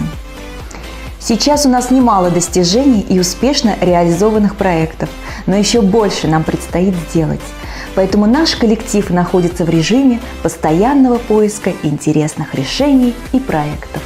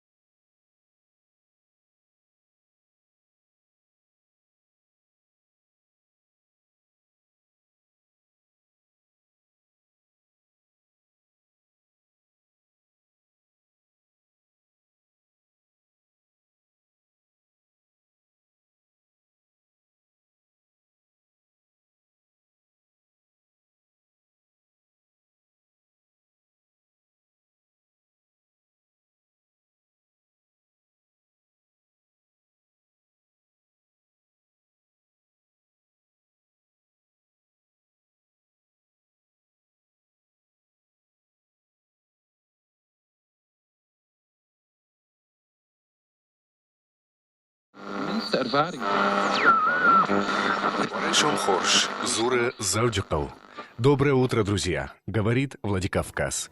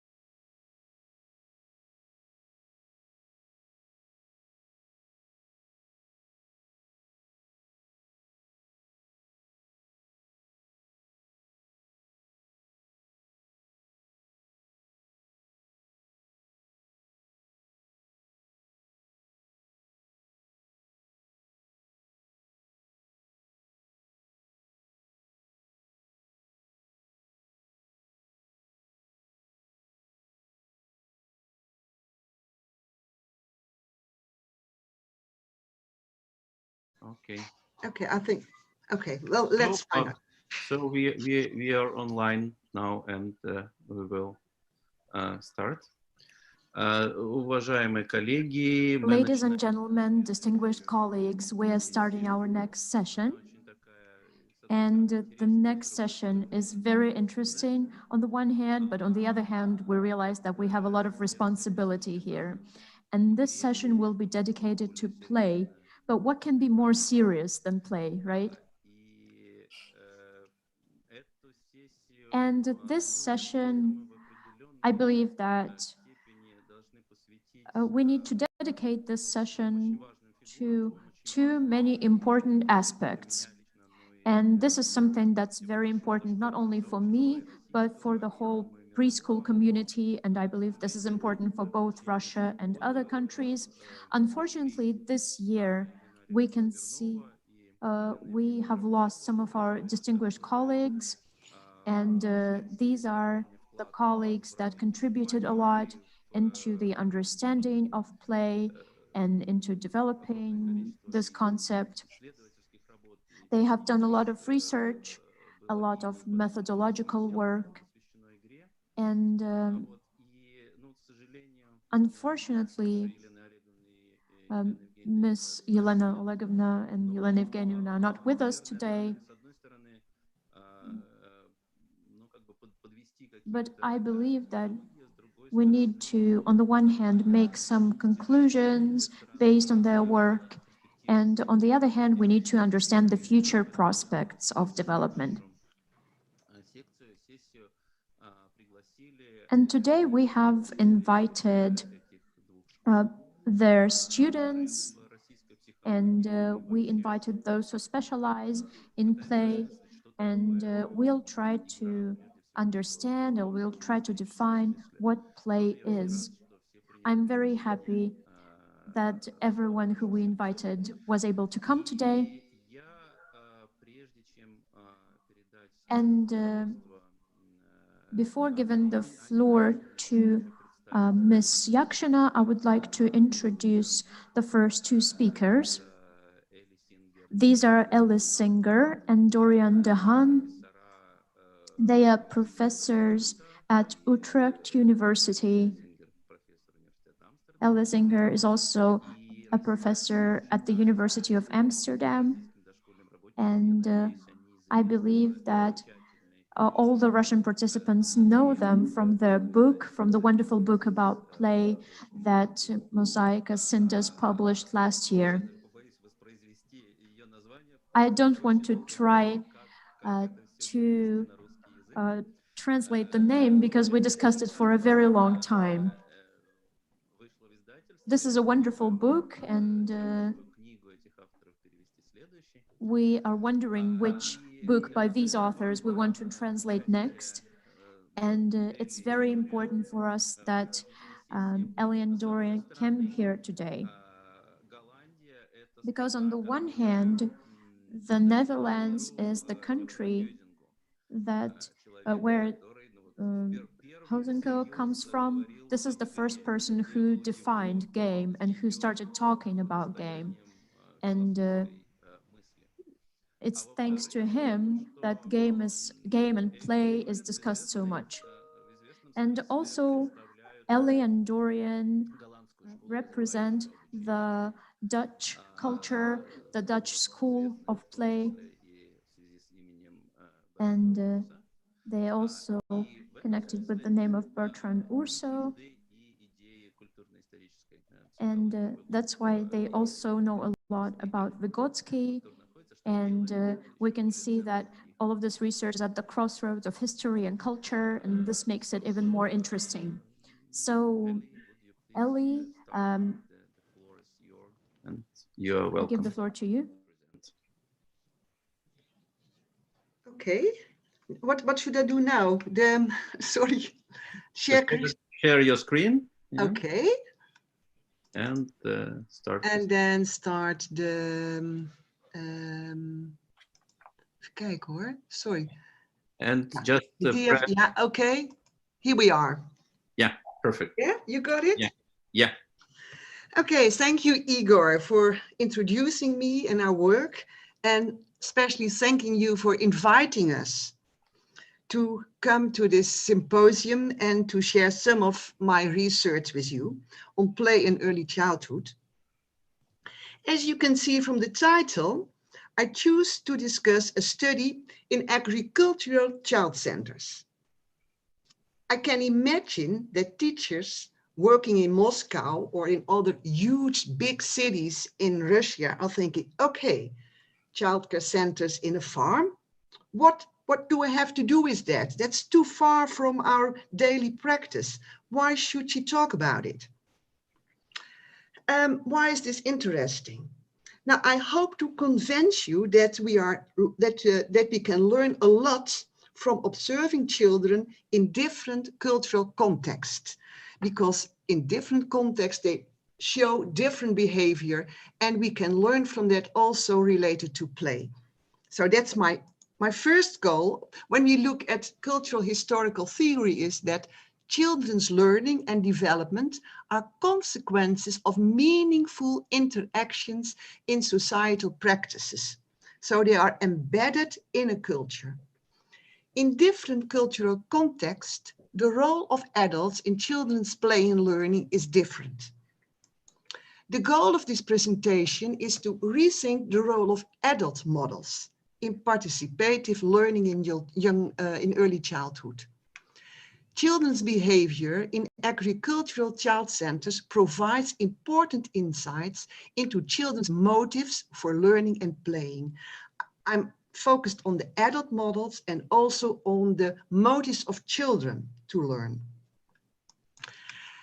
First, some words about agricultural child centers in the Netherlands. They are quite common in small villages in rural areas. They are there. Parents choose to bring their children for pedagogical reasons. Contact with nature. They learn about daily rhythms related to the farm, but also they learn about the seasons. Sustainability is a very important goal at the moment, and not only in the Netherlands, but everywhere, I think, on the world. So taking care for the environment. And it is about holistic learning. Learning by observing, doing, exploring, learning, the whole lot.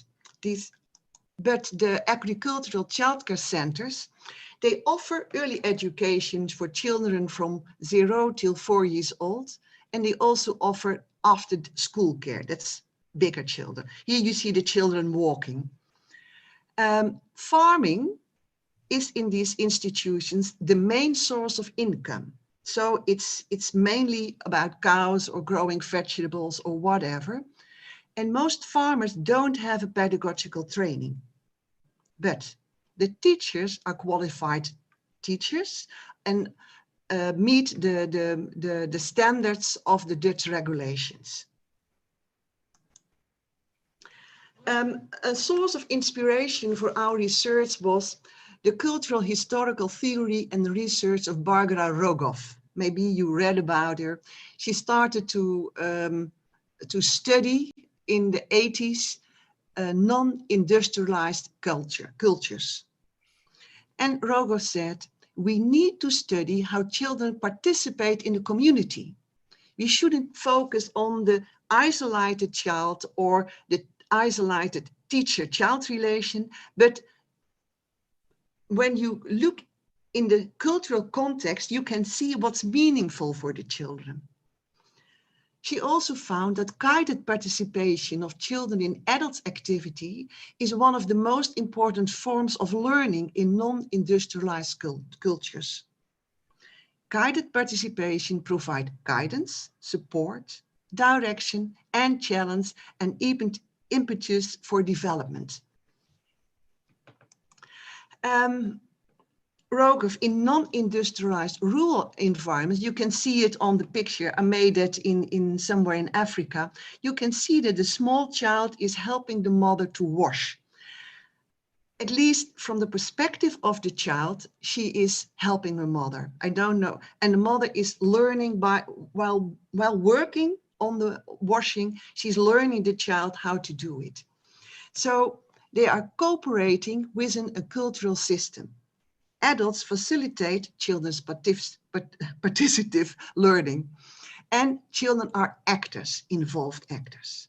But in urban environments, most of us live in nowadays, you can see that the domestic economy of the home is greatly reduced. Katte Sylvie, you know her from the Eckers, I think, and that she communicated to me that she did also a lot of research on play. And she said one of the great problems nowadays that the homes are so empty. Children go to the supermarket for buying stuff of the parents. When eating is sometimes they get it from McDonald's. Mothers are seldom making their own clothes, etc. So when I was young, you could see a lot of adult work and you could join in, you can participate. But nowadays there's much less.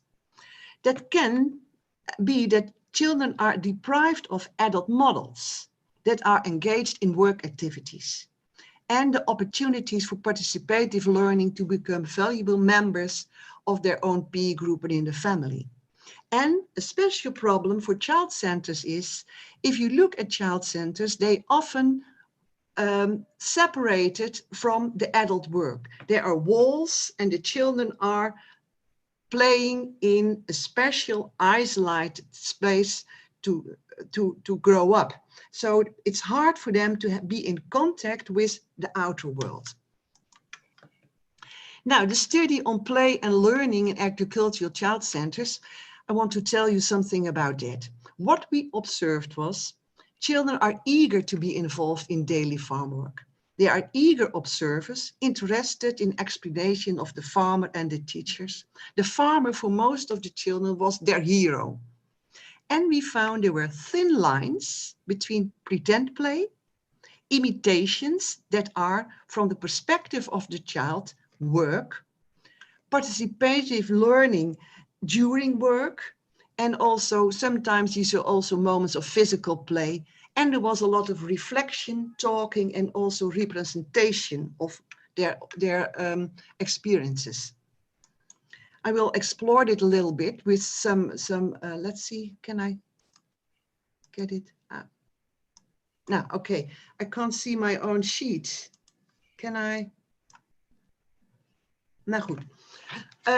You can see that the farmer, there's a little lamp over there, and the farmer is telling the children what's going on. That the lamp is drinking, etc., and he explains it. And also one of the children is afterwards allowed to come in, and he gives many directives how to handle the little lamp and the sheep gently.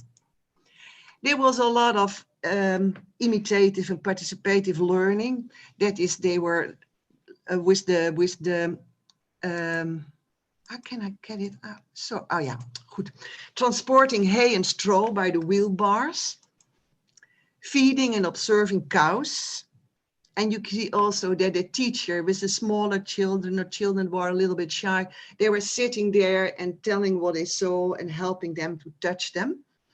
And every day they made a round through the farm. So it's a daily routine. Cleaning the pig straw with water. And also playing with the water. You can see here's the pig and here's the water, and that's the farmer. Sweeping the shed, and also growing vegetables. And you can see in all the moments they're playing pretend play what I say. And you see imitative play and participation. It's all, it's not, it all comes from one to the other. It's integrated. And there was also a lot of physical play. And when you look at this picture, you don't know whether it's pretend play to be on the tractor, or it's just making fun of driving very fast. And in the classroom, you could see they made photos with, they wrote what the children were seeing, and they were representing what was going on and learning words, etc. On your right, you can see all the children with the farmer, and they're having some bread and something to drink. And there is a lot of talking about what was going on. And what I said before, the farmer is the hero, and the farmer's wife also, but to be honest, the farmer more. And there were very strong motives for learning. Children want to grow because it relates to what also neuropsychology shows us at the moment. It relates to very strong mechanisms that of children. Children want to grow up, and they identify with the adult models. Another one is children want to belong. That's attachment mechanisms. They try to imitate, to cooperate, to be part of the group. And they also want to play and to explore and to find out. And children want to learn. I will give you one illustrative example of Daan. Maybe Igor recognize it. It's in the Netherlands, and it's in our garden of Ardetja. And little Daan, he's 5 years old. He wants to help us to put branches in the firebox. But the branches, you can see, are very, very big, so they have to be cut. With his grandma, he's helping, but he did it in tiny little pieces. We tried to explain them that you don't need to make such tiny little pieces, but he did. He ignored our advice. And when the work was finished, Daan was very satisfied and proud because he said, I have done the most. I've cut over 100 pieces and you did less. You could see that Daan's eagerness to contribute is overwhelming. He imitates the adults as far as he understands the activity. Piaget gives a lot of that kind of observations. He didn't pick up the adult's instruction to cut bigger pieces. Probably that was beyond his zone of proximal development. His eagerness to help was so big that he couldn't see the rest. Maybe there were other reasons, I don't know. But anyway, it was, and that's what we saw in the farms as well. Children are participating. They do it in their own way. And after a week or 2 weeks or other times, they grow into the activity. They learn little pieces by step by step. Now, in conclusion, in the agricultural centers, you saw observing, listening to teachers, dus the farmer and teachers, imitation of adult models, pretend play, participation in work, and also physical play, but also a lot of reflection. They were integrated. In regular kindergartens, I think that teachers have to be aware that some children have at home very little access to attractive adult models. So if they are in the kindergarten and they show little pretend play or not so much imaginative play, one of the reasons can be that they have an impoverished home experiences. So when you look, you all know, of course, when children go to the doctor, that's a very important experience. They play it out in pretend play in the class.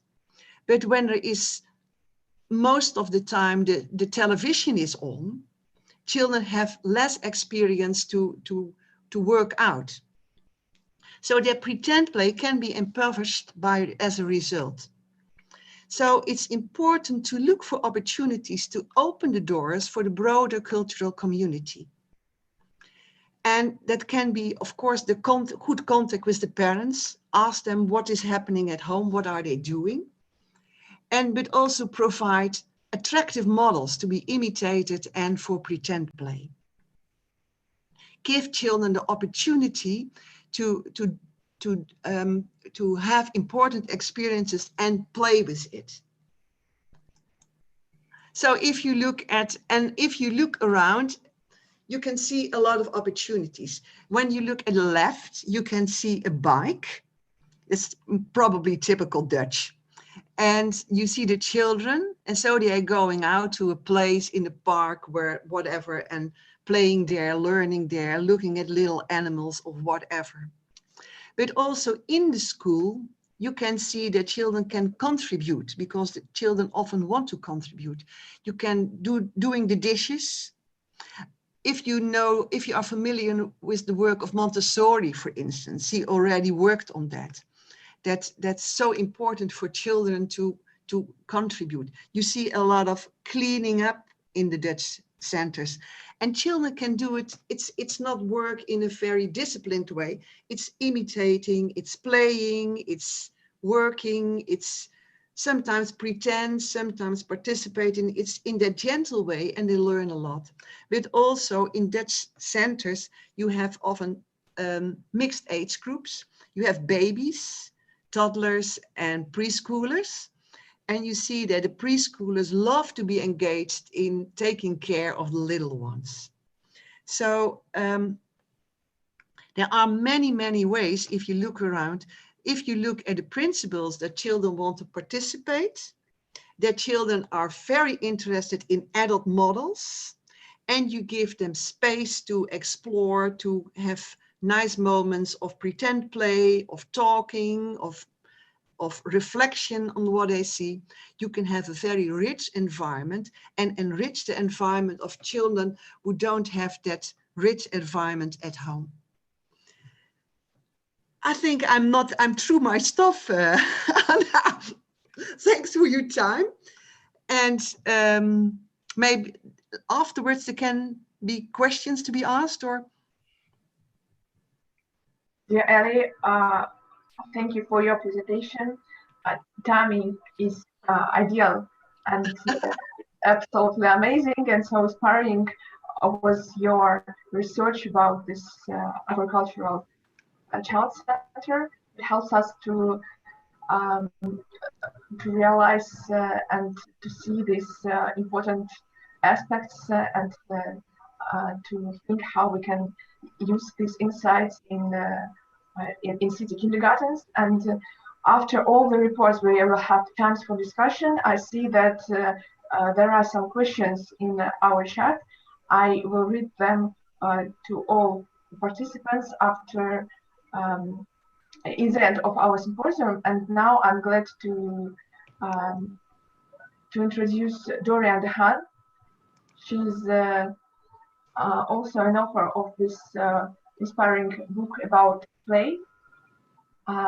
In Russian, it calls play, surprise, and explore. Играть, удивляться, узнавать.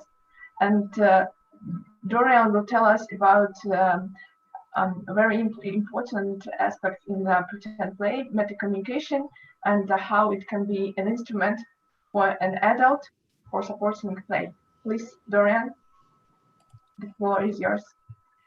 Thank you very much, Anna, and Igor, of course, for the invitation to the conference.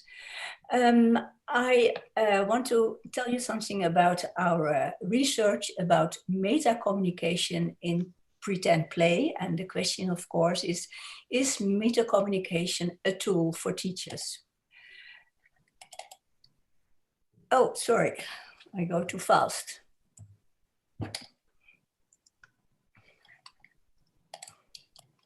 Oh, I saw something. I have to do it in a different way, I see. Please share your screen so Yes. we can see your presentation. Yeah. Yes. Yes, we see it. And you see it? Yes, we see it. And please, can you make it full screen? Yes. Okay, well, I start again. Thank you very much. I want to tell you something about our project about meta-communication in pretend play. And of course, the question is it a tool for teachers to focus on meta-communication when they support children in their play? The first question is, of course, why did we investigate meta-communication in pretend play? It is part, this research, of a bigger project about social competence. We were working with teachers for the development of social competence. And I think you all know the categorization of Parton about the categories, the social play categories in children's development. They start with parallel play. And for us, it was interesting to read about the peer play scale and the article of Carolee Hoos and Catherine Mason, because they added a new category of complex social pretend, and that comprises also metacommunication. And especially their statement, we assume that this play form is more complex than the ones preceded because of the addition of metacommunication about play. So this was a hypothesis, and we were very interested whether it was like that they proposed. So I will first tell you something about our concept and then go into the research. Pretend play, I think you all know what it is. There are a lot of concepts: simple, symbolic play, make-believe, fantasy, role play. And they all focus on the imagination of a symbolic world in children's play. Like Vygotsky had said it, in pretend, action arises from ideas rather than from things. Pretend play is narrative in doing, non-verbal, by gesture, facial expression, action, and by language, sounds and language. And we had focused on the language of metacommunication. Now, the big question is, of course, what is it? What is metacommunication? Well, communication, metacommunication is communication about communication. So it is about how the message should be interpreted. You may say all interaction is framed, and that means that the meaning of all utterances within a frame is dependent on the social context of interaction. For us, it is pretend play. And in pretend play, the participants have at least some awareness about the frame, conscious or unconscious. They have in mind that they are playing, that they are pretending. So this is the meta position. And they intend and recognize the message elements as signals of play. Well, the function of metacommunication in play is to create intersubjectivity, to create a joint focus to play together. You have to play the same narrative, you may say. So by metacommunication, they coordinate and negotiate roles. Sometimes there's a lot of negotiations in pretend play. They plan and maintain the action, and this latter function, coordinate and so on, is the definition of Hoos and Madsen in their peer play scale. Well, what is it? And there was a lot of debate, but finally a very influential article is of Giffen, and she has proposed a continuum of meta-communicative messages from implicit to explicit. And very broadly speaking is that on the one hand, you have the within frame, in character, enactments. So children are playing and say, "Mom, may I eat something?"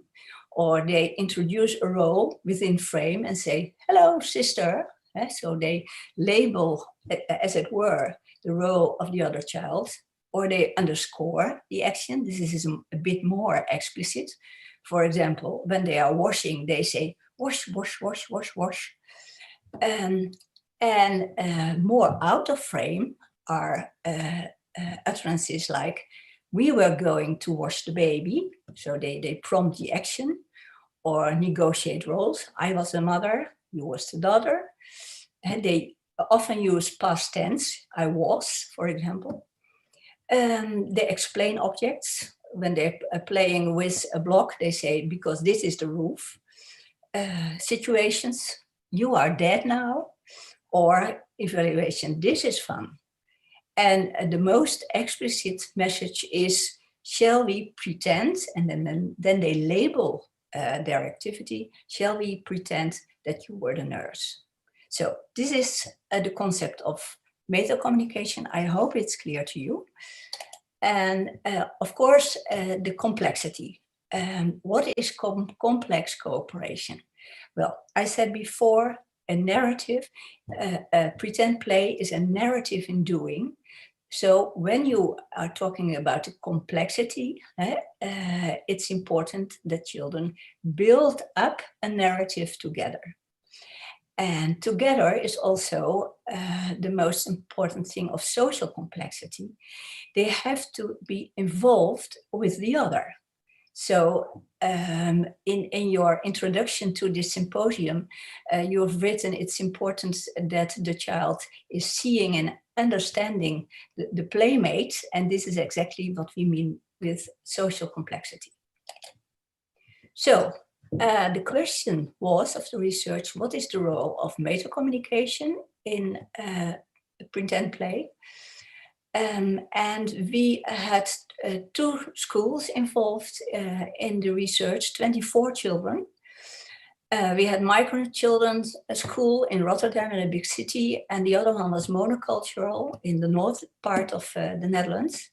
Children of 4 and 5 years old, 12 boys and 12 girls. And more than half of the children had only Dutch as their home language, and the other children had also another language. Our data collection was by observation with audio and video. I don't know whether you can see the photograph, but the children wore a microphone within a rucksack, a sender, and we had on the camera a receiver. And children played for 30 minutes of free play. It was, I said, it was a part of a bigger project. All this free play, we transcribed the language and we coded it in a computer program, Childis. So we had more than 10,000 utterances. And we selected from this corpus all the fragments of pretend play. And the definition for us was it is play in which an imaginary situation is created. Of the 24 children, 22 had pretend play with a total time of 2.5 minutes. So it's more than 3.5 hours and more than 2,000 utterances. So the analysis, I told you about the continuum, but it happened to be very difficult to categorize. Everything is in a certain category. Thus finally, we decided upon 2 categories, the implicit within frame enactment messages, dus in which children played out the play and enact. And the other more or less explicit, and these were the out of frame employment messages. And in analyzing, we only used to calculate the things, the latter category, the use of the more or less explicit messages. And so we adjusted to the definition of Hoos and Madsen. We had 2 levels of complexity of narrative building. The utterances in which there was no new information for the play, for example, repetitions of imitations, or utterance which was in their meaning more or less the same, and all the others who were an expansion of what was said before, that was really narrative building. We had also other categories within subcategories, but this is not important for now. And finally, the social dimension, whether children were involved with the other. There we also had a number of categories. We had 3 levels in this case. level of the children were directed to themselves. So what they said was an elaboration of what they said themselves before. That may be directly in reaction to the play partner or within their turn. And the other category was whether it was an elaboration of the other. So this was the analysis. And here you can see how we coded the sentences, the messages. So we had a category of whether they use meta-communicative utterances, whether it was directed to the self or the other. Here it's to the other. And this is Dutch, and it is about expansion of the narrative, building the narrative. So then we come to the results. You see here how often do children use more or less explicit communicative messages, and that is a lot. It's more than half, 55% of their explicit messages of the pretend utterances. And the big question was, of course, are there any relations on both dimensions? And you can see here that for narrative building, there was clearly a correlation. So the more meta-communicative messages, the better the narrative building was. But with regards to the social dimension, you see there was no relation. And that means that the more meta-communication is not the case that the more complex socially the play is. On the contrary, you see that it's rather negative. And that means that the meta-communicative messages are often directed to their own narrative building, what they said before. And we did also a qualitative analysis, and we made profiles of the children. And here you can see that, for example, Bert used in his messages, his utterances were complex with regard to narrative building, but he was most often continuing his own story. And here you see Selena, who was had very complex pretend, both on the narrative dimension and also on the social dimensions. Priscilla had a profile of very good involved with the other child. There was a lot of imitation and laughing and repetition, but from the narrative point of view, it was very simple. It was all the same all the time. And finally, Leni had on both dimensions a low complexity.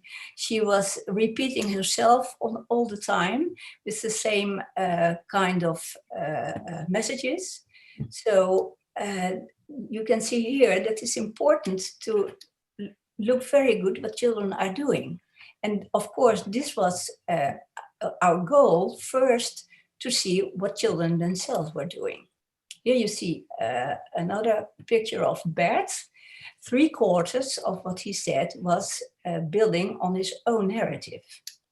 And here you see that it was a complex narrative. He expanded his own narrative to a great extent. So the question is, meta-communication in complex social pretend play, is this something at which teachers should focus on in sustaining children's play? Well, first of all, as you have seen, I hope, is that it's important to look at both the narrative and the social dimension. And it's important when you want to sustain children that you have a good look what they are doing, because they have their own repertoires. Some children need to be sustained in building a narrative. Other children have to be sustained in connecting to the other children, like Bert, in our example. There are children who need to be supported on both dimensions, narrative and social. And there are children who play very well themselves and need no support because they have already a very complex pretend play.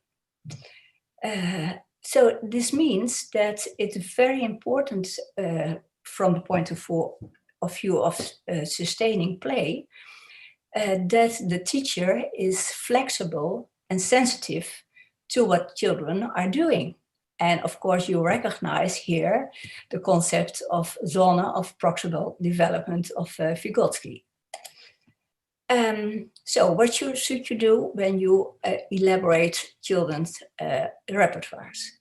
And the big advice is, of course, that it's important to see and to understand what the playmates are when you want to intervene in children's play. And we suppose that when you intervene, you can do it in 2 ways. You can stay outside the play of children as a kind of stage manager. So you give suggestions from outside, out of frame. But you can also be in frame. You take up your own role in the play and you are a co-player of a play leader. And our hypothesis is that the use of the kind of meta-communicative messages is related to these 2 roles, whether you are out of frame or whether you are within frame playing with children. Keith Sawyer have written a beautiful book out about pretend play, and he says that pretend play is first of all improvisation. Children improvise all the time, and that is what the teachers should do also. So that means that observation is very important in addition to a playful mind. You may, and perhaps you have to learn to play with children. You have to have a playful mind. And for meta-communicative strategies, it means that also observation and adjustment during play is much better than carrying out pre-programmed intervention strategies. Thus, the zone of proximal development is also very important when it's about meta-communication in play. And that's what I want to give you in this presentation. If you want to learn more about it, we have written an article in the International Journal of Early Years Education about this research. And well, at the end, I thank you very much for your time. I hope I'm within time for my presentation. Thank you so much, Dorian. If you switch off the demonstration of the of your presentation, of demonstration of your screen. Yes. Sharing the screen. I will. Yeah, I will share the cover of your book that we mentioned several times. I hope you see it now. So that's the book. Это книга Элли Сингер и Дориан Дехан, которую мы несколько. This is the book of Ellie Singer and Dorian Dehan that we mentioned several times today. So we just want to show it on the screen. Thank you very much. Thank you very much, Dorian. I think these were very important accents on the use of meta-communication by adults and the distribution between free play and pretend play. Now we give the floor to Irina Rybkova. We were supposed to have this symposium as a platform for different people representing theory and practice. So Irina is going to talk about the child play in the cultural historical context. So Irina, you have the floor.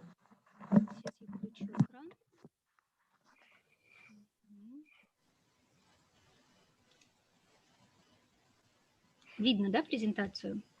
Can you see my presentation? Yes, we can see it. Я тоже постараюсь уложиться во времени. I'll try to stick to the time limit too. Проблему качества детской игры можно рассматривать. So the problem of quality can be analyzed in different dimensions. And today I wanted to talk about an effective plan of the game, because I believe that this is the component that is not present in our education these days. And so I want to talk about an effective plan of the game. Ms. Smirnova said that play can be viewed as a narrow term and as a broad term. So if we are looking at play broadly it means that it's free activity that brings joy and does not aim at a certain result. But if we're talking about a narrower definition of play, it can be a role play. So this is a part of a bigger thing. So when we're talking about role play, obviously we mean that it is free and it demonstrates initiative.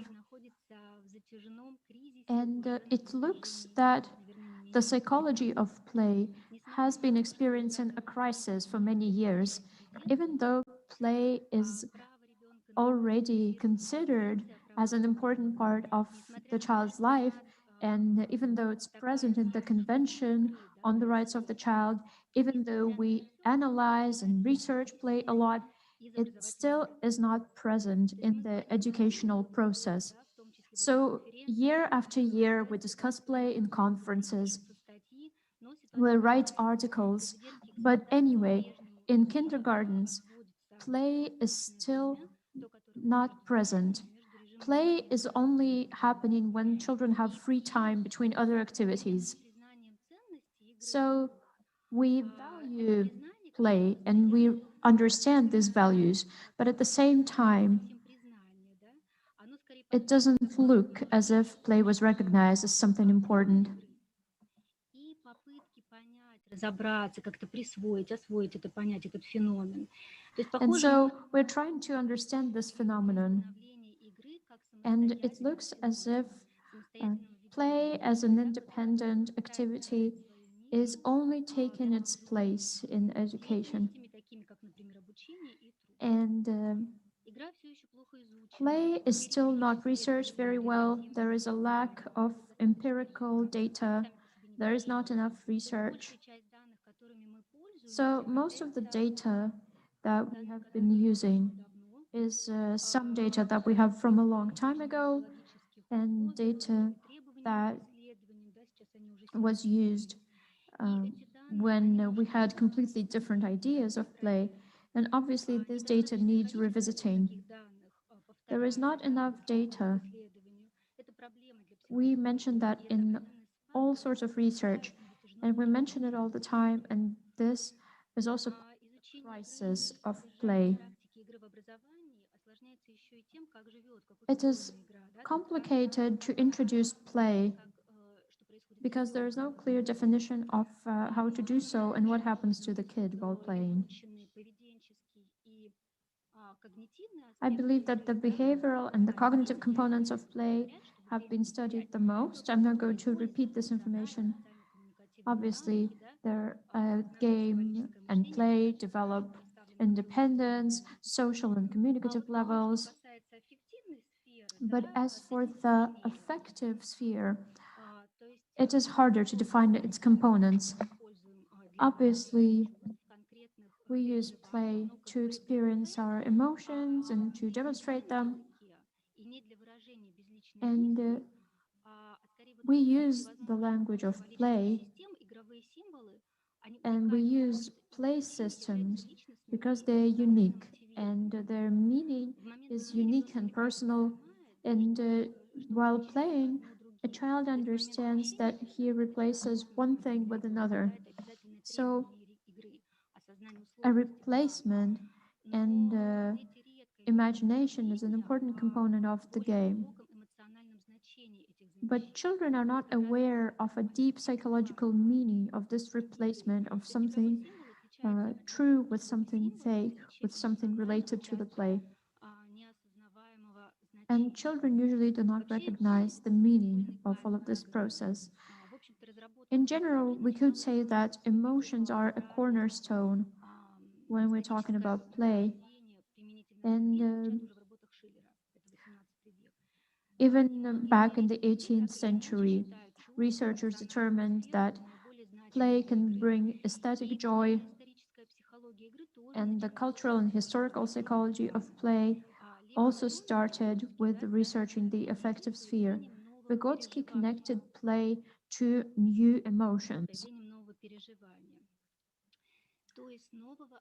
So a child understands the environment in a new way while playing. That's because we can see some unrealized wishes in play.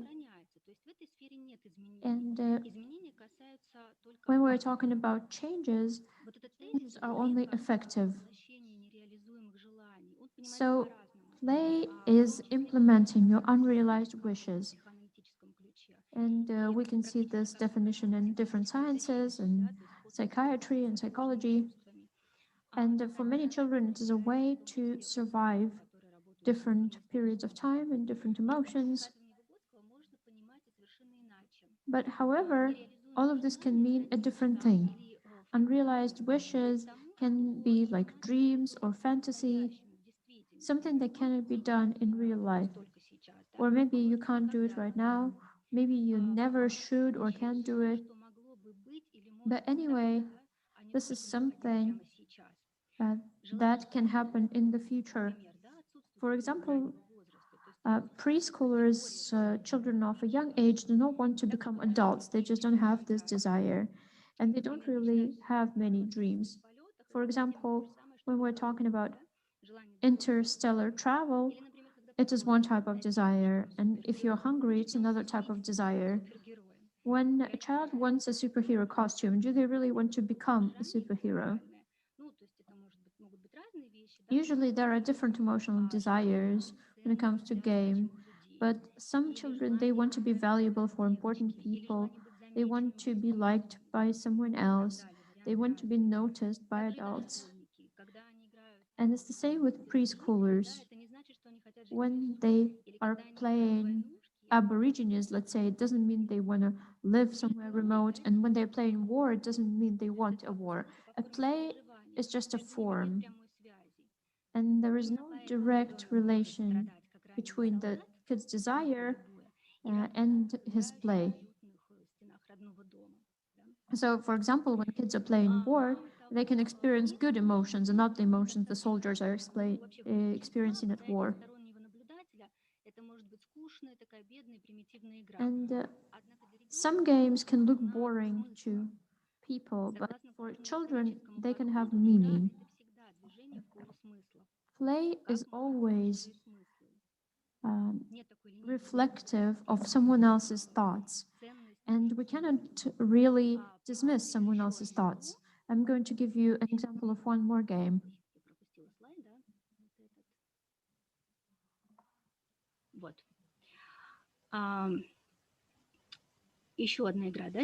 So one more scenario of play. For example, 6-year-olds were playing camping. They had a tent, they were trying to build a fire, and they were sitting around the makeshift fire. They were pretending that they have food and that they cook it on the bonfire. Then they use sticks in order to help the bonfire.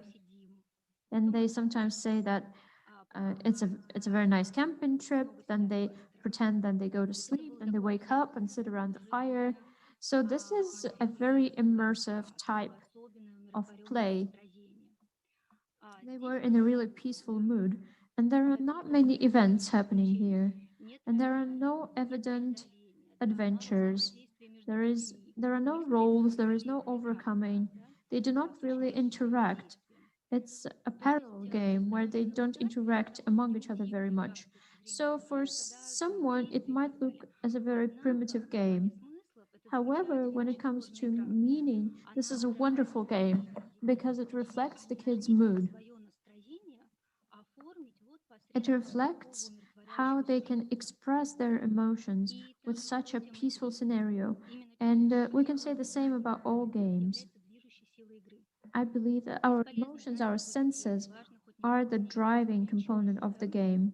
It's not enough to know about something, you need to be involved in something. And it depends on the child, it depends on the child's emotions.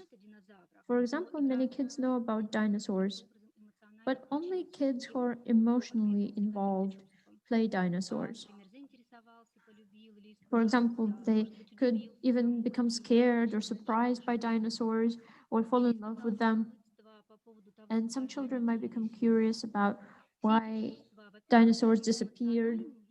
And all of this has to do with the personal, emotional world of the child. That's why play is different. And even scary dinosaurs, even a scary dinosaur with big teeth does not scare all the children. So the kids' emotions and concerns are the fuel of the game, and they can turn into different directions. For example, if you're afraid of the dinosaur, you can play hide and seek. If you love these dinosaurs, you can try to look at pictures and identify different types. So the child will play depending on the emotions they experience. And they're not going to follow a scenario. And these emotions are the fuel that drives this game. It's important that there can be no single classification of games. There can be many options, many ways that the game can take. So when we're talking about the initiative of a kid, we mean that the child follows their emotions and concerns. It is the emotions that make him imagine something. And Vygotsky believes that children perceive life through their emotions and through their concerns. And that's why they can imagine that they travel a really long way in just one step. Движущая сила игры, они субъективны. Ребенок может совершать волевой акт в смысле преодоления своего страха, а может следовать. So children can try to overcome their fear, and they can also follow their mood. They can feel festive, they can feel curious about some mechanism, but children act according to their own emotions. And if we pay more attention to the logic or to some scenario, and if we look at the game from the point of view of an adult, then we can tell the child something's wrong, we start to correct the child. And this way, it means that we don't understand the game correctly. And we also destroy the game. If we start assessing the game, we destroy the meaning that the child implied. Adults often do not understand what the game is.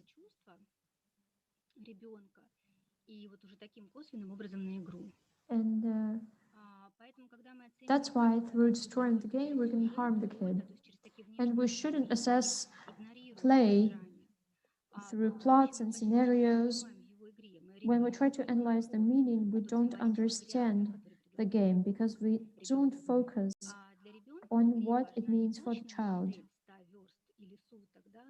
For the child, it's not important to follow a certain model.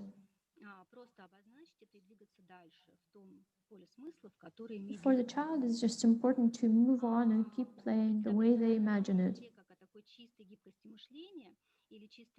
If we're talking about play as something rational, I believe that this can take place when we're talking about adult games, but children usually focus on the joy that games bring to them. So children do not want the game to be accurate, they don't want it to be a copy of our reality, they just develop their feelings.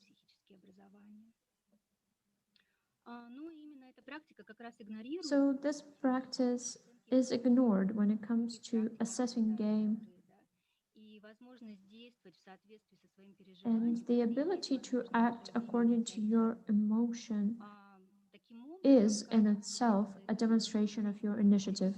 That's why the quality of play should not be assessed by external factors or structural components like the plot, the role, and stuff, but it should be assessed based on whether the child can express their emotions. Thank you very much. This is it. Спасибо, Ирина. На таком вы навели фокус на... Thank you very much. You focused on the very important aspect of child play as emotion and senses, and Vygotsky warned us against turning play into algebra. We need to not only pay attention to the cognitive aspect of play, but also to the emotional. And I believe that understanding this really helps adults. And now I give the floor to Ekaterina Trifonova, and she's going to present her report about the changes in the role of the adult. Ms. Trifonova, we can see your presentation. I give the floor to you.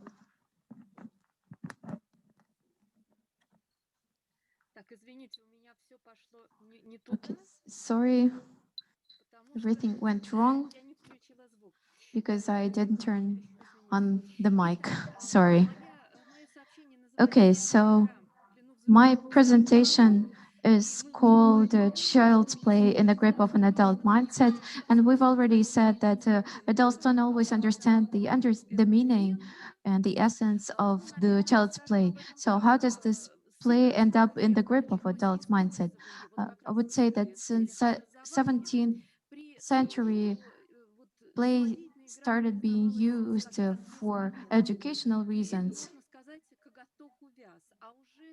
And just a free play was deemed as unnecessary. And that's why it all started. And in 19th century, adults started creating games according to their understanding. Since then, the model was created, and from the mid-20th century, it was organized according to the understanding and mindset of adults, how they see this child's play. Actually, in 17th, 18th century, there are two positions towards the understanding of a play. The utilitarian position, John Locke was a very vivid representative of this. All the games and entertainment of kids are supposed to be directed at developing good and useful habits.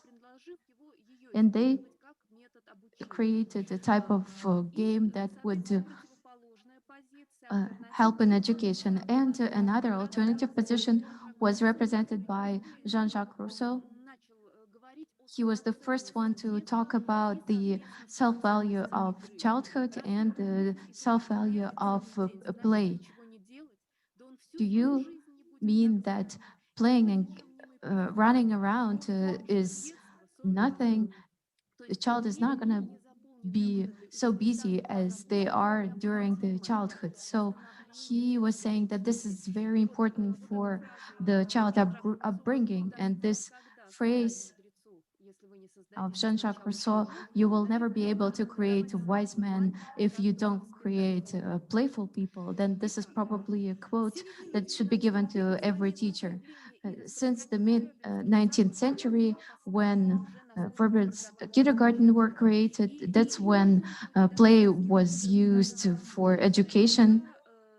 The plot play was also organized to some extent, and this is actually the modern model of play organization came from here in the journal Preschool Education. This is a pre-revolutionary journal, 1912. Here, different games are described, how they were organized in the kindergartens. Unfortunately, I cannot give you a lot of examples because I didn't have a lot of time, but there is a small extract from the journal that will help us understand what we're talking about. So here is a playroom on a very white floor. There are geometrical pictures that show each child where to be located, what should the pose be, and then they need to play according to the seaman, and in the end they have to say hooray to the sea, hooray to the to labor.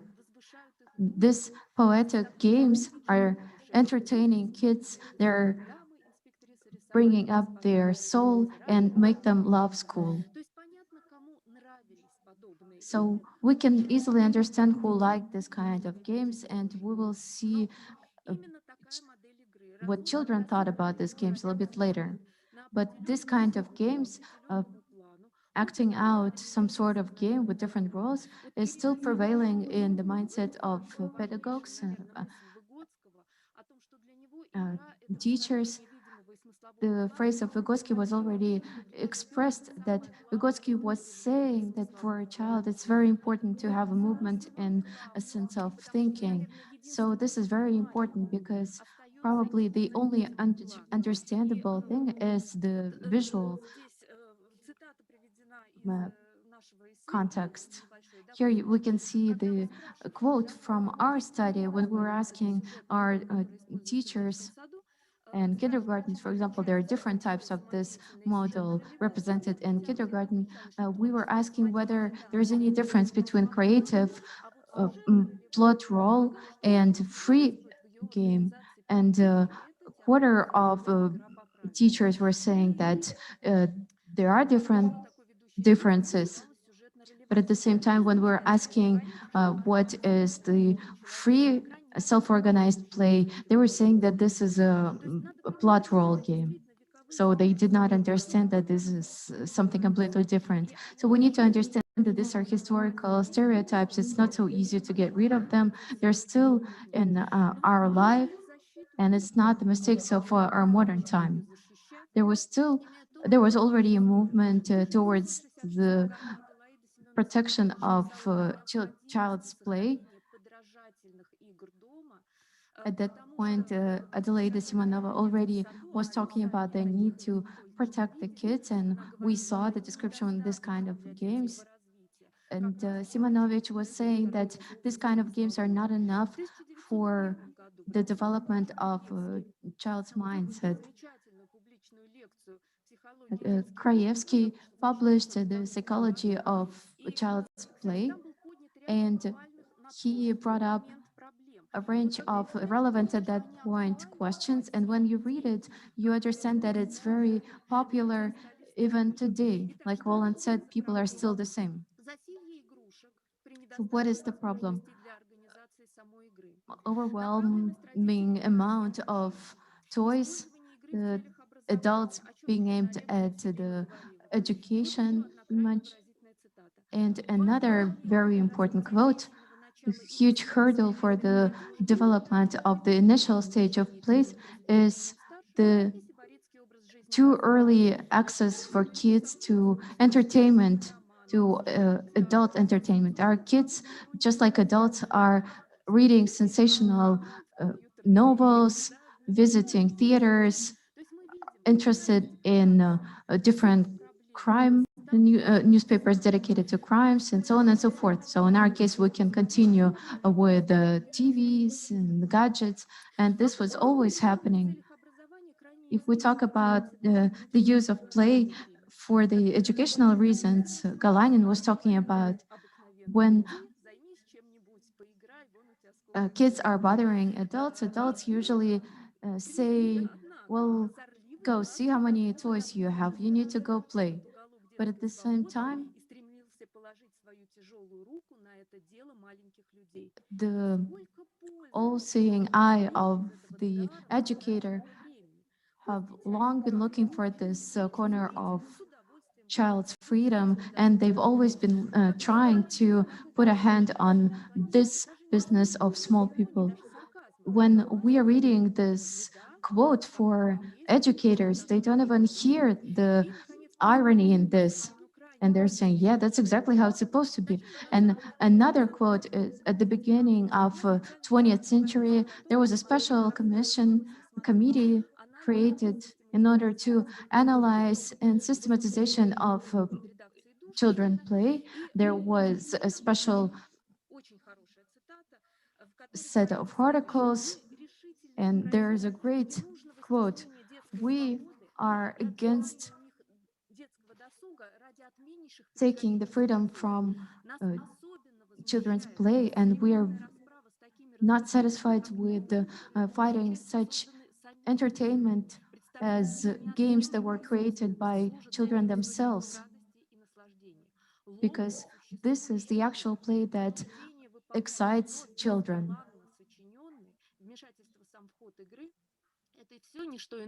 This break of existing play and people, adults, trying to make children play the games that they wanted them to play is really ruining the whole idea of playing. These are not all of the adventures of the play. There have been some changes in the name during the centuries. There is a reason why I'm giving this quote of Vygotsky. It does matter how to call different things. The mistake in a word does lead to a mistake in understanding. So what were the names of the game? A creative play, a plot role play, self-organized play, spontaneous play, and we need to understand that different names mean different things. The creative play has been used since 1929, but at the same time, this type of play was named as one of the tools of upbringing. There were different stimulating games introduced in order to stimulate some certain knowledges and some certain skills. There is a phrase that is set in a special book. For example, after this kind of organized games, kids would say, "And now let's go outside and play the way we want to play."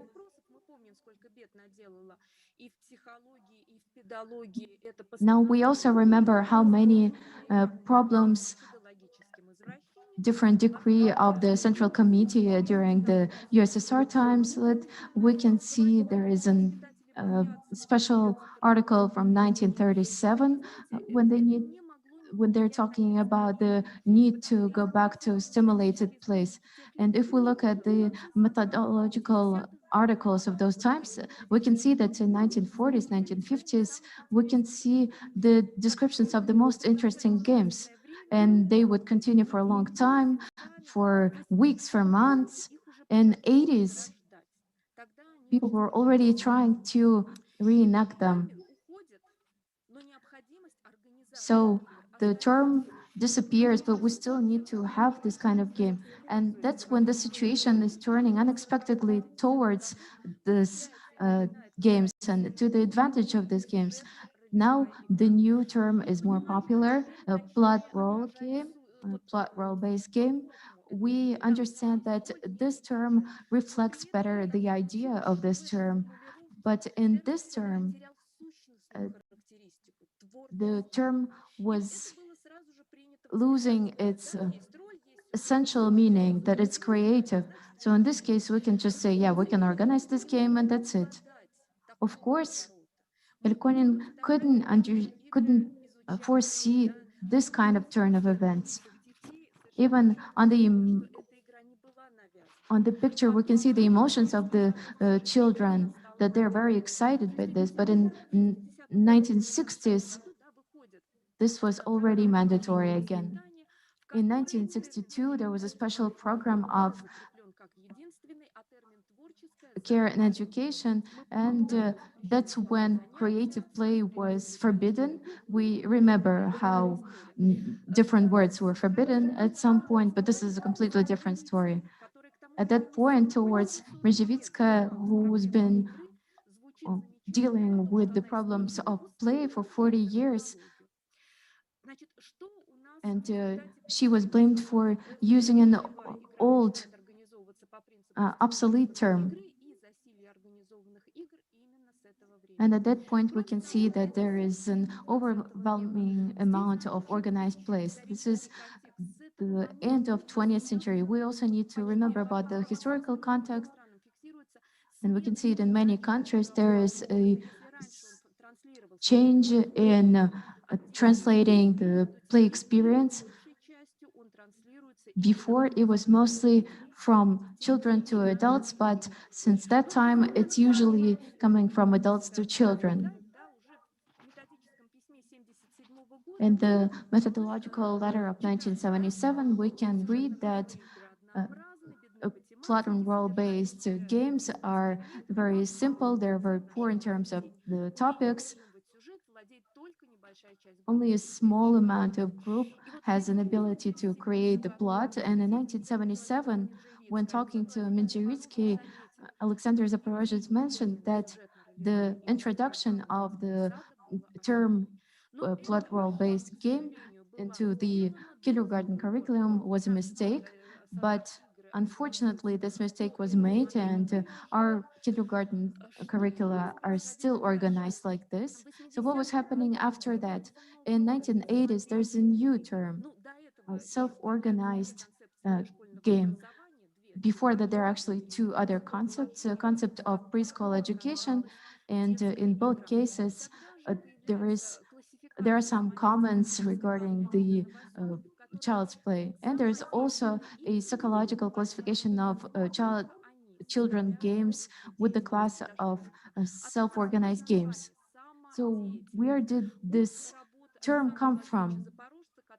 This is from the study of Alexander Zaporozhets, where he was saying that when the play is turning into the form of kids' self-organization, that's when the game gets the most profound influence. What we see after that is that since 1990s, there was a very popular slogan in kindergartens, give kids time to play, don't teach them how to play. But at the same time, we can see that the situation was changing, the game was becoming completely different.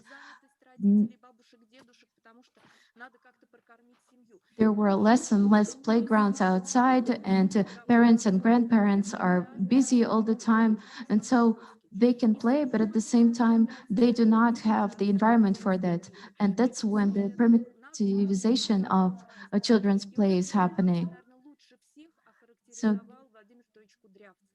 probably Vladimir Kudryavtsev named this better than anyone else. He was saying that nowadays, not the play is living the culture, but the culture is living the game. Sorry, you have 1 minute left. Yes. So now the reason why play is leaving children's life is because this ideal form is very perverse. The problem is not that an adult person can be a mediator in this case, but because they're doing it not correctly. I think that our next speaker will talk about it better than anyone else. So I'm very glad to give the floor to Yegor Bakhotsky. Thank you very much, Ekaterina. Like Ekaterina has already said, Yegor Bakhotsky, author and creator of Playground for Game and Communication project. This is the place in Moscow where the real play exists, and Yegor is going to continue the topic, the role of adult in children's play. You have the floor.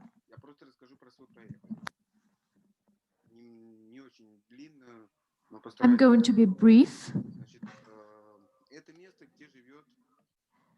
So this is a place where children and adults can learn how to play and get some play experience. There are many kinds of play, and in this playground we usually play pretend. We pretend that we are firemen or doctors or ninja turtles and create imaginary worlds. Our project started 7 years ago. How did it start? I just gathered some adults, some parents, and some other people whose children were about my son's age. And I just offered them that they can get a cup of coffee and I'm going to play with your children. And they said yes. And this is how the project started. 6 years have passed, and now the play meetings that we have for children from 1.5 years old to 18 years old, and for parents from about 20 to 60 years old. I believe that the oldest person who came to my meeting was about 60. So it all happens almost every day. And around 107 people take part in my meetings every week. And if you look at the Facebook group, there are about 10,000 people. I have students and followers, and such playgrounds are now not only in Moscow and in the Moscow region, but also in St. Petersburg, Yekaterinburg, Tomsk, Minsk, Yaroslavl, Krasnodar, and there even are similar playgrounds in the United States, Italy, Greece, Great Britain, and Montenegro. I believe that such popularity is obviously grounded, and there are many reasons for it. I believe that these games are so popular and such a format is so popular because it is a natural format. Someone already said that a natural game, natural play today is quite rare. And I believe I'm going to make a reference to Mr. Yakonin, who said that now we can see a gap between times. And nowadays, the passing of culture does not happen automatically, and it becomes a problem. And this is why we need such a person as a... And what I'm doing and how I organize play includes a mediator, and this mediator is me. I call this mediator an accompanying figure. This mediator has his own role, his mediating role, and now I want to tell you a couple of words, not only about my own experience, but just in general, to tell you what play is. We've heard many definitions today. However, I'm going to tell you what I practically think about what play is. Play is space that allows you to be brave, because there can be anything included in play. I'm going to quote Einstein, who said that play is the greatest form of research. Play is where you can try something new, where you can try new models of behavior, where you can find new restrictions, where you can feel how organic the world is for yourself. Play allows us to create something that you do not dare create in reality, because play is pretend. Play allows you to try different options and to find solutions. Play helps you to learn more about yourself, set goals for yourself. Play is a place. It is a place where you look for something and find something. And one of the discoveries of the game is to realize what you can do. Now I'm going to tell you a little bit about my practice. The first principle that I follow in my playground is that there are no topics or scenarios offered beforehand. Everything happens here. Why does it happen this way? Child's play is a certain let's say this is the processing of different emotions around the world. So if there is something that impresses a kid, they bring it to the playground. And this becomes our scenario, our plot. Usually, a common plot can be combined by different suggestions of the participants of the game and during the game. Principle number 2, there are no toys at all in my playgrounds.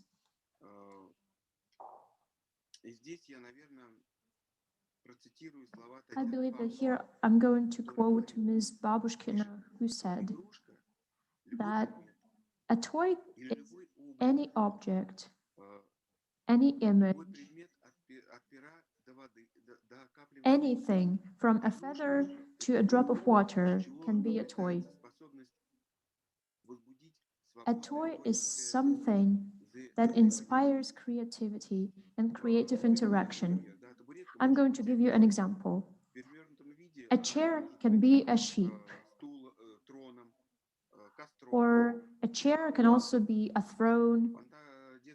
It can be a bonfire. Children's imagination has no boundaries. So no one knows what the chair is going to represent next time. And I usually have a certain set of things that I use. These are different fabrics of different sizes and different colors and different textures. We have lighter fabrics and we have heavier fabrics. Then we also have some paper for crafting, tape, pillows, ropes, chairs and tables. We have different jars and cans, different bowls. Also some acorns and some branches. For example, we can build a train. You can take chairs and different boxes and make a train like this.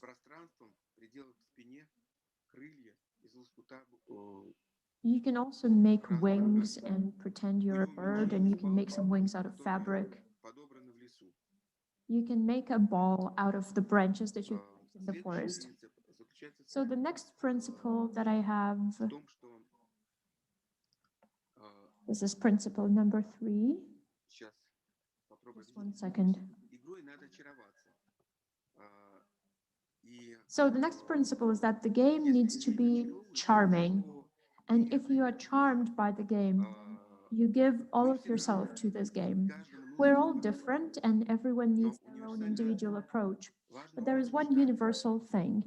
You need to be able to wait, not to hurry the game, not to force the game. In order to inspire the kids' initiative, I introduced 2 very serious bans. First of all, you need to not tell them what to do and totally reject commands.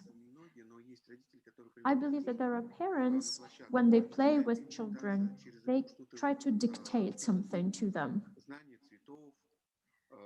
For example, they give them a toy, they try to teach them colors, they try to show their children how to communicate with this toy. And then I approach such parents and then I start playing with the kid. I don't tell the kid what they should or shouldn't do, I just start playing with them. And then they understand that what they are doing is not part of the game. And they understand that they're learning something. And any instructions, any attempts to dictate something, they usually destroy the game. And the second ban that I have and that I really follow is you don't ask why. You mustn't ask why. For example, why do you want to play this role or why are you going there? This is the most useless question. And here I can give you another example. As they say, the best way to fall out of love is to start analyzing your feelings. And the same happens with play, right?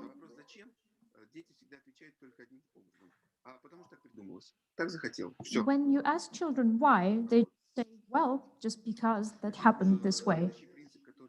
So this question is useless.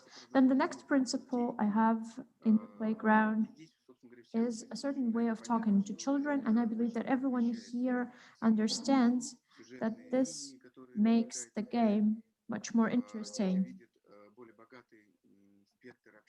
Children can see different opportunities for communication. They use different objects.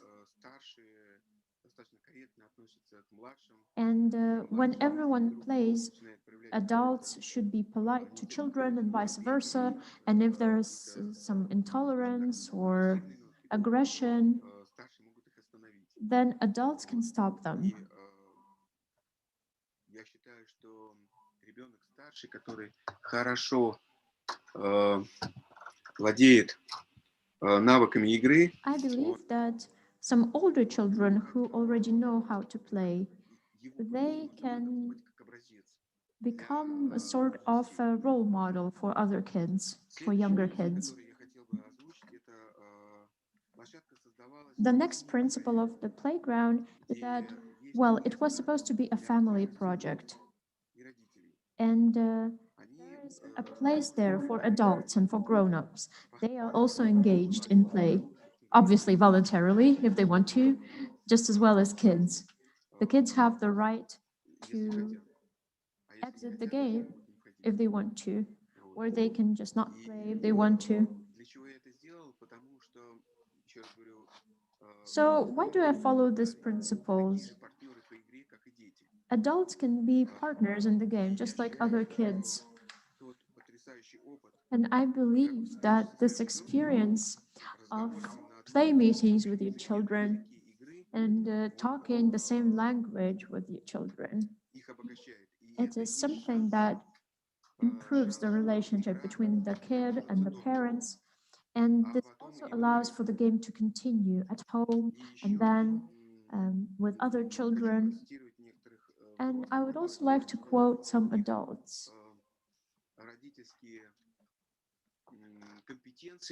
Some adults say that their parents' competency has improved. I believe that they, as parents, get a very important experience from talking to other children, because while they're playing, they talk to children from other families as well. And so the last thing, the last principle is the participation of a special person, the participation of a mediator. And this is someone who accompanies the play. Скажем так, создает. And so this person, this mediator, they help engage people in certain activities.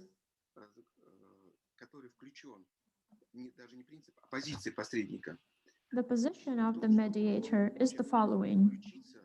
The mediator wants to be engaged in the natural process of someone else's activity, and the mediator can become involved as they want, but they do it only through play. And they need to do it in a way that doesn't kill the play.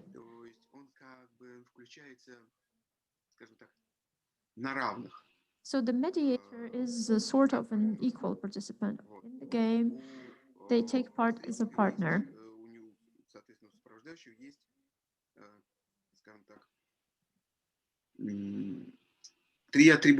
The mediator has three important attributes: engagement, retention, and termination. So what is the most important thing about engagement? When you try to engage something, you try different channels of communication. At the beginning of the game, we have a ritual for entering the game. We draw a circle, and everyone chooses a role to play. And then after the circle ritual, some people enter the game, some people don't. And at this stage, the most important thing for me to make some links of people to one another. There can be three levels of engagement. For example, some people play but they don't risk, and some people don't play. And so my task is to make different players engaged in different roles, in different categories. And the next principle is retention. It means that I'm trying to prolong the interest that the players have.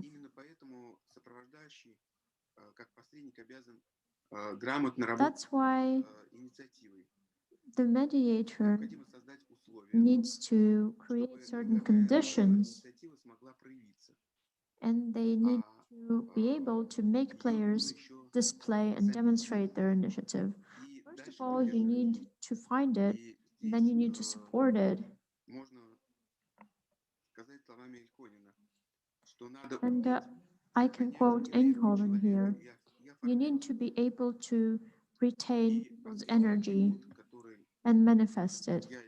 And the last attribute that I use is termination. What is termination? Termination is an achievement, but an achievement doesn't finish the game, but it opens up a new horizon. And play cannot be finished. It can only be interrupted.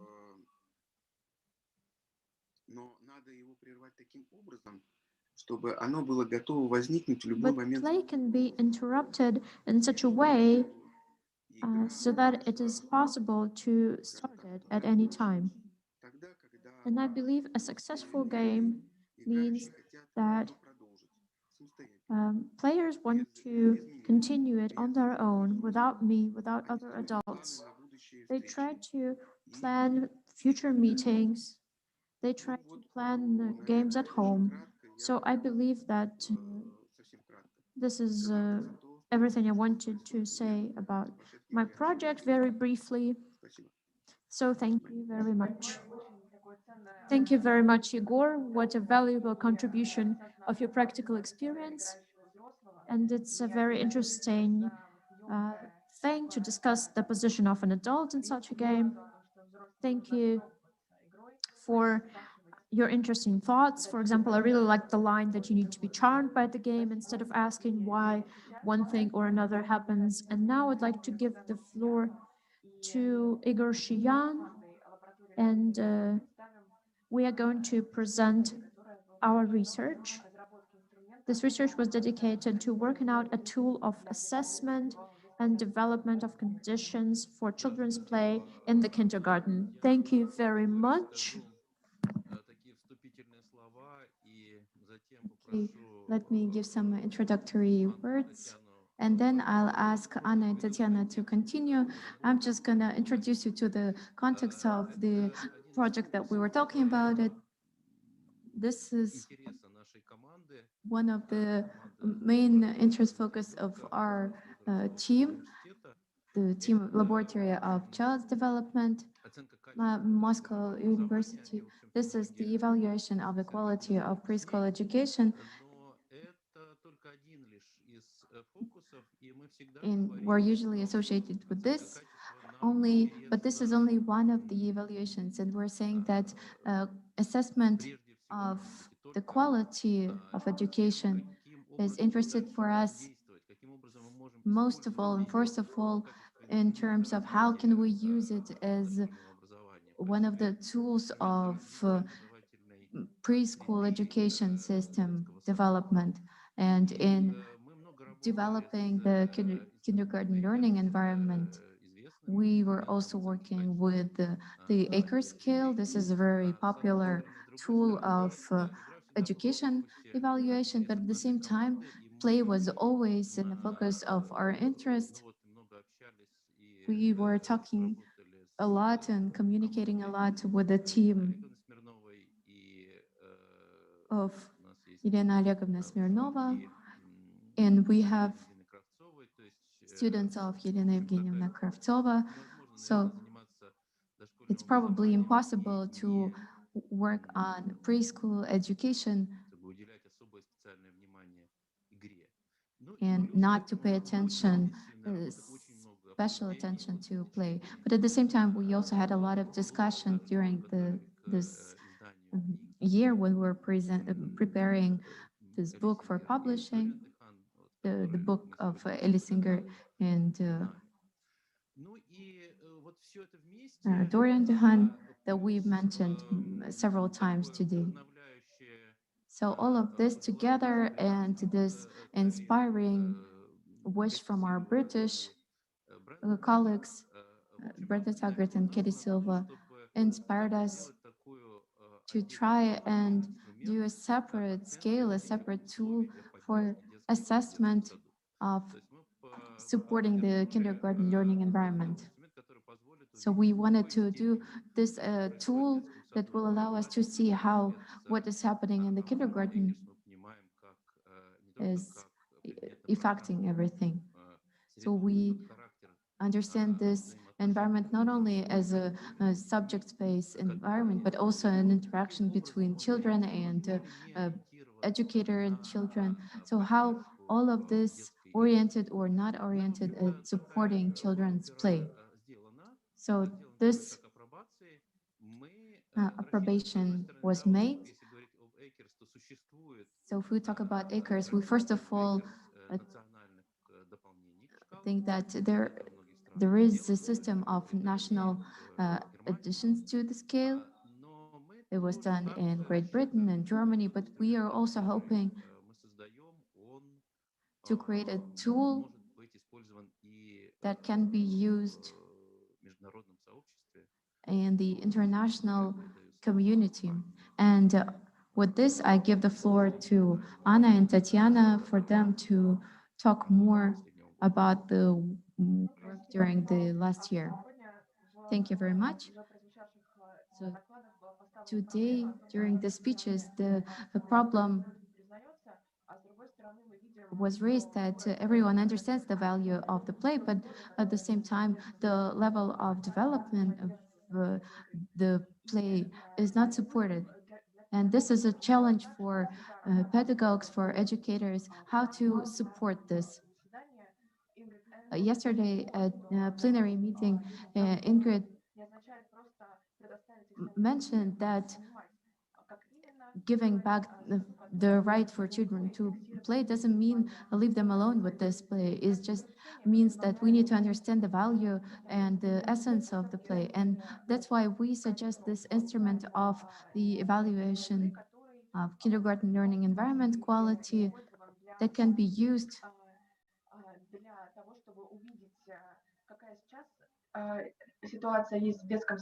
to see what's the situation in the kindergarten right now, to analyze the growing points, and to create a strategy of quality increase. And for this, we need to understand the idea of children's play. It's based on Lev Vygotsky theory. Today, we already heard about the cultural historical psychology. I'm not going to go too deep into this. I'm just going to say that we can look at the game as a continuum, and it helps to find out a range of situations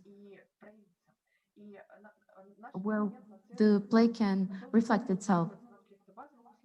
So we are going to focus on some basic conditions that need to be created in a kindergarten group for the play to be possible and in order to broaden the opportunities for children's play.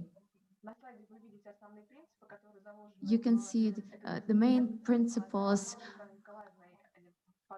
on the slide. Then we are going to illustrate them in more detail based on how the scale is organized.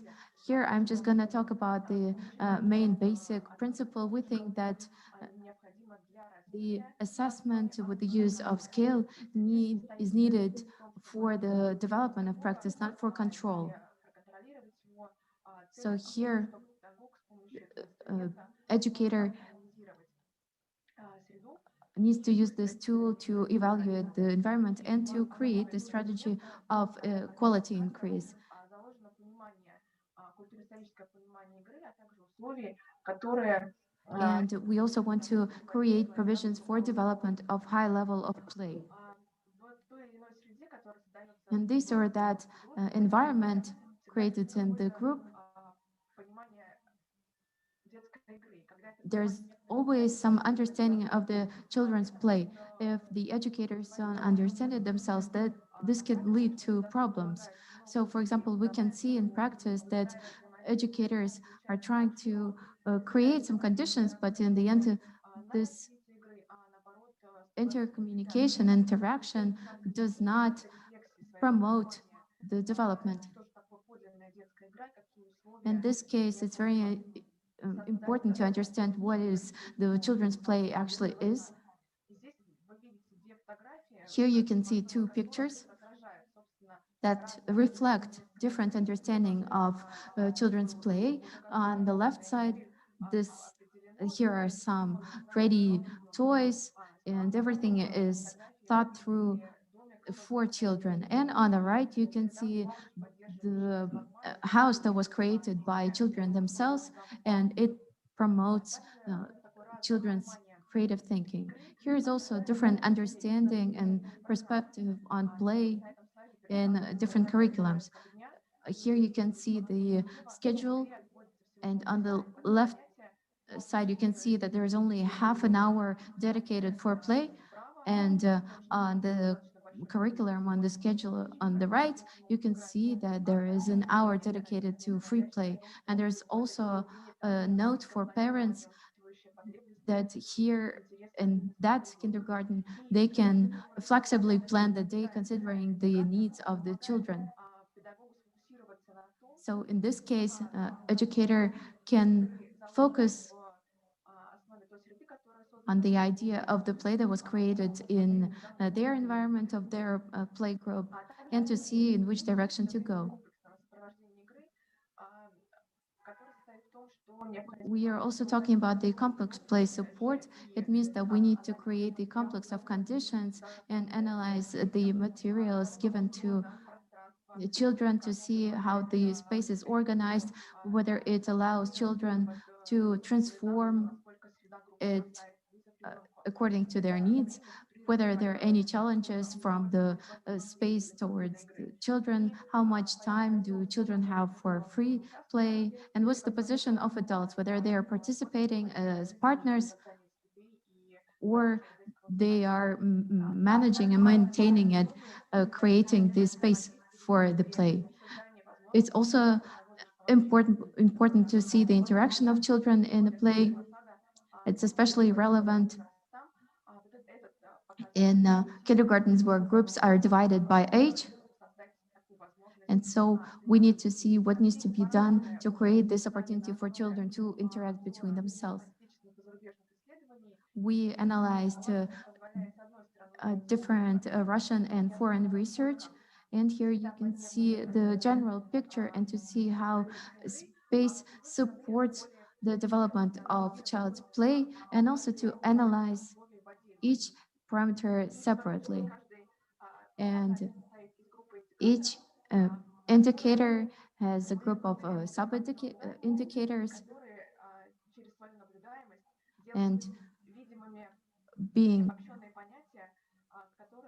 the ones that can be seen and monitored, they're very important in order to analyze the child's play. And so they can be assessed from 1 to unsatisfactory to 7, very satisfactory, very good. The description of the indicators is actually helping to understand the needs in the child's group. And we can see that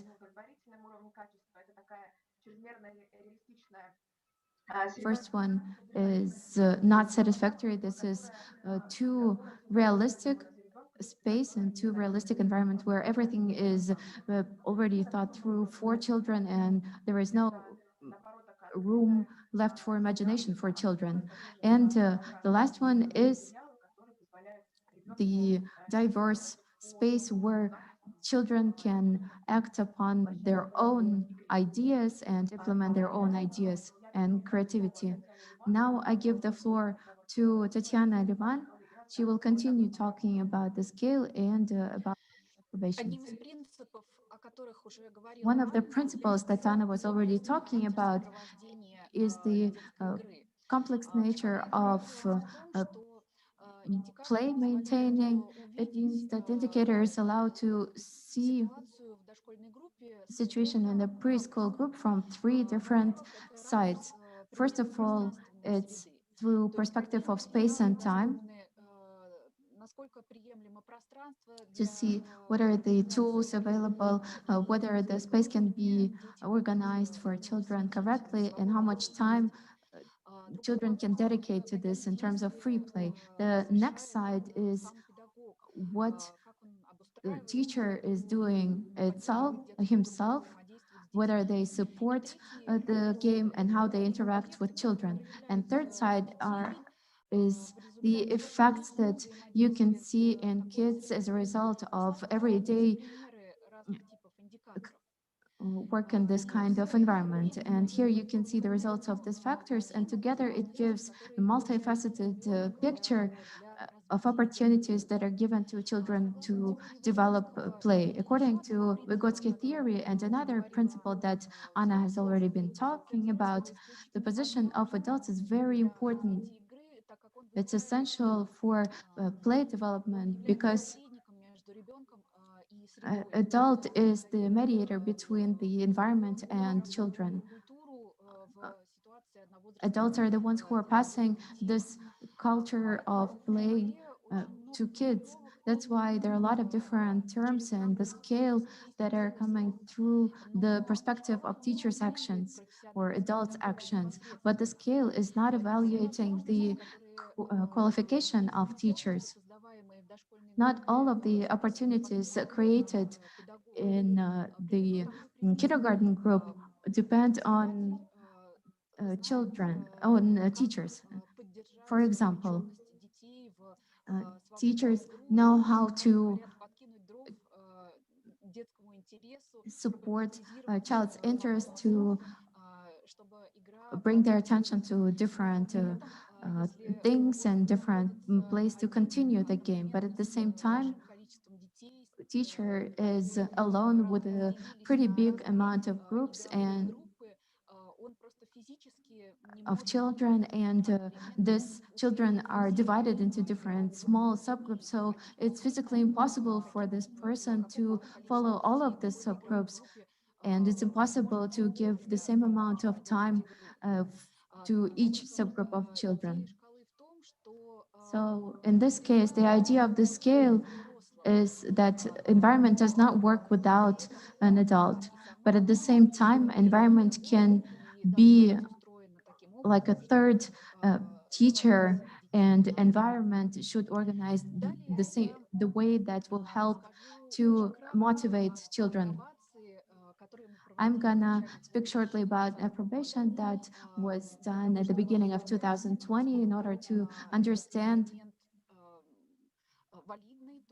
whether this tool is valid, whether it evaluates important parameters of play, and whether different experts not discussing it can evaluate different groups the same way.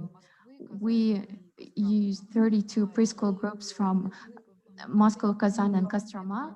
We were assessing the validity through the review agreement procedure. We in the end had 16 groups with presumably high quality. We were using Akers 3 scale and used the factor role play. And this group received pretty high evaluations according to this factor, at least 4 points or even higher. And based on the expert analysis, the nature of conditions in these groups, according to the preliminary expert analysis. Other 16 groups were chosen randomly, but organizations gave the okay to participate in this research. On this slide, you can see the results of testing.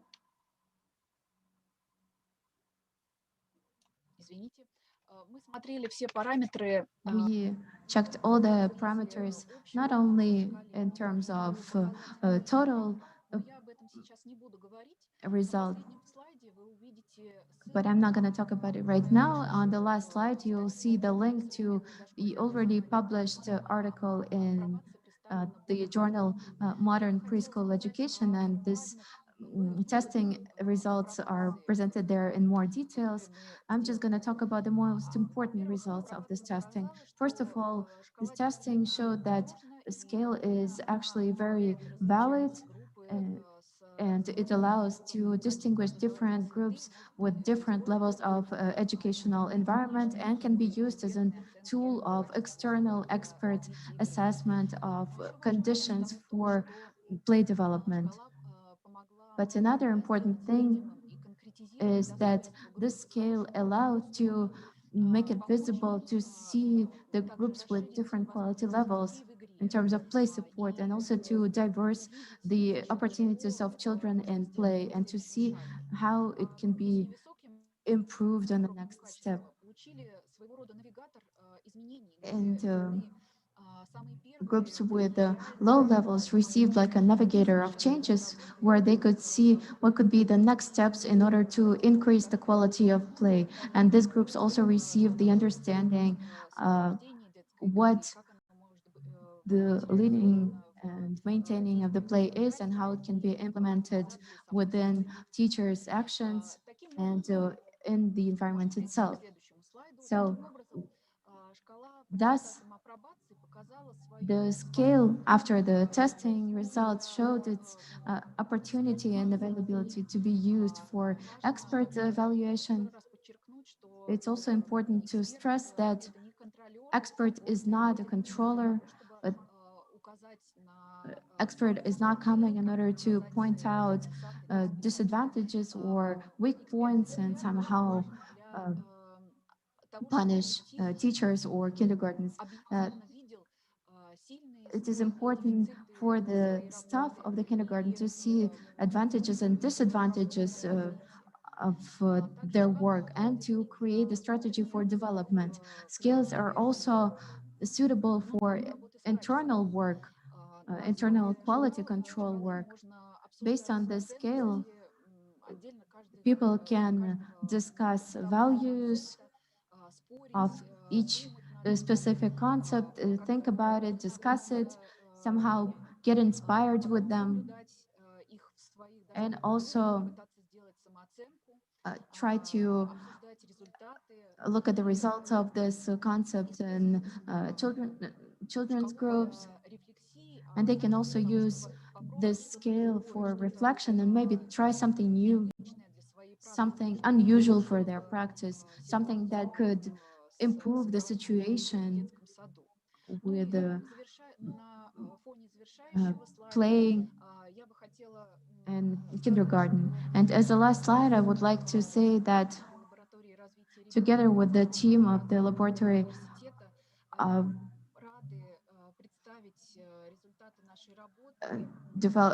children development, are very glad to present our ideas on the scale for this large audience, and we believe that children have a right for free play, and we think that using our instrument, our tool, adults will get more opportunities to support this right of preschool children. Right. After we finish the last stages of testing, we are hoping to do it by the end of this year, and we are going to publish our results after that, and we'll be very happy to share with the educators. Thank you for your attention. Thank you, Tatiana. We have a couple of minutes for questions. We can see in the chat that there are a lot of comments and a lot of gratitude towards the presenters, listeners, and participants are talking about a lot of insights received during this session. There are also a lot of questions. I'll try to generalize them. There are a lot of questions about the role of adults. How can adults react in order to support the game, not to ruin it? And also another comment is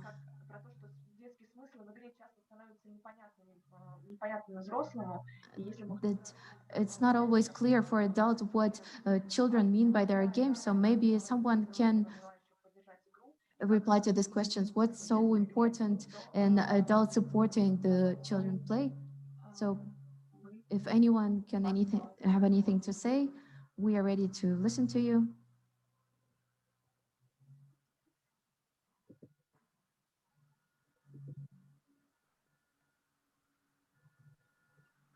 I can say what we found, it was very important to make clear when the children are playing already and the adult joins in, you often destroy the game. I think several of you has noticed that children have their own imagination, their own ideas. So some people are, when you are a very good player, high qualified player as teachers, you can do it. But for most people, it's just too difficult. But when you start a play, for instance, when you are the organizer of the play leader, the children are happy to join in. So it depends on how you start the play and your position in it. But if you just drop in, the children are playing, you drop in, then it's hard. You often make the false assumption. You think they are playing this, and then they have another interest, and then they go away. But that's yes. In this respect, I want to adjust to what Ellie said. We have very stressed the importance of observation of the adult. So when children are playing, you always have to observe where the play is about. And it's very important what was said already by you, is that it's very much a question of emotions. There is a flow of play between the children, and this is primarily an affective flow. So that's why it is difficult for teachers to step in. And what Ellie said, it's easier when you start to join, but when it's already there, you have to observe before you do anything. You have to monitor what children are doing. Я хочу ответить на этот вопрос следующим образом. I would like to reply to this question the following way. You know, the mediator is an adult who is trying to pass on the culture of play to a different person, whether it's an adult or a child. And this person needs to have at least one quality. This person needs to be the barrier of this culture. And if an adult cannot play, then this person will not be able to support children's play. Quite often, adults are dropping in with their own mentality and mindset of an adult, and not being able and not knowing how to play. They're trying to tell children what to do, to include some theatrical action, and no one understands that. Oh, another big problem is for an adult to join as a partner, not as an adult with their status of an adult, but to join as an equal. Very few adults understand this, and I've talked about it, and Rekornin is speaking about this in his studies. The mediator is the one who can walk into someone else's, not ruin it. And this is very important. So again, it's essential to be the barrier of this culture of play. Person needs to know how to play, and they need to love to play, and to play not just because it's needed, not because they need to get into it. What is the problem in kindergartens, to my opinion? Many teachers are obliged to play, but the thing is that play is always something for oneself. This is Google's phrase. Play is inside and for oneself, and we are coming into the play for some specific goal, but children are playing without any goals. They're just playing to play. So first of all, we need to learn how to do this. We need to actually enjoy playing with our own children, be on the same level that kids are. Thank you for your attention. If possible, I would also like to add, I join and I support all the phrases that have been said before. And I would also like to add that adults don't always notice the moment when children are actually inviting adults into the play, because adults are always the figures that children always want to include, and children love when older siblings are playing with them, or parents are playing with them, or uncles or aunts, but quite often parents or adults don't even notice it. For example, children can say, "Play with me, mommy," or they can be not so explicit, but it's very important to notice it and to support children. And this is very important to promote the interaction and the relations between parents and children, because this is a good foundation for playing together, and also for children to play alone, because they see that they've been noticed and they're loved, and parents want to play with them. That's it. Thank you very much. We continue receiving gratitudes and interest from the participants and listeners. I think that at the end of the symposium, there is a very important generalization of the right of adults and the idea of how to train adults so that they learn how to love play, and they are actually enamored with the game and with the play. Thank you very much to all the participants. Now, I would like to give the floor to Igor. Thank you very much, Anna. Yes, that's true. I got into reading the comments. The question that there is often not enough time in kindergartens for free play and what to do with it. This is probably very explicit of what we've been discussing today, because it's quite obvious you need to dedicate more time for play. But on the other side, there's always some fear that maybe children will find out something wrong, or how are they going to cope without us. So this is a huge challenge for the value of play and for the value of play for child's development. It's been said many times today.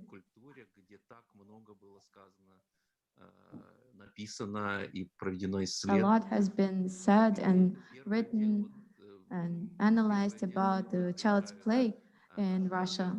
This is the first thing when our foreign colleagues are coming. One of the first requests would be, let's go to kindergarten. You have Vygotsky, you have this play, let's look at it. But unfortunately, there are not a lot of spaces, not a lot of facilities to see what we actually want to see. I would like to thank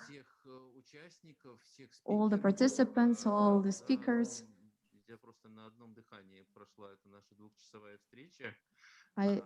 It feels like I just hold my breath and a second passed by. I had a feeling that this is just the beginning of our discussion. I got a spontaneous idea, proposal. We don't meet very often. We have a lot of different studies, research. Only a small percentage of the studies was mentioned today. By the way, it was quite obvious that behind every study mentioned today, there is a huge project, a lot of work, a lot of practice. So I actually have a proposal not to lose each other, to meet on a regular basis. Our university, our laboratory is ready to support this platform for different discussions of the existing problems in play and concepts connected with it. Maybe we can come up with some joint study or research. So I invite everyone to this permanent platform for studying the play. I hope that you will get this invitation and you will accept this invitation. Thank you very much. We're very good with timing. I would like to say goodbye to all of our colleagues, to all of our listeners, all of those who participated. And I would like speakers to stay in Zoom. Maybe we can actually specify our future plans for future cooperation. Thank you very much. Anna. Thank you very much to everyone. The symposium was supposed to be a meeting between the theory people and practice people. I think that everything is great. Unfortunately, we only had 2 hours, and I join Igor's words that I would like this discussion to continue and to have more of this kind of discussions. Thank you very much. Goodbye. Have a great evening.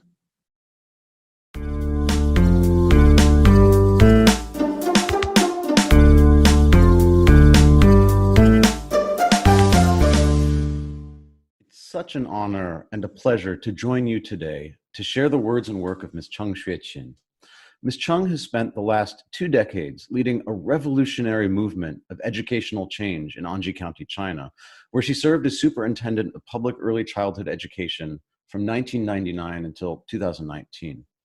During that time, she was the author of all policy related to public early childhood education and the regulation of private early childhood education in Anji County.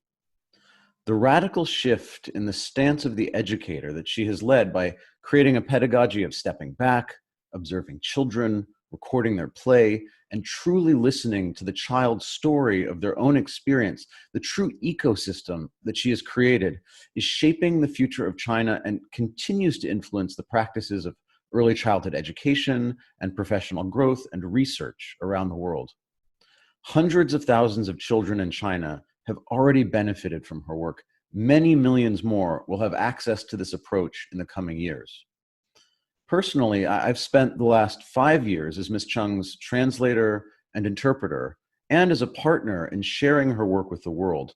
So I'm pleased to share this recent interview with you, and I also take full responsibility for any errors or omissions related to the translation of her words here. But before we begin, I wanted to offer a few notes on the translation. Early childhood program or early childhood education program is used for the Chinese word You'er, literally kindergarten in Chinese. In China, both public and private kindergartens serve children ages 3 to 6. In addition to words like true play and self-determined play, which are unique to the Anji play context, there are 2 other words that Ms. Cheng uses in this interview, which may not be as self-explanatory. The first word is formalism. Formalism is doing something for the sake of form. This usually means implementing the formal manifestation of an idea rather than engaging with the idea or concept itself. For instance, creating a classroom environment to resemble a picture in a book or on the internet, basing teaching practice on a script or toolkit, taking research questions and professional development activities from a book, or otherwise imitating a set of instructions or steps that do not derive from reflecting on and understanding the true reason for doing it. The second word is utilitarianism. Utilitarianism in this context is doing something in pursuit of an outcome. This could mean designing an approach or a curriculum based on a specific set of assessment standards, or it could mean doing something with a particular outcome in mind, like engaging children in guided play or creating play with the intention of children gaining some specific skill set, whether that be STEM skills or 21st century skills. So I want to thank you again for your time, your attention, and for working to make the world a place where children have the right to true play, and where all children enjoy the safety of being truly seen and heard. To learn more about Ms. Chung's work and the ideas behind AnjiPlay and TruePlay, we invite you to visit anjiplay.com and trueplayfoundation.org. Thank you again. 那陈老师你好。高姐你好。今天我们有世界各地的幼教老师、园长和家长，都是为了更深度的了解你对教育的重要贡献，就是为了这个原因来参加这个分场。因为有关安吉游戏的公开信息和资源是相当多的，我想和你多探讨这个安吉游戏的基础原则和实践方法，而并非细谈这个安吉游戏的发展历程。因为我们网络上有很多有关安吉游戏的历史和这些信息呢，所以第一呢，这个线上的峰会呢，它是围绕着一个游戏的主题，那么你对游戏有什么定义呢？游戏我们已经做了，其实我一辈子都在干这个学前教育啊，对游戏的这块探索也有几十年了啊。所以游戏，我觉得游戏就完全是幼儿自发、自主、自由的活动，游戏应该是充分的尊重儿童意愿的活动，就是儿童有权利决定跟谁玩、玩什么啊、怎么玩啊、玩多少时间等等，这些都是儿童游戏的权利。所以游戏是儿童自主探索的这个决定游戏发展取向的这样一种活动，而不是我们成人去为孩子设计啊，去引导孩子。去介入指导孩子怎么玩的这样的活动。然后你的这个定义呢，是怎么样发现或者怎么样有这个定义呢？其实在这个安吉游戏你讲到这个发展历程不讲，但是我们在这个定义这个游戏的这个过程当中，其实也是很有意思的啊。就我们在幼儿园当中一开始为孩子设计游戏的时候。去为孩子规划游戏的时候，我们做了很多，但是在这个做的过程当中，我们就发现了儿童在这个我们老师成人设计的成人理解的这些游戏当中，他是没有快乐的。所以老师越辛苦，儿童没有快乐。那么老师付出了那么多，儿童没有快乐，我们就反思这个为什么这个游戏当中儿童不兴奋？因为游戏是儿童的天性啊。为什么我们这些游戏儿童不兴奋，儿童不快乐？老师开始这个讨厌这个游戏，因为付出的太多，就付出跟我们这个回报不成比，所以儿童不快乐，老师不幸福。那么在这个时候，我们就开始进行反思。那么在这个，因为我们中国，你知道，我们中国从1989年就在联合国儿童那个公约上签字了，联合国提出儿童的权利里面，我们就签字了。96年，我们中国就提出来以游戏为基本活动，所以我们国家一直在这个96年到现在，一直从来都没有停止过去要求我们所有的幼儿园坚持以游戏为基本活动。那么我们在落实这个国家要求的过程当中，设计的游戏儿童不快乐，所以在这个里面，我们就肯定反思，就觉得我们肯定是有问题的。所以觉得有问题了之后，我们就开始去追寻什么是真游戏。那么在这个过程当中，我们开始去思考孩子为什么不快乐儿童老师为什么辛苦了儿童不快乐？在这个过程当中，我们去找到哪去找呢？最好的找就是到自己童年的记忆当中去找。所以我们就开始去追寻我们童年的这个游戏回忆，追寻童年当中游戏最快乐的表现。我们反思了，我们带领我们的老师，带领我们的家长一起来反思自己童年最深刻的游戏记忆。所以在这个过程当中，我们就通过反思，我们就提出了我们的游戏定义啊。我们觉得我们设计了那么多的游戏，就是把儿童游戏的权利剥夺了，把儿童怎么玩剥夺了，把儿童玩什么剥夺了，把儿童在游戏当中跟谁玩剥夺了。所以我们就在这个过程当中反思到，我们儿童游戏权利被剥夺了之后，我们就提出彻底的把权利还给孩子。所以游戏应该是儿童自由、自主、自发的活动。那么我们安吉还比较特殊，我们在这个反思的过程当中，我们就深深的体会到了，就是我们成人给儿童创设的这个充满爱的游戏环境是非常非常重要的。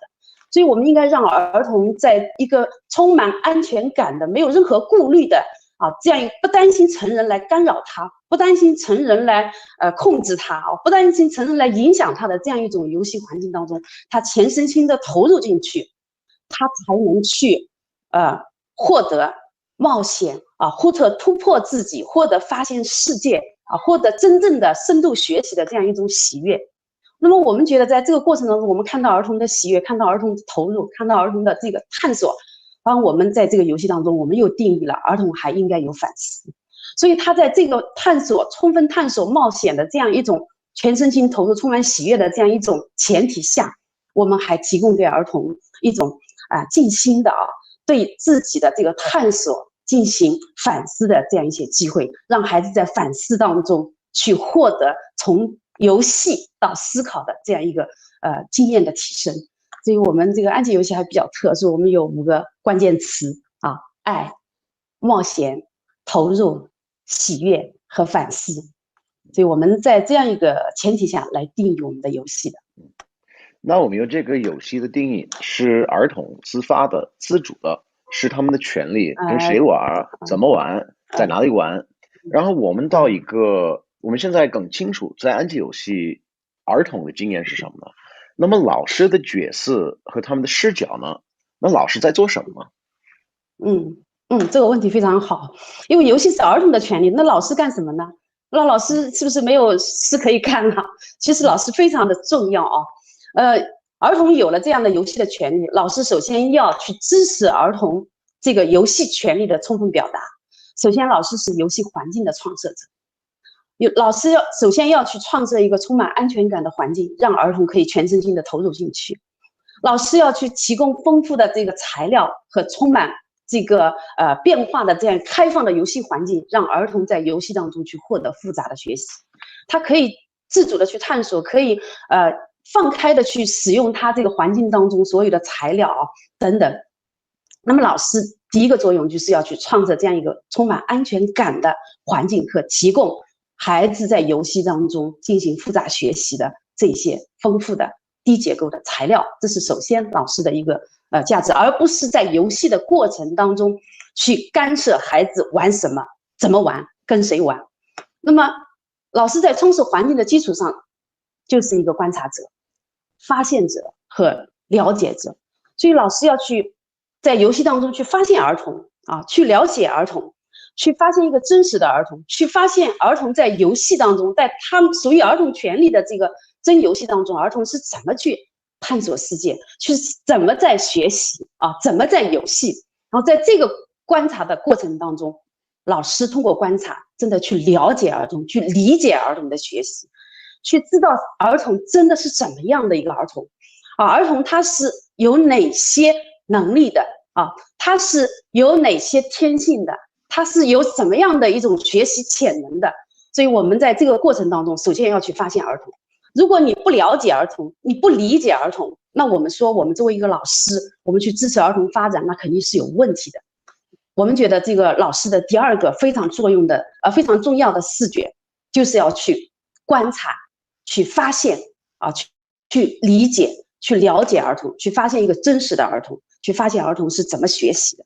那么在安吉，我们的老师还有一个非常重要的这个视觉，就是去倾听儿童的发现，去倾听记录儿童的记录，去记录儿童在游戏当中的这个经验。所以我安吉的老师在这个一天当中的，除了创设环境观察孩子，还有一个就是倾听。倾听我们叫倾听儿童的这个记录，倾听儿童的发现。那么在这个过程当中去记录、去倾听儿童的过程当中，在看的基础上，又通过我们的听儿童讲他在游戏当中的发现，再进一步的去不断的去了解儿童的内心世界，不断的去理解儿童是如何学习的，是如何在世界当中发现复杂的关系的啊，去向儿童学习，在听的过程当中不断的去向儿童学习。那么我们老师还有一个视觉呢，就是在这个观察、发现、聆听啊、记录儿童的这样一个基础上，我们也会跟儿童去对话。那么我们的对话是什么？是在儿童反思的这样一个基础上去跟儿童集体对话啊。你来过安吉，一定看过我们的这个游戏的反思。当然，儿童有多种形式，在每一天有很多机会啊反思。在这个反思的过程当中，我们老师也会去对话，但是我们的对话不是去教导儿童做什么，而是通过我们的对话去不断去发现儿童的精彩的观点，去不断的去了解儿童的精彩的想法啊，我们不断的去通过我们的对话去激发儿童的这个思考啊，他们对问题的这个思考，而不是像我们传统的以前的那个对话是为了去把知识传递给儿童，去教儿童啊，去引导儿童，不是这样啊，我们而是去通过对话不断的去激发儿童的这个思维的火花，不断的去了解儿童的想法啊，不断的去通过对话去倾听儿童对游戏当中他发现世界的一些精彩的观点。所以在这个我们的这个安吉的游戏背景下的教师的这个角色，就是我们不断的通过我们的知识，通过我们的发现啊，通过我们的聆听去获取儿童学习与发展的信息，然后我们再通过反思，怎么更好的来支持儿童去发现世界。那么我们老师在儿童的所以我们的老师啊，每天都在通过我们的观察，通过我们的倾听啊，不断的去获取儿童学习与发展的这个信息，然后我们通过我们的反思，再来如何更好的支持儿童全身心的投入到他们的游戏啊和他们的这个探索当中。我们一天做的这个工作啊是这些。我们的这个对儿童的看法就是儿童在前面，老师在后面啊。儿童在前面发现世界，我们叫儿童去探索发现，老师在后面发现儿童的发现，然后去支持儿童一起，老师跟儿童一起成长，在向儿童学习的过程当中，跟儿童一起共同成长，而且这些知识是老师跟孩子共同去发现、去共同建构的。我们是这样一种角色关系。然后我觉得就是说第一次来到安吉，或者是看到安吉的幼儿园的照片或者视频呢，他们会发现，一位老师就是蹲下来用这个手机来拍儿童的经验，然后又到教室内去进行一个反思的环节。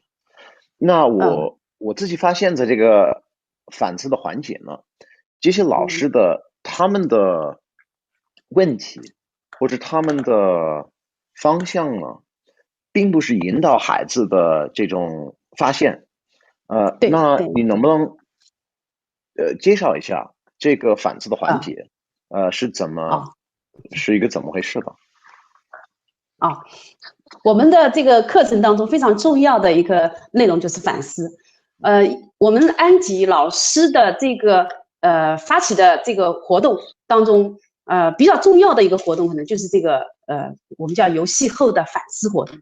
所以这个游戏后的反思活动，我们不是像传统的老师教儿童学，我们是老师在游戏的现场去观察，去抓拍，去用我们的这个现代化的我们叫智能手机也好，我们的照相机也好，去捕捉儿童在游戏当中他们去解决问题或者他们在这个获得成功他们在互相的这个合作等等我们去抓拍这样一些儿童在游戏当中的表现，然后在室内我们通过老师提供的这些视频，这个视频的作用是什么？是重温游戏现场，是提供一个孩子们来反思，来交流他们想法，来来表达自己的观点，来表达自己发现的这样一个载体。其实，那么整个我们的分享活动，它的走向是不是老师提出，是根据孩子们对他们发现的表达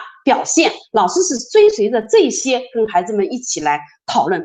在这个过程当中，老师关注的是儿童对这个他自己在游戏当中探索发现的这个表达表现啊，老师关注的是儿童的思考，所以儿童他会决定这个分享活动的走向，用他的想法来决定这个走向，老师追随着他的想法跟大家一起来进行讨论，而不是老师设计好我今天这个分享这样一个反思活动，我要教给孩子什么我要让孩子做一些什么，而不是这样。所以我们的这个分享活动是很特殊的，在我们这个学前教育，在我们自己的这个改革当中，我们也是颠覆了我们以前传统的这样一个教育学的这样一种关系。所以我们在这个反思当中，关注的是儿童怎么去思考他自己在游戏当中的这个我们叫真实的这个行动、真实的体验真实的想法，然后跟大家一起来分享。那么其他的小朋友会提出他对这个想法，还别的小朋友的观点的这个想法，我们叫观点的碰撞。然后主要是我们推进儿童的思辨性的思维能力推进儿童精彩观点的表达在这样一个过程当中，我们是推进儿童的这个反思，就是由做到思。游戏当中是孩子在做、在实践、在探索，然后我们的反思这个分享活动是孩子的一个思考，是对自己游戏行为的思考和反思跟其他跟我们传统的还不一样而且我觉得其实跟很多在西方的以游戏为主的课程也有一些比较大的区别呢。我记得有一次呢，在安吉有一个比较年轻的老师，可能新来的老师呢，他在做这个反思的这个环节呢，有一个视频呢，是一个儿童呢，他有一个管子呢，然后呢里面有沙子，还有一个小东西，然后有水，然后这个孩子这个儿童他在讲这个水的这个力度，这个里面的东西，还有这个小东西的关系。然后我们发现我们在观察这个老师的反思的这个能力的时候，我们发现这个老师他特别想提出来一个写坡一个写读的关系，但是这个儿童谈的这个道理或者这个原则是更复杂、更深刻。所以我发现可能有一个大的区别呢，就是说在安吉呢，这个老师觉得一个理念是重要的，他也不会说，他会等这个儿童讲完了，再听其他的儿童怎么回答呢？然后讲完了，他又不会说这个老师觉得重要的那个原则，对吗？对，我们是非常非常尊重儿童的想法，因为儿童对世界的看法，有时候我们成人是无法理解的。所以老师在这个我们安吉的老师经常在感叹就是在这个反思的过程当中，我们会发现很多儿童的想法是我们不懂的，是我们未知的，是我们无法用我们承认的这个逻辑去思考孩子的一些想法的。所以我们在不断的这样一些反思的这样一个活动当中，我们的老师就不断的在向儿童学习，不断的放下自己了，就是不断的把自己的那些观点放下，我们不断的放下自己，去改变，用我们成人的这个已经知道的一些观点，已经知道的一些知识，已经知道的一些逻辑去限制孩子，我们已经彻底放下了。因为我们觉得孩子的独特想法是非常伟大的，孩子的视觉，孩子发现世界的关系的这个视觉是我们无法比拟的，也是我们要不断向孩子学习。所以我们不断的会放下自己，我们也不会去用一个标准的答案，去用一个我们已知的这样一些知识去评判孩子，因为我们需要的孩子是面向未来未知世界的这样一个儿童。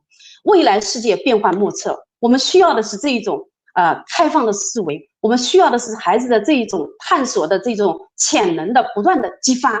所以我们安吉的老师一定会蹲下来向儿童学习，不会用我们的传统的这些知识观点，我们去评价孩子啊，我们去支持去发现孩子的想法。所以在这个分享当中，不断向孩子去学习，不断让孩子的潜能、孩子的这个发现世界的这种能力啊，展现在我们面前。我们要的是去不断的去听懂啊，去等待孩子的观点表达啊，去听懂、去学习孩子的观点表达，而不是急于去给孩子以评判啊，急于去引导。所以你们来听我们的分享，你们有时候有的老师很着急，安吉的老师为什么一直在那里很耐心的听啊，很耐心的去听孩子讲，而且去很谦逊的这样一种态度去对待孩子，去表达他在游戏当中对世界的这个发现。所以你们可能会觉得有的就老师就等不及，你们怎么那么好的耐心啊？所以我们把这个看成我们老师一个非常重要的素养啊，来培训、来提高的。所以到某一个程度上呢，这是儿童面向一个未知的围栏了，这个老师同时也在面向一个未知的儿童。对，所以他像一个未知的儿童，你看这儿童就是一个宝库，所以我们老师每天都在这个探索这个未知的宝库。那么儿童呢，他也在探知这个未知的这个复杂的这个世界，他面向未来在探知，所以这个开口是无限大的一个开口往前走，所以这样我们才能支持我们的儿童去面向未来，未知的未来。也到某一个程度上呢，一个老师在聆听、在倾听一个儿童在反思的过程当中呢，老师也在反思呢，因为老师也在听儿童，也在反思。老师的反思太多，对，所以你能不能讲一讲这个老师的反思的一些特点或者一些案例呢？老师的反思这个过程当中是挺有意思的。我们刚开始做这个改革的时候，我们老师就是有时候一听还没怎么听懂，孩子讲的大概就是这个概念吧啊，老师可能就会马上用自己的这个我们叫回应吧，用自己的想法去梳理孩子的经验，就给孩子一个定义。到后来我们不断的在仔细听的过程当中，好像跟我们想的不是那么一回事情呀，然后不断的在这个倾听的过程当中发现，还有我们的孩子想的很多东西是我们不知道的啊，是我们根本就没有想到的啊。举一个例子，可能上次你们来也看到，就是我们周丽老师讲的那个关于玩水的那个故事，孩子去看那个水花溅出来的时候的那个现象，跟我们成人表达的那个现象。当我们成人觉得这个水花表达，可能我们就看到这个水啊，它的特性是抓不住的啊，是变化的。然后孩子在那里玩，可能就会了解这个流动的这样一个特点。但是当我们去听孩子在讲的时候，在表达的时候，他发现的这个水花的特征，它并不是这样。儿童发现的是这个水花洒落下来的时候，它变成一滴滴水滴的时候，那一种分离状态的那种表达，跟我们原来的那个定义完全就不一样了。那刚才你讲的那个沙子在那个水管里面啊，它在流动，我们成人可能孩子在讲的时候是他的想法，我们成人马上就会想到，力和作用力的关系啊，这个水的冲动的力的关系，我们会贴一个标签，但是孩子不是这样，孩子的很多的这一些跟我们的传统的发现、传统我们所了解的这些知识点不一样的时候，就会给我们的老师带来很大的冲击。所以在这个过程当中，我们通过一次一次的这个教研，一次一次的老师的这个分享，老师在这个过程当中把自己原来的那些定义跟儿童的这个表达的这个跟我们的冲突点，我们然后进行去分析，然后去讨论。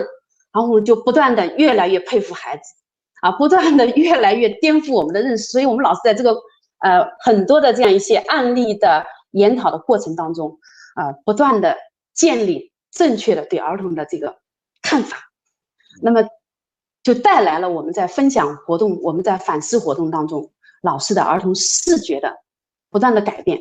那么今天我也没法呈现这个图片或者视频啊，或我们老师的这个研讨的这个给你们看啊。其实我们很多老师在研讨的过程当中就会流泪啊，就会哭，有时候也会自责，就会觉得我们以前很多年我们在没有发现儿童以前，我们都干了些什么啊？我们都做了一些很自责、很自愧就觉得很对不起孩子。那么在这样一个过程当中，我们就会不断的，我们讲的那个爱我们真正的爱就是对儿童的尊重和理解。所以在这个过程当中，我们深刻的体会到我们安吉老师提出来，而老师的这个素养的一个非常重要的出发点，就是对儿童的理解和尊重。如果你对儿童的理解的这样一种理念都没有了，那么我们后面我们说作为一个合格的老师或者作为一个真正支持儿童成长的老师，那就是肯定不可能做到了。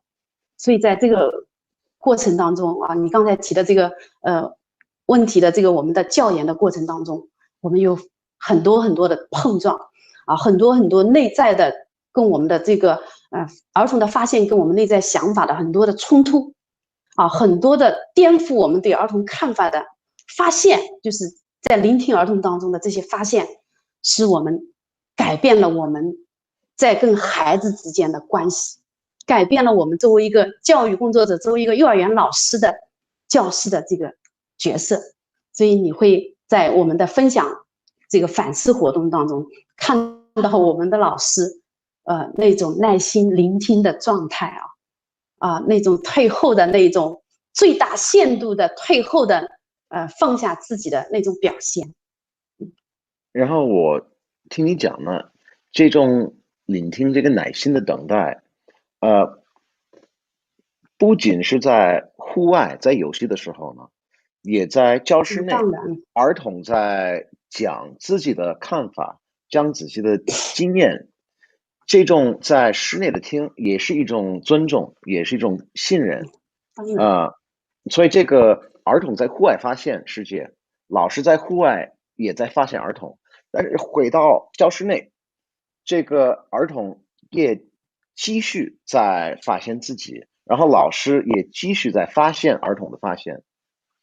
当然了，这个儿童的在安吉，儿童在幼儿园一天的所有的这个环节当中，我们老师都做到这些。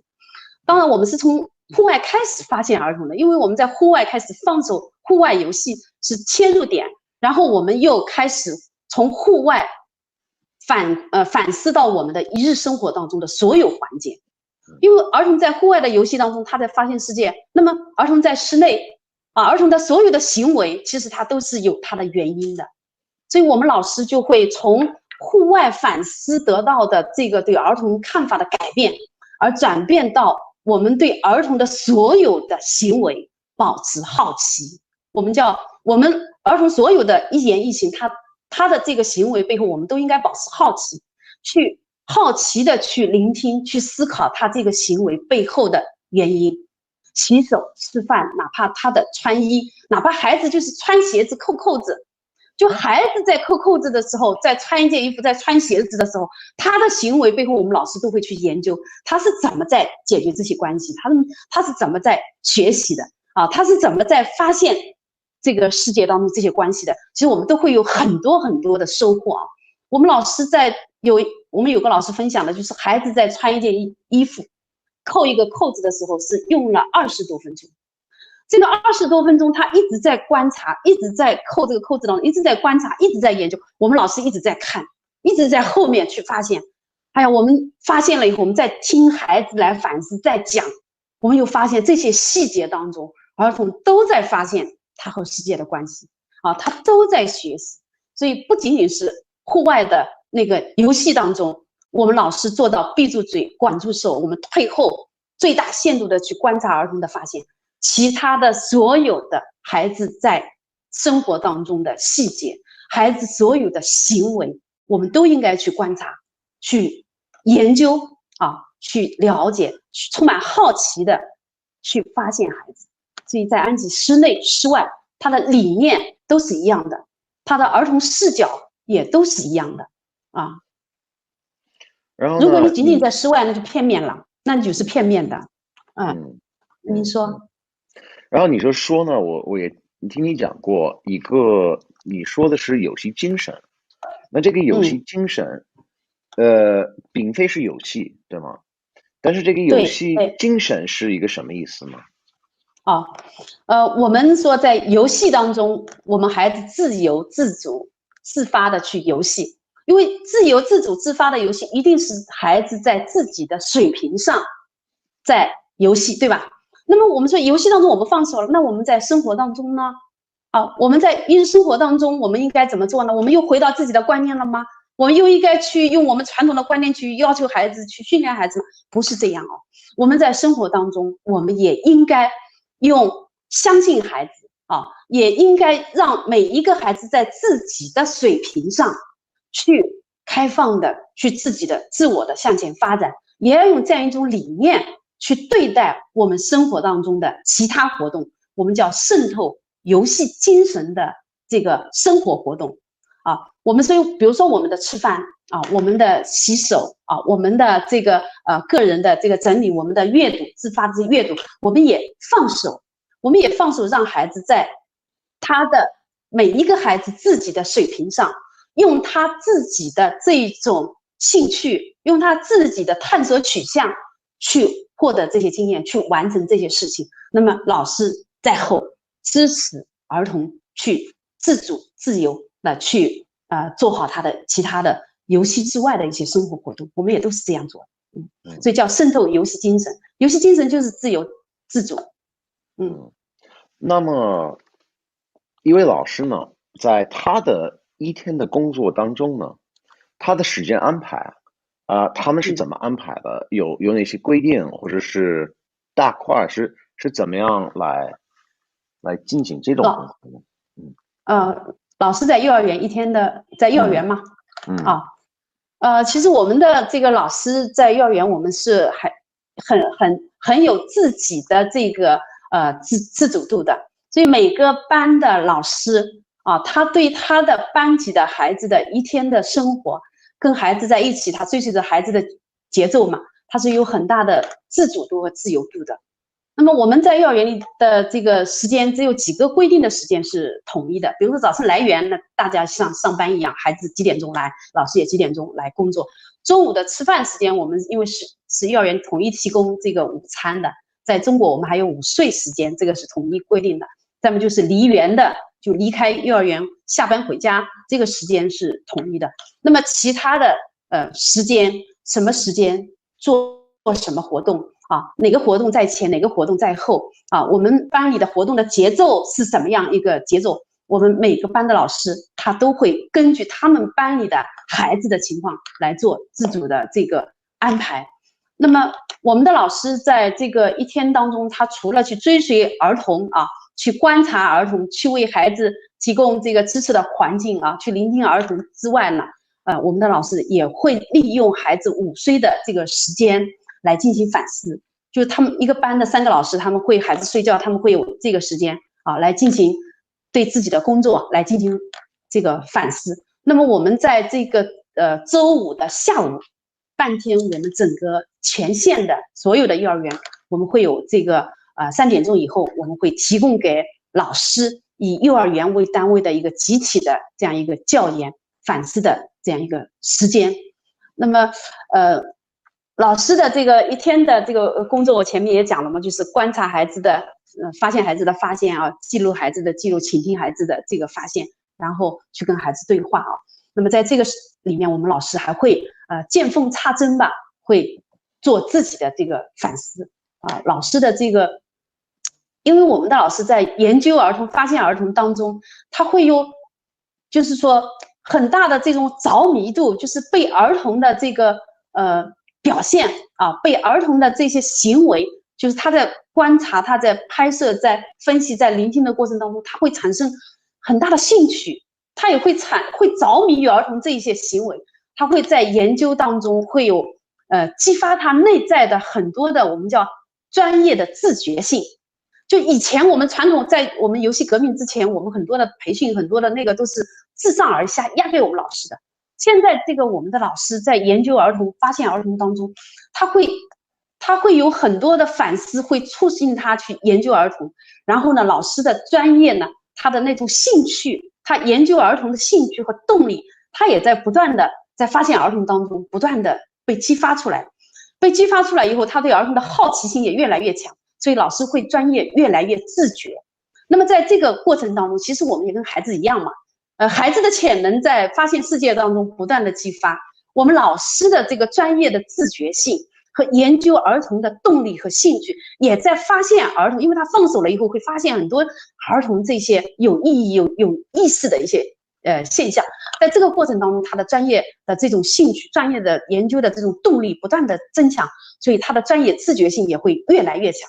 他会在一天的这样一个活动当中，他会去研究儿童比如说他自己在跟孩子一起分享了，他会在后面加一个摄像机，像我们今天直播一样，他加一个自己的手机，他会把自己的行为拍下来，他会拍下来，他会看他今天在听孩子表达的时候在跟孩子对话的时候，或者是在创设环境的过程当中，他有哪些是做的是有意义的是支持了儿童的学习，哪些他是还不够，还需要反思再提高的，所以他会去研究孩子，研究自己，有时候研究同伴，比如说他会对老师，他对班里的同伴这个同事发生好奇，他也会研究他是怎么在跟儿童互动他研究自己，研究同伴，研究孩子在这个一天当中，他还有很多的这样一些机会去做自己的这样一些有兴趣的工作。我们说我们的老师专业的幸福度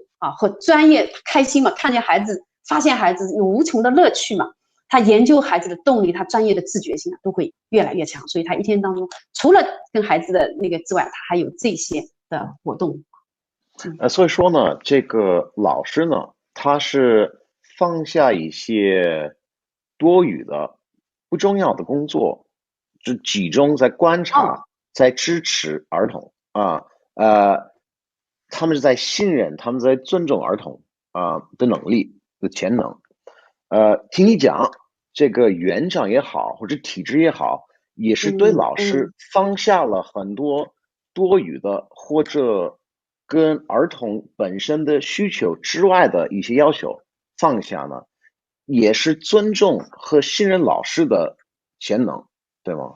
对，是这样理解吗？这个对，你这个理解非常的对在我们的这个安吉游戏的这场革命当中，其实我们还有有一个革命，就是革掉了很多无效的干扰的我们老师专业成长，干扰我们园长去做这个研究，支持儿童成长，支持老师成长的这些无效劳动我记得我们在做改革的初期，我们就做了很多的这个调研，就是有多少的工作是跟我们支持儿童发展，跟我们的教育是没有关系的哪一些是形式主义的，哪一些是功利主义的。所以记得我们当时做了收回来我们有好几十项吧，我发了800份问卷，我们收回来的是有很多的这个梳理出来的很多的无效劳动，是捆绑了、影响，其实阻碍了老师的自我发展和专业成长。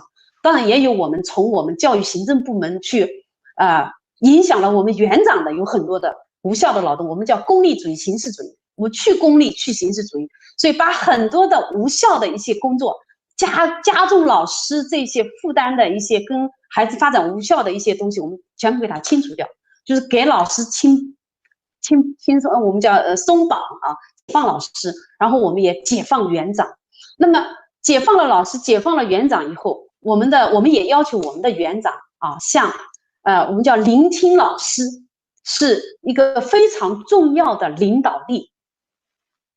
园长去聆听老师是他的一个重要的领导力提升的一个非常重要的一个抓手，所以我们的老师园长去放手信任老师，去聆听老师对儿童的发现。那么当然了，首先是老师去发现儿童了，所以我在安吉还有一个非常有意思的关系，就是我们的老师，我们的园长信任老师，就像我们的老师信任孩子一样。那么这个信任是哪里来的呢？也是我们园长放手我们的老师当然是在老师放手孩子的前提下啊，老师发现前面我讲，老师发现孩子有乐趣嘛，他会主动的去研究孩子。那么我们的园长也放手我们的老师去发现老师对儿童的发现，所以在这里面有一个良性的这样一个生态关系在里面。所以老师相信孩子，园长相信老师啊，老师发现孩子的无限潜能，园长发现老师的无限潜能。当然了，我们一定是去发现和相信我们的园长，啊，我们要求我们的园长要先思考一步，所以我们把园长解放出来了，让园长去发现老师潜能了，我们老师的这个专业成长这样一个良性系统，我们就自己就建立起来了。所以在安吉我们有自己的教师成长的一个专业路径，就是我们在我们20年的这个革命当中、改革当中，我们通过自己的反思，我们也形成了我们自己独特的教师专业成长的这样一个路径。所以在这个过程当中，我们清理我们去掉了很多形式化的一些检查，我们去掉了一些很多无效的那种一拍脑袋写出来的那些不从孩子的发现去观察来的一些案头工作，我们去掉了很多一些我们以前就说那些编出来的课题一些写出来的课言那些形式主义的东西，我们很多都去掉了我们把老师的宝贵精力就是集中到他去发现儿童他自己专业成长，把园长的宝贵精力去引导向去发现教师，去相信教师。这样在这样一个过程当中，我们通过发现儿童去理解儿童，到分析儿童，再到我们现在去更好的去支持儿童。安吉在一个我们叫我们安吉自己提出来，我们叫反思性的这样一个课程改革当中，就是不停顿的反思性的这样一个课程改革当中，不断的专业成长不断的去提升我们的这个专业能力所以这个生态也好就说呢，这个发现这个反思呢是一层一层的都在进行。这个儿童在发现世界，老师在发现儿童，这个园长在发现老师呢，也在发现老师在发现儿童的。然后呢，这个爱也是园长通过放手，通过信任，通过尊重，也是一种爱。但是到某一个程度上也是一种冒险嘛，因为你不知道这个老师有没有这个能力，你放手呢也有一定的冒险。但是你也看到老师的发现也有一种喜悦，所以就说呢，这个爱，这个冒险，这个喜悦，这个投入，这个反思呢，是不仅是老师在做，或者儿童在做，是每一层都在做。那么在做这个革命，因为对我所了解呢，你们不是按照某一个专家或者某一个理论或者某一个研究来进行，你们是完全按照观察你们面前的儿童来设计、来研发、来发展这个方法呢？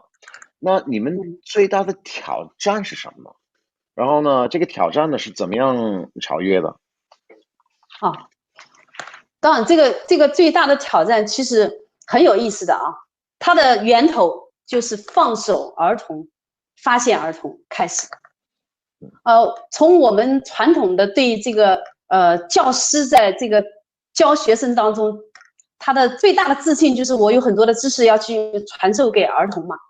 当我们放手儿童，放手游戏去发现儿童，他在这个游戏当中去发现世界，他的发现的那种潜能、那种力量，还促使我们反思了。就是儿童他放手以后，他可以去发现那么复杂的世界，去发现那么复杂的关系。当我们相信儿童的，儿童回馈给我们的这些，使我们反思到我们老师可不可以放手？我们可不可以放手老师去发现世界啊？然后我们在这个放手儿童的过程当中，我们发现了我们很多的理论，以前学的那些理论那些书本上或者是我们去培训的那些理论，我们用了几十年啊，包括那个时候我已经20多年的工作经验，我们很多老师在一起反思，我们都几十年的教龄哈，几十年的经验，我们都经过几十年的这个培训，经过无数场的这个专家的报告，其实我们都发现我们都还没有解决问题啊。当我们把儿童解放了以后，把真游戏的权利还给儿童了以后，我们颠覆了这么多的这些想法啊。那么当时我们最大的挑战其实就是来自我们传统的这个大社会的环境的这样一些压力。我们提出来我们要放手儿童去发现儿童的时候，我们很多传统的这些对儿童的看法，传统的那些教育理念就给我们带来很多的质疑，就会觉得你们放手儿童啊，你们退后啊，你们不教了，你们还是老师嘛你们不教了，你们不培训了，你们埋头在那里观察研究儿童了，你们还能提高吗你们这样做是倒退，是回到原始社会去了你们不学习不进步，你们这个肯定会有很多的问题我们来自方方面面的压力很多我们首先来自我们自己行政系统的上面的压力，还有来自我们方方面面的培训那些传统的培训一下子跟我们的教师的专业成长的要求就完全不一样了。就我们在发现儿童的时候产生正确的儿童观，外面的有些培训会给我们产生冲突。我们的考核，我们很多考核的那个评价的标准，我们很多评价的标准跟我们在埋头发现儿童的过程当中的一些我们实践探索出来的一些做法就产生冲突就比如说我们要评我们的这个1级幼儿园原来的一些评价标准跟我们现在要努力需要突破，需要去颠覆，需要去改革的一些观念，他们的评价的是一个好的做法，但是我们觉得那是无效的那是应该改革的，那就发生冲突，那么就会产生什么呢？产生我们在评估当中可能就达不到高分了我们的一些教师的这个技能竞赛我们的技能是现在是要观察发现儿童，是要去理解儿童，我们这会是重要的教育素养。但是我们可能有一些对老师的这个教育技能的考核是唱歌跳舞弹琴做手工去装饰环境去设计一个课来讲我们讲微型课等等，是一个教学的表演那些是我们觉得是我们要颠覆掉的不是真正的教师素养。那么我们在这些过程当中又会带来压力和冲突。那么还有一些专家学者的一些这个评价批判觉得我们这些做法跟一些书本上的理论你们现在这样做是有问题的所以我们会带来整个的一个怎么说呢？一个很多评价也好培训也好，是一个很多的这个压力，包括我们的还有家长他传统的家长就认为在学校里在幼儿园里应该学到更多的知识和技能你们现在都放手玩了，放手玩放手让孩子玩能学到东西吗放手让孩子玩他能考试他能考得好吗？他1年级他能够成绩变得好吗？有很多产生这个怀疑的，会来质疑我们的这个老师。那么当然还有特别我们提出来这个冒险我们提出来让孩子在游戏当中我们最大程度的放手，让孩子去决定对自己的行为做决定做决策，然后给很大的机会让孩子去突破自己的认知边界。比如说我们在一些游戏当中的一些行为让孩子要去做判断，我们需要去挑战自己的能力极限嘛？是从这个高的地方跳下来吗？还是不跳下来是从这个地方滑下去吗？我们原来的认知当中这是不可以的。很多的这个我们传统的认为是危险的东西，现在你们都放手了那出了事情出了事故那还得了吗？家长也担心，那我的孩子出了事故那还不得了了吗？所以这些很多的这些传统的这些观念传统的看法都会给我们带来很大的压力，所以我们的这个很大的挑战都在这里。但是事实我们20年改革，我们先把游戏的权利还给儿童，我们这么多年我们就坚定不移的做下来坚定的信念做下来，因为我们越发现儿童我们越坚定信念嘛，坐下来我们用事实，其实已经颠覆了我们周边的这些看法啊。我们也让我们的家长改变了看法，消除了顾虑啊，也让我们的政府消除了顾虑啊。我们的这个行政，包括我们的教育部、我们的教育厅啊、我们的安吉县人民政府，我们现在都大力的支持，因为在游戏当中发现了儿童，比如说这个冒险啊，他们已经看到了这个冒险不是危险啊，这个冒险可以让孩子以后获得更加的适应环境，更具备对自己的安全负责任的能力了，所以他们转变了很多的这个观念，我们这个教育生态也在不断的建立，所以建立这个良好的教育生态是一个非常大的挑战啊。我相信坚定的信念啊，就会克服这些困难。也是一个很清楚的一个逻辑，就是说呢，老师的这个成长是来自于发现儿童的喜悦。那么园长一个幼儿园或者一个县也是来自于发现儿童的能力，这个事实嘛，你刚才讲的这个事实。对。然后呢，这个教育厅、教育部也是来自儿童的发现、明白这个方法或者这个理念的这个真实性，或是它的这个怎么说呢？怎么讲？它的价值。所以这个发现是一层一层的发现。对，所以这个源头啊，我们所有的改变都是来自于儿童教给我们的啊，是来自于我们对儿童的发现，不断的发现。当然，首先得放手，你不解放儿童，你怎么发现儿童呢？我们原来都是把儿童控制在那里，所以我们原来看到的儿童，他是一个不是真实的儿童。当我们把一个真实的儿童解放出来，让他去展现他的天性的时候，他会给我们带来一个整个教育生态的改变。所以这个改变它是力量是无法估量的。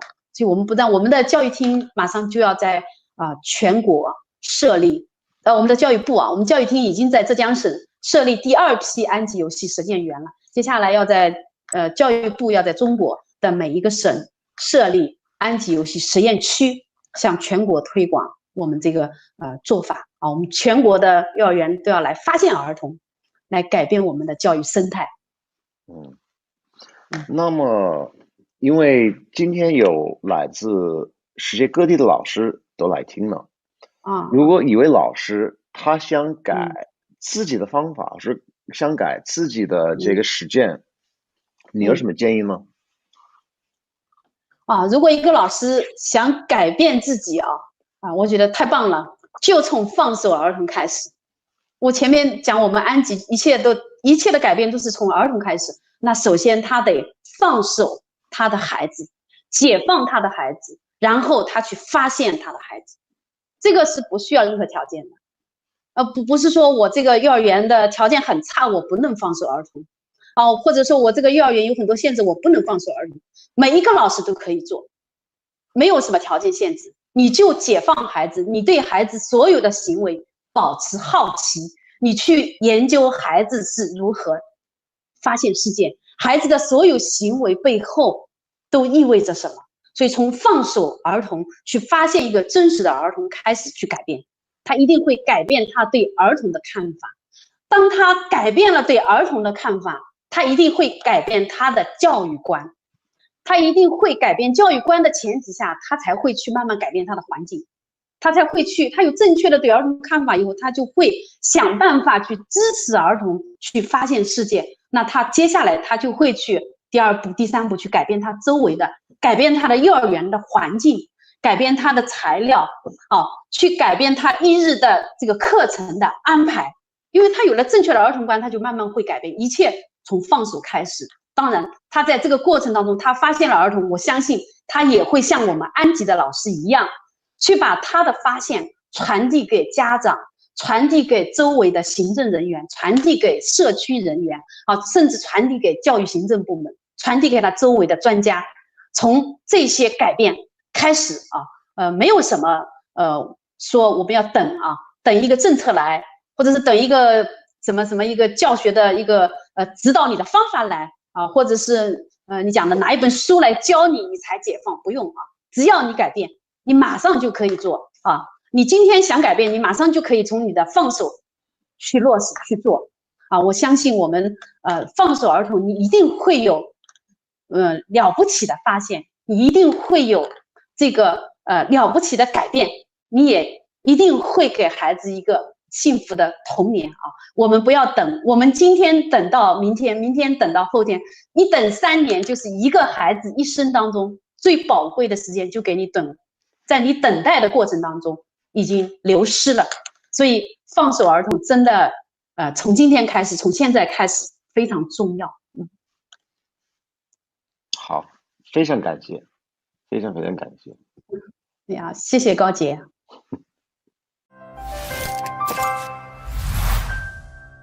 Hehehe